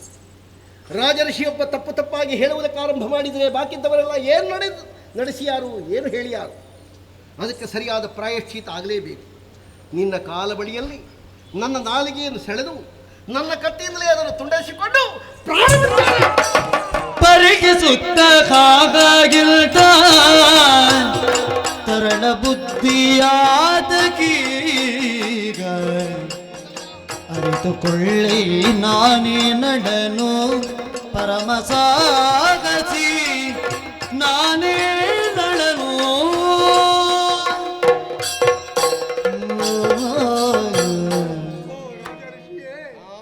ನಾನೇ ನಳ ಚಕ್ರವರ್ತಿಯಪ್ಪ, ನಾನೇ ನಳ ಚಕ್ರವರ್ತಿ. ಹಾಗಾದರೆ ನನ್ನ ಹೆಣಿಕೆ ಸತ್ಯವಾಯಿತು. ಹೌದೌದು, ನಾನು ಎಣಿಸಿದ್ದು ಸತ್ಯವಾಯಿತು. ಖಂಡಿತವಾಗಿ. ಚಕ್ರವರ್ತಿ ಚಕ್ರವರ್ತಿ ಚಕ್ರವರ್ತಿ. ಸ್ವಾಮಿ, ನಾನೊಂದು ಮಾತು ಕೇಳಲು. ಏನು? ಮಾರ ಸಮಾನ ರೂಪವಂತ ನೀನು, ಭೀಮ ಪರಾಕ್ರಮಿಯಾದ ಘನಬಲಾಢ್ಯನಾದ ನೀನು ಇವತ್ತು ಹೀಗೆ ಯಾಕೆ ಸ್ವಾಮಿ? ಕಾರಣ ಇದೆ. ಶನಿಯ ಪ್ರಭಾವಕ್ಕೆ ಒಳಗಾದವ ನಾನು. ಕಾರ್ಕೋಟಕ ಕಟ್ಟಿದ ದೆಸೆಯಿಂದ ಈ ವಿರೂಪವಾಗಿದೆಯಪ್ಪ. ನಿನಗೊಂದು ಮಂತ್ರ ಹೇಳಿಕೊಡ್ತೇನೆ, ಅದು ಶನಿ ವಿಮೋಚನಾ ಮಂತ್ರ. ಅದನ್ನು ಉಚ್ಚರಿಸು, ಯಥಾರ್ಥ ರೂಪವನ್ನು ಧರಿಸು.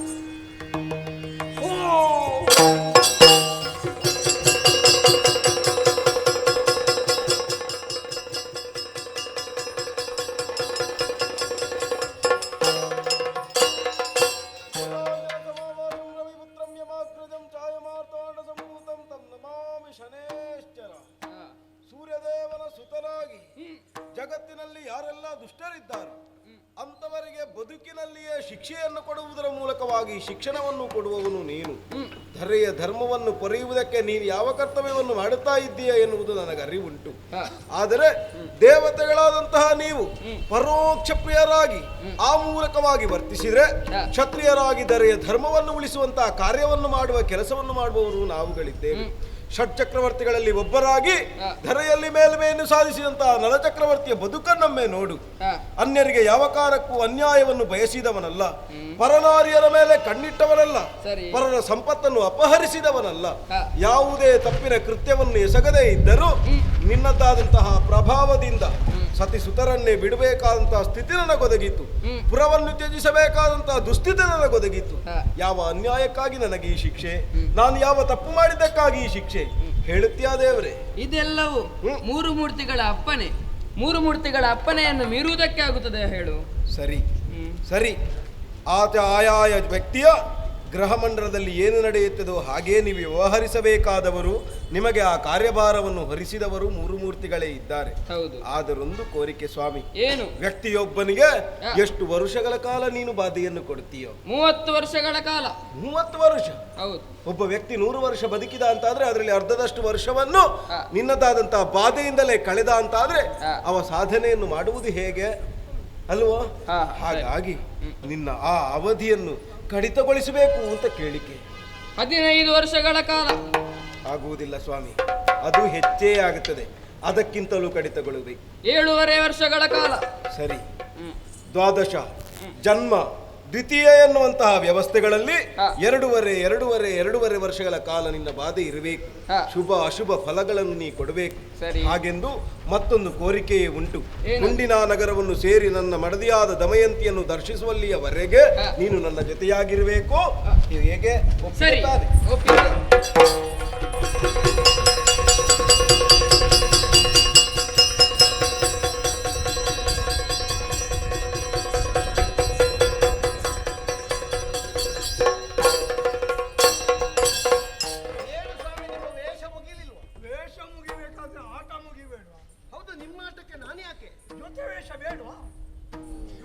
ಜೊತೆಗೆ ಯಾರಾದ್ರೂ ಇಲ್ಲದೆ ಇದ್ರೆ ಆಟ ಮುಂದೆ ಹೋಗುದಿಲ್ಲ. ಅದಿರ್ಲಿ, ನೀವು ಸೋತದ್ದು ಹೇಗೆ? ಹೌದಲ್ಲ? ಅಕ್ಷಹೃದಯ ಇದನ್ನು ನೀವು ಪಠಿಸಿದಿರಿ ಅಂತಾದ್ರೆ ಎಂತಹ ದ್ಯೂತನಲ್ಲಿಯೂ ನಿಮಗೆ ಗೆಲ್ಲುವುದಕ್ಕೆ ಸಾಧ್ಯ. ಇದನ್ನು ಪಠಿಸುತ್ತಾ ಪಠಿಸುತ್ತಾ ಮರವನ್ನು ನೋಡಿದ್ರೆ ಆ ಮರದಲ್ಲಿ ಉದುರುವ ಎಲೆ ಎಷ್ಟು, ಉದುರಿದ ಎಲೆ ಎಷ್ಟು, ಚಿಗುರು ಎಲೆ ಎಷ್ಟು, ಇನ್ನು ಚಿಗುರುವುದಕ್ಕೆ ಇರುವ ಎಲೆ ಎಷ್ಟು, ಕಾಂಡದಿಂದ ತುದಿಯವರೆಗೂ ನಿಮಗೆ ಲೆಕ್ಕ ಸಿಕ್ಕಿ ಆಯ್ತು. ಅಂತ ಅಕ್ಷಹೃದಯ ಎರಡು ವಿಚಾರಗಳನ್ನು ನನಗೆ ಹೇಳಿಕೊಟ್ಟೆ. ಸರಿ, ನಾನು ಕೂಡ ಅದರ ಬದಲಾಗಿ ಇನ್ನೆರಡು ವಿಚಾರವನ್ನು ಹೇಳ್ತೇನೆ. ಹೇಗೆ? ಅಶ್ವಹೃದಯ, ರಥಕಲ್ಪ. ಚಕ್ರವರ್ತಿಗಳೇ. ಚಕ್ರವರ್ತಿ ಚಕ್ರವರ್ತಿ ಅಲ್ಲ, ಬಾಹುಕ. ಬಾಹುಕ ಅದ್ಯಾಕೆ? ತಿಳಿಯದೆ ನಿಮ್ಮನ್ನು ಬಾಹುಕ ಅಂತ ಹೇಳಿದ ತಪ್ಪಿಗೆ ನಾನು ಎಲ್ಲಿ ಹೋಗಿ ಸ್ನಾನ ಮಾಡುವುದು ಅಂತ ಇದ್ದೇನೆ. ಹೌದಾ? ಎಲ್ಲಿಗೆ ಹೋದ್ರೂ ಪಾಪ ಪರಿಮಾರ್ಜನ ಆಗ್ಲಿಕ್ಕಿಲ್ಲ. ಹಾಗಾಗಿ ತಿಳಿದ ಮೇಲೆಯೂ ನಿಮ್ಮನ್ನು ಬಾಹುಕ ಅಂತ ಹೇಳಿದ್ರೆ ಜನ್ಮ ಜನ್ಮಾಂತರ್ಯದಲ್ಲಿಯೂ ತೊಳೆಯಲಿಕ್ಕೆ ಆಗದೇ ಇರುವ ಪಾಪ ಬಂದಿತ್ತು. ಹಾಗಾದ್ರೆ ಚಕ್ರವರ್ತಿ, ಹಾಗಾದ್ರೆ ನನ್ನ ಅಪ್ಪಣೆಯನ್ನು ಪಾಲಿಸಬೇಕು, ಬಾಹುಕನೆಂದೇ ಕರೀಬೇಕು. ದೊಡ್ಡವರಲ್ಲಿ ವ್ಯವಹರಿಸುವಾಗ ಬಹಳ ಜಾಗ್ರತೆ ಬೇಕು ಅಂತ ಹೇಳುವುದು ಇದಕ್ಕೆ. ಹಗ್ಗ ಇಲ್ಲದೆ ಕಟ್ಟಿದ್ದೀರಿ. ನಿಮ್ಮ ಅಪ್ಪಣೆ ಪ್ರಕಾರ ನೀವು ಹೇಳುವಲ್ಲಿವರೆಗೆ ಇದು ಎಲ್ಲಿವರೆಗೆ ಸ್ವಾಮಿ? ಇದು ಮದುವೆ ಪ್ರಕರಣ ಮುಗಿಯುವಲ್ಲಿವರೆಗೆ ಮಾತ್ರ. ನಿಮ್ಮ ಹೆಂಡತಿಯ ಪರೀಕ್ಷೆ ಆಗುವಲ್ಲಿವರೆಗೆ ನೀವು ಹೀಗೆ ಇರ್ತೀರಿ. ನೋಡಿ, ನಾವು ಬಂದು ಬಂದು ಬಂದು ಬಂದು ಕುಂಡಿನಾಪುರಕ್ಕೆ ಮುಟ್ಟಿ ಆಯ್ತು. ಮದುಮಗಳಾದಂತಹ ದಮಯಂತಿ ದೇವಿ ನಿಮಗೆ ಆಳಟ್ಟಿದ್ದಾರೆ ನಿಮ್ಮನ್ನು ಪ್ರತ್ಯೇಕವಾಗಿ ಕಾಣಬೇಕು ಅಂತ. ನೀವು ನಿಮ್ಮ ಹೆಂಡತಿಯನ್ನು ಕಾಣುವಾಗ ನಾನು ಯಾಕೆ ಒಟ್ಟಿಗೆ ಹೇಳಿ? ಇನ್ನೊಮ್ಮೆ ಸಂಧಿಸೋಣ. ಅಲ್ಲಿಯವರೆಗೆ ನಾನು ವಿರಮಿಸುವುದಕ್ಕಿದ್ದೇನೆ. ನಮಸ್ಕಾರ, ಬರ್ತೇನೆ.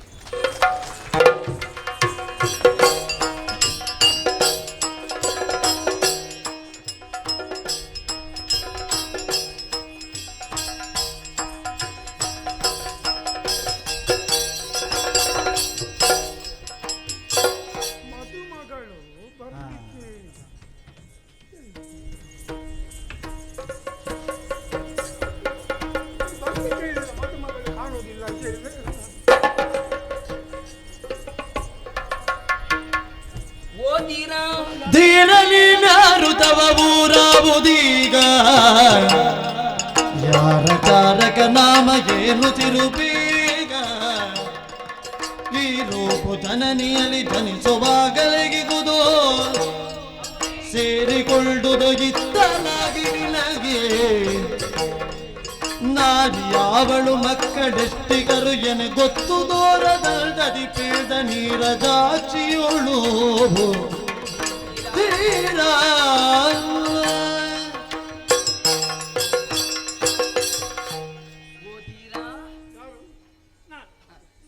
ಮೊದಲು ಧೀರ, ಈಗ ಬರೇ ಬೀರ.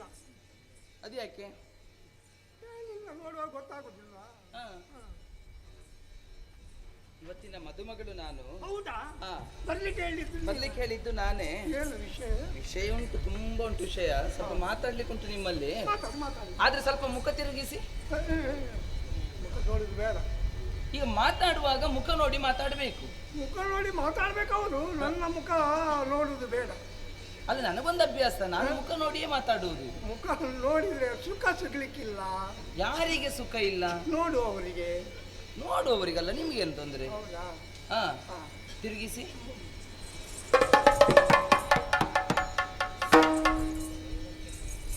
ನಿಮ್ಮಲ್ಲಿ ಕೆಲವೊಂದು ಪ್ರಶ್ನೆಗಳನ್ನು ಕೇಳಬೇಕು ನಾನು.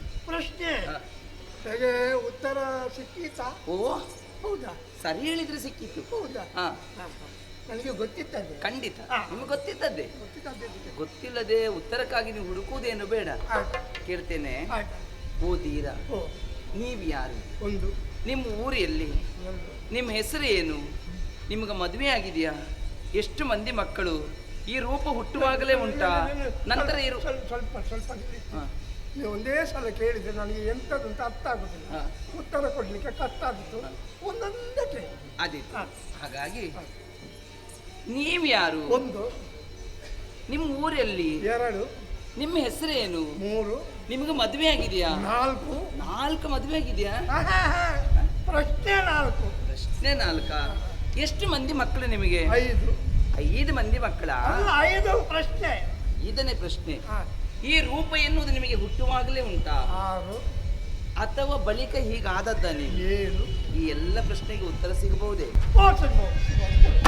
ಮೆರವ ಬಂಗಾಳದಿ ಚಗಳಿನೆಗೆ ಪೂರ್ವದಲ್ಲಿ ಬರಬಾಹುಕನು ಎಂಬ ಪಸರು ಕೇಳು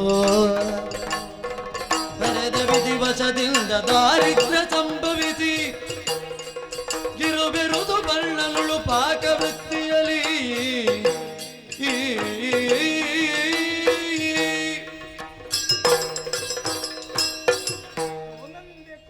ಸರಿ. ಮೊದಲು ನನ್ನ ಊರು ಬಂಗಾಳ. ಬಂಗಾಳ? ಗೌಡು ಬಂಗಾಳ. ಗೌಡು ಬಂಗಾಳದವರ ನೀವು? ಓಹೋ, ಇದು ನನ್ನ ಊರು ಬಂಗಾಳ ಅಲ್ವಾ? ಊರು ಬಂಗಾಳ. ನಾನೀಗ ಕಂಗಾಳ. ಕಂಗಾಳ? ಅದ್ಯಾಕೆ? ಏನಿಲ್ಲ ಅಂತ.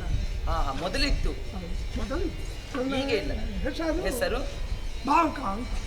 ಬಾವುಕ? ಬಾವುಕ. ಇದು ಮದುವೆ ಆಗಿದೆಯಾ? ಹೌದಾ? ಹೆಂಡತಿ ಇಲ್ಲ. ಅವಳು ನನ್ನನ್ನು ಬಿಟ್ಟು ಹೋಗಿದ್ದಾಳೆ. ಏನು?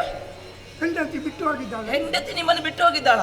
ಎಂತ ಹೆಣ್ಣು ಅವಳು! ಒಮ್ಮೆ ನನ್ನ ಕೈಗೆ ಸಿಗಬೇಕಿತ್ತು ಅವಳು. ಅವಳು ಜುಟ್ಟು ಹಿಡಿದು ಕೇಳ್ತಾ ಇದ್ದೆ ನಾನು. ಅಲ್ಲ, ಮೊದಲಿತ್ತು ಅಂತ ಹೇಳಿದ್ರಿ ನಿಮ್ಮಲ್ಲಿ, ಈಗ ಇಲ್ಲ ಅಂತ ಹೇಳಿದ್ರಿ. ಶ್ರೀಮಂತಿಗೆ ನಿಮ್ಮಲ್ಲಿ ಇರುವಾಗ ನಿಮ್ಮ ಜೊತೆಯಲ್ಲಿ ಅವಳಿದ್ಲು.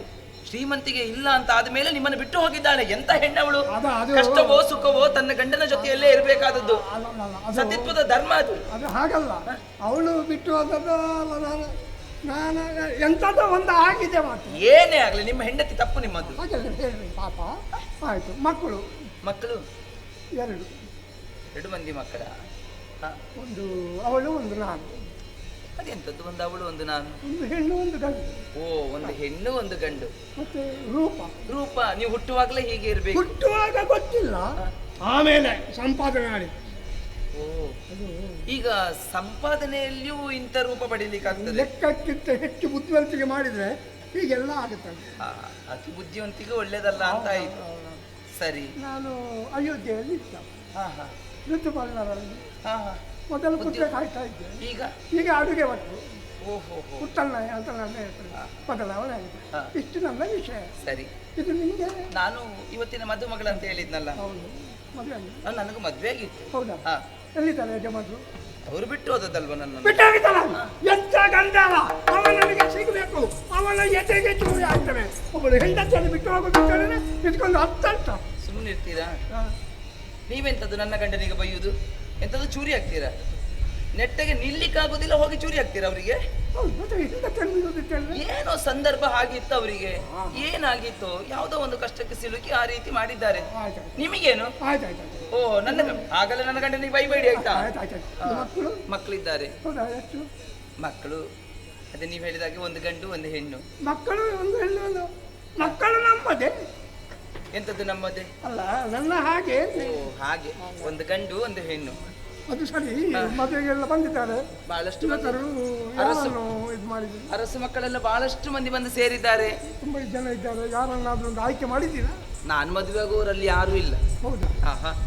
ಅಂದ್ರೆ ಅವರಿಗೆಲ್ಲ ನನ್ನ ಮೇಲೆ ಮನಸ್ಸಿರಬಹುದು, ನನಗೆ ಅವ್ರು ಯಾರ ಮೇಲೂ ಮನಸ್ಸಿಲ್ಲ. ಒಂದು ವೇಳೆ ಮದುವೆ ನಿಂತಿತು ಅಂತ ಆದ್ರೆ ಯಾರಾದ್ರೂ ಸಂಕಟ ಪಡ್ತಾರೆ, ನೀವೇನು ಸಂತೋಷ ಪಡುವುದು?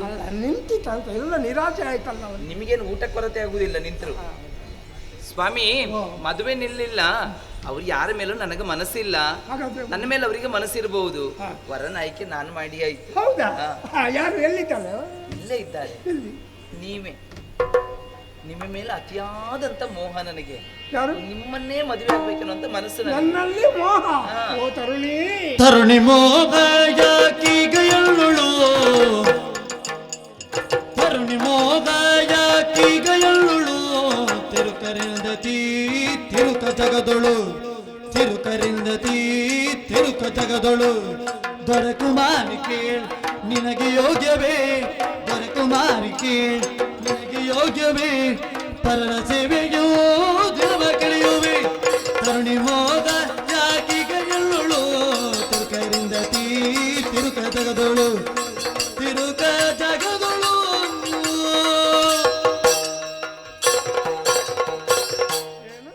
ನಿಮ್ಮ ಮೇಲೆ ಮೋಹ ನನಗೆ. ನನ್ನ ಮೇಲೆ ಮೋಹ? ಹೌದು. ಅಯ್ಯೋ ತರುಣಿ, ಯಾಕೆ? ನಿನಗೆ ಯಾಕೆ ನನ್ನ ಮೇಲೆ ಮೋಹ?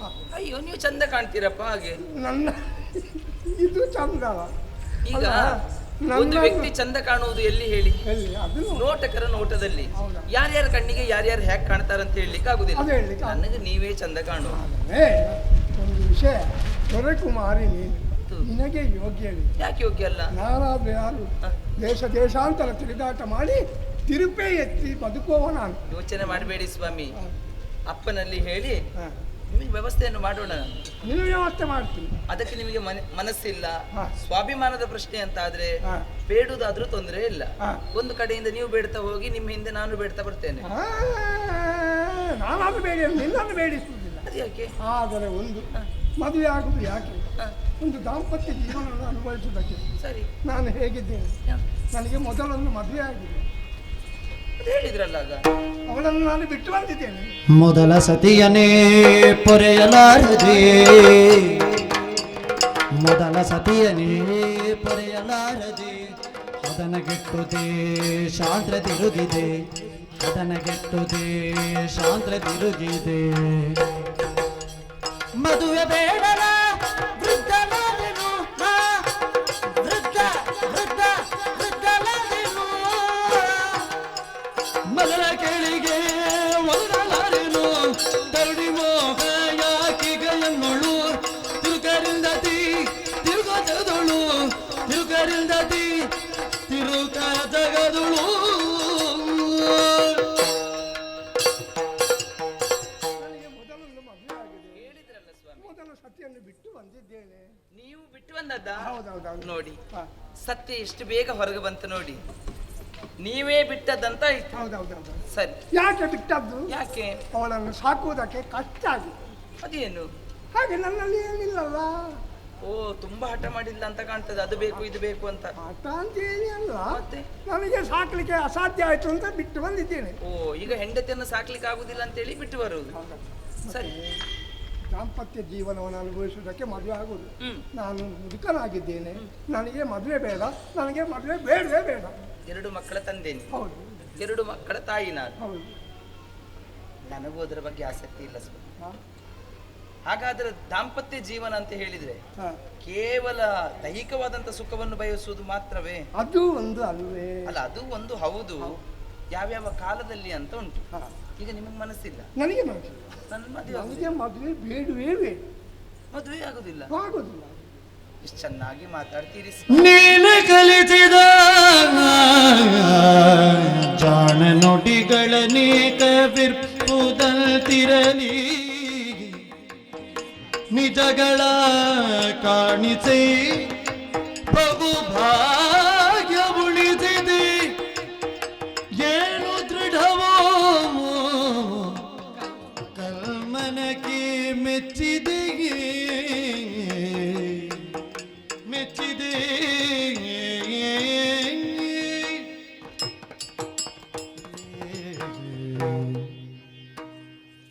ಚೆನ್ನಾಗಿ ಮಾತಾಡ್ತೀರಿ ನೀವು. ನೀವು ಆಡುವ ಮಾತನ್ನು ಇನ್ನೂ ಕೇಳಬೇಕು ಮತ್ತೂ ಕೇಳಬೇಕೆನ್ನುವಂತ ಆಸೆ ಆಗ್ತದೆ ನನಗೆ.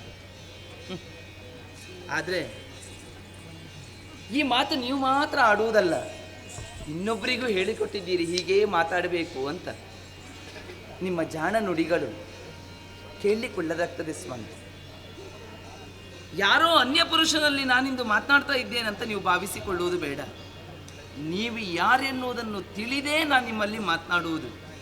ಅದನ್ನು ಬಿಟ್ಟು ಪರಪುರುಷನಲ್ಲಿ ಇಷ್ಟು ಹೊತ್ತು ನಾನು ಮಾತಾಡ್ತೇನಂತ ಭಾವಿಸಿಕೊಂಡ್ರೆ ನೀವು ಇಲ್ಲ ಸ್ವಾಮಿ.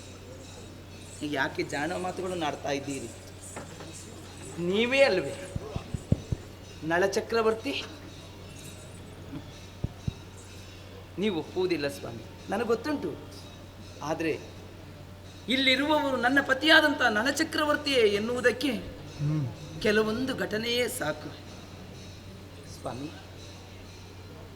ದಮಯಂತಿಗೆ ಪುನರ್ಸ್ವಯಂವರ ನಾನೇ ನನ್ನ ಅಪ್ಪನಲ್ಲಿ ಹೇಳಿ ಇರಿಸಿದ್ದಿದ್ದು.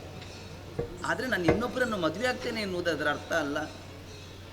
ಅಲ್ಲಿರುವುದು ನೀವೇ ಅಂತ ತಿಳಿದುಕೊಳ್ಳುವ ಉದ್ದೇಶದಿಂದ ನವಮಿಯ ಮಧ್ಯಾಹ್ನದ ನಂತರ ನಿಮಗೆ ಓಲೆ ತಲುಪುವ ಹಾಗೆ ಮಾಡುವ ವ್ಯವಸ್ಥೆಯನ್ನು ಮಾಡಲಿಕ್ಕೆ ನಾನೇ ಅಪ್ಪನಲ್ಲಿ ಹೇಳಿದ್ದು. ಯಾಕೆ? ದೇವತೆಗಳ ಅನುಗ್ರಹಕ್ಕೆ ಪಾತ್ರರಾದವರು ನೀವು, ಅಶ್ವರದೆಯ ಋತಕಲ್ಪ ವಿದ್ಯೆಯನ್ನು ಕಲಿತವರು ನೀವು. ಹಾಗಾಗಿ ಅಷ್ಟು ಬೇಗ ಇಲ್ಲಿಗೆ ಮುಟ್ಟುವ ಹಾಗಾಯಿತು. ನೀವು ಬರುವಾಗ ಅರಮನೆಯ ಹೆಬ್ಬಾಗಿಲು ತೆರೆಯಿತು ಅಂತಾದರೆ ಆ ಯೋಗ್ಯತೆ ಇರುವುದು ನನ್ನ ಪತಿಯಾದಂಥ ನಿಮಗೆ ಮಾತ್ರ ಸಾಧ್ಯ ಸ್ವಾಮಿ. ಬಿಡದಿಯ ವ್ಯವಸ್ಥೆಯನ್ನು ಮಾಡಿದಾಗ ನೀರು ಬೆಂಕಿಗಳನ್ನೇ ಕೊಡಲಿಲ್ಲ, ಆದರೂ ಅಡುಗೆ ಮಾಡಿ ಊಟ ಮಾಡಿದ್ದೀರಿ ನೀವು.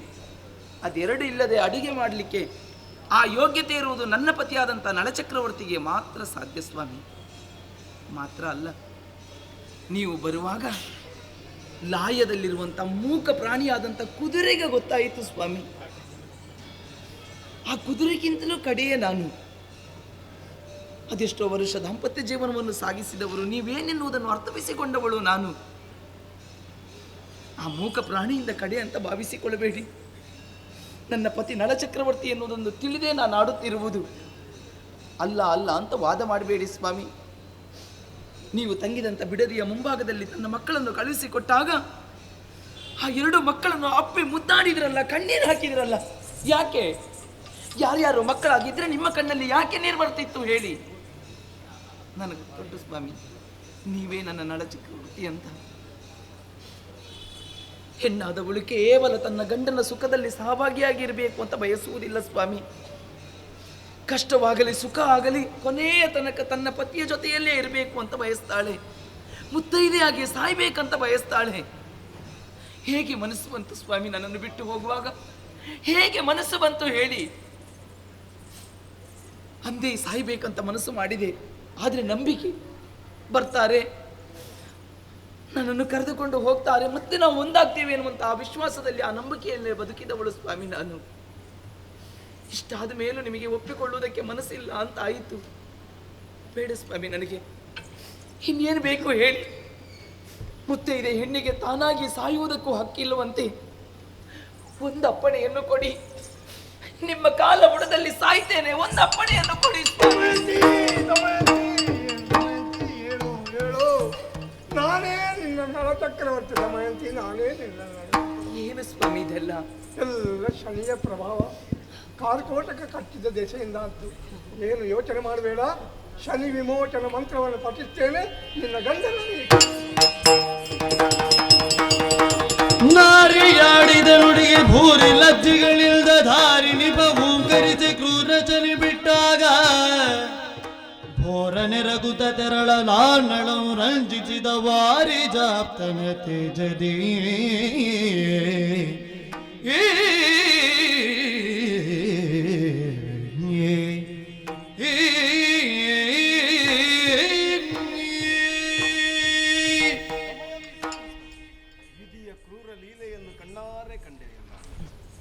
ಕುಂಟನಾಗಲಿ ಹೆಳವನಾಗಲಿ ಬದಿರನಾಗಲಿ ತನ್ನ ಸತಿಯನ್ನು ರಕ್ಷಿಸಬೇಕಾದಂಥ ಕರ್ತವ್ಯವನ್ನು ಹೊರತಾನೆ. ಆದರೆ ಷಟ್ಚಕ್ರವರ್ತಿಗಳಲ್ಲಿ ಒಬ್ಬನಾಗಿ ಮೆರೆದಾಡಿದಂತಹ ಈ ನನ್ನ ಅವಸ್ಥೆಯನ್ನು ನೋಡಿ, ನನಗಾಗಿ ನೀನುಟ್ಟ ಸೀರೆಯನ್ನು ಹರಿದುಕೊಟ್ಟರೂ ನಿನ್ನನ್ನು ಅದೇ ಕಾಡಿನಲ್ಲಿ ಬಿಟ್ಟು ಬಂದಂತಹ ಪಾಪಿ ನಾನಿದ್ದೇನೆ ನೋಡು. ಮಾತ್ರವೇ ಅಲ್ಲ, ಮದುವೆಯ ಸಂದರ್ಭದಲ್ಲಿ ನನ್ನಂತೆ ರೂಪವನ್ನು ಧರಿಸಿ ಬಂದಂತಹ ಇಂದ್ರಾದಿಗಳನ್ನಾದರೂ ಗುರುತಿಸಿ ನನ್ನನ್ನೇ ಮದುವೆಯಾದವಳು ನೀನು. ಆದರೆ ನಾನು ನಿನಗೆ ಕೊಟ್ಟದ್ದೇನು? ನಿನ್ನ ಕಣ್ಣಲ್ಲಿ ಕಣ್ಣೀರು ಬಿಟ್ಟರೆ ಬೇರೇನು ಇಲ್ಲ. ಆಲೋಚನೆ ಮಾಡಬೇಡ. ಇಷ್ಟೆಲ್ಲ ಆಗುವುದಕ್ಕೆ ಕಾರಣ ಏನು ಗೊತ್ತೋ? ಶನಿಯ ಪ್ರಭಾವವೇ ಇದಕ್ಕೆಲ್ಲ ಮೂಲ ಕಾರಣ. ಆಗ ನಿಮ್ಮ ಯಾವ ತಪ್ಪು ಇಲ್ಲ ಸ್ವಾಮಿ. ಅದು ಹಾಗೆ ಹಣೆಯಲ್ಲಿ ಹುಟ್ಟುವಾಗಲೇ ಬ್ರಹ್ಮದೇವ ಬರೆದಿರಿಸಿದ್ದಾನೆ, ಹೀಗೆ ಹುಟ್ಟಬೇಕು, ಹೀಗೆ ಸಾಗಬೇಕು, ಹೀಗೆ ಅಂತ್ಯಗೊಳ್ಳಬೇಕು ಅಂತ. ಬರೆದಂತ ಅವನು ಹೀಗೆ ಬರೆದಿದ್ದೇನೆ ಅಂತ ಹೇಳುವುದಿಲ್ಲ. ಈ ಬರೆಸಿಕೊಂಡವನಿಗೆ ಅದು ಓದಲಿಕ್ಕೆ ಬರುವುದಿಲ್ಲ ಸ್ವಾಮಿ. ಹಾಗಿರುವಾಗ ನಮ್ಮ ಬದುಕಿನಲ್ಲಿ ಹೀಗೆ ನಡಿಬೇಕು ಅಂತಿದ್ರೆ ಅದನ್ನು ತಪ್ಪಿಸುವುದಕ್ಕೆ ಯಾರಿಂದ ಸಾಧ್ಯ ಹೇಳಿ? ಸತ್ಯವೇ. ವಿಕಟ ವಿನೋದಿ ಎನಿಸಿದಂತಹ ವಿಧಾತನಿತ್ತಂತಹ ಈ ರಂಗದಲ್ಲಿ ನಾವು ನರ್ತಿಸಬೇಕು, ಕುಣಿಯಬೇಕು, ನಲಿಯಬೇಕು, ಎಲ್ಲವೂ ಮಾಡಬೇಕು. ಕಷ್ಟ ಉಂಟು, ಸುಖ ಉಂಟು, ಎಲ್ಲವೂ ಅವನಿತ್ತ ಇಚ್ಛೆ ಅಂತ ಆದ್ರೆ ಅದರ ಬಗ್ಗೆ ಚಿಂತೆ ಮಾಡಬೇಕಾದ್ದಿಲ್ಲ. ಶನಿ ಮಂತ್ರದ ಪ್ರಭಾವದಿಂದಲಾಗಿ ಶನಿಯನನ್ನು ತೊರೆದು ದೂರಕ್ಕೆ ಹೋದವನಿದ್ದಾನೆ. ಆದರೆ ಯಾವ ಮೋಸದ ಮೂಲಕವಾಗಿ ನನ್ನ ತಮ್ಮ ಪುಷ್ಕರನನ್ನ ಅವನಿಯನ್ನು ಪಡೆದಿದ್ದಾನು, ಅದೇ ಭೂಮಿಯನ್ನು ಸಮರ ಮುಖದಿಂದಲಾದರೂ ಮತ್ತೆ ಪಡೆಯುತ್ತೇನೆ. ಹೀಗೆ ಬಾ ಕಡೆಗೆ ಸಾಕು.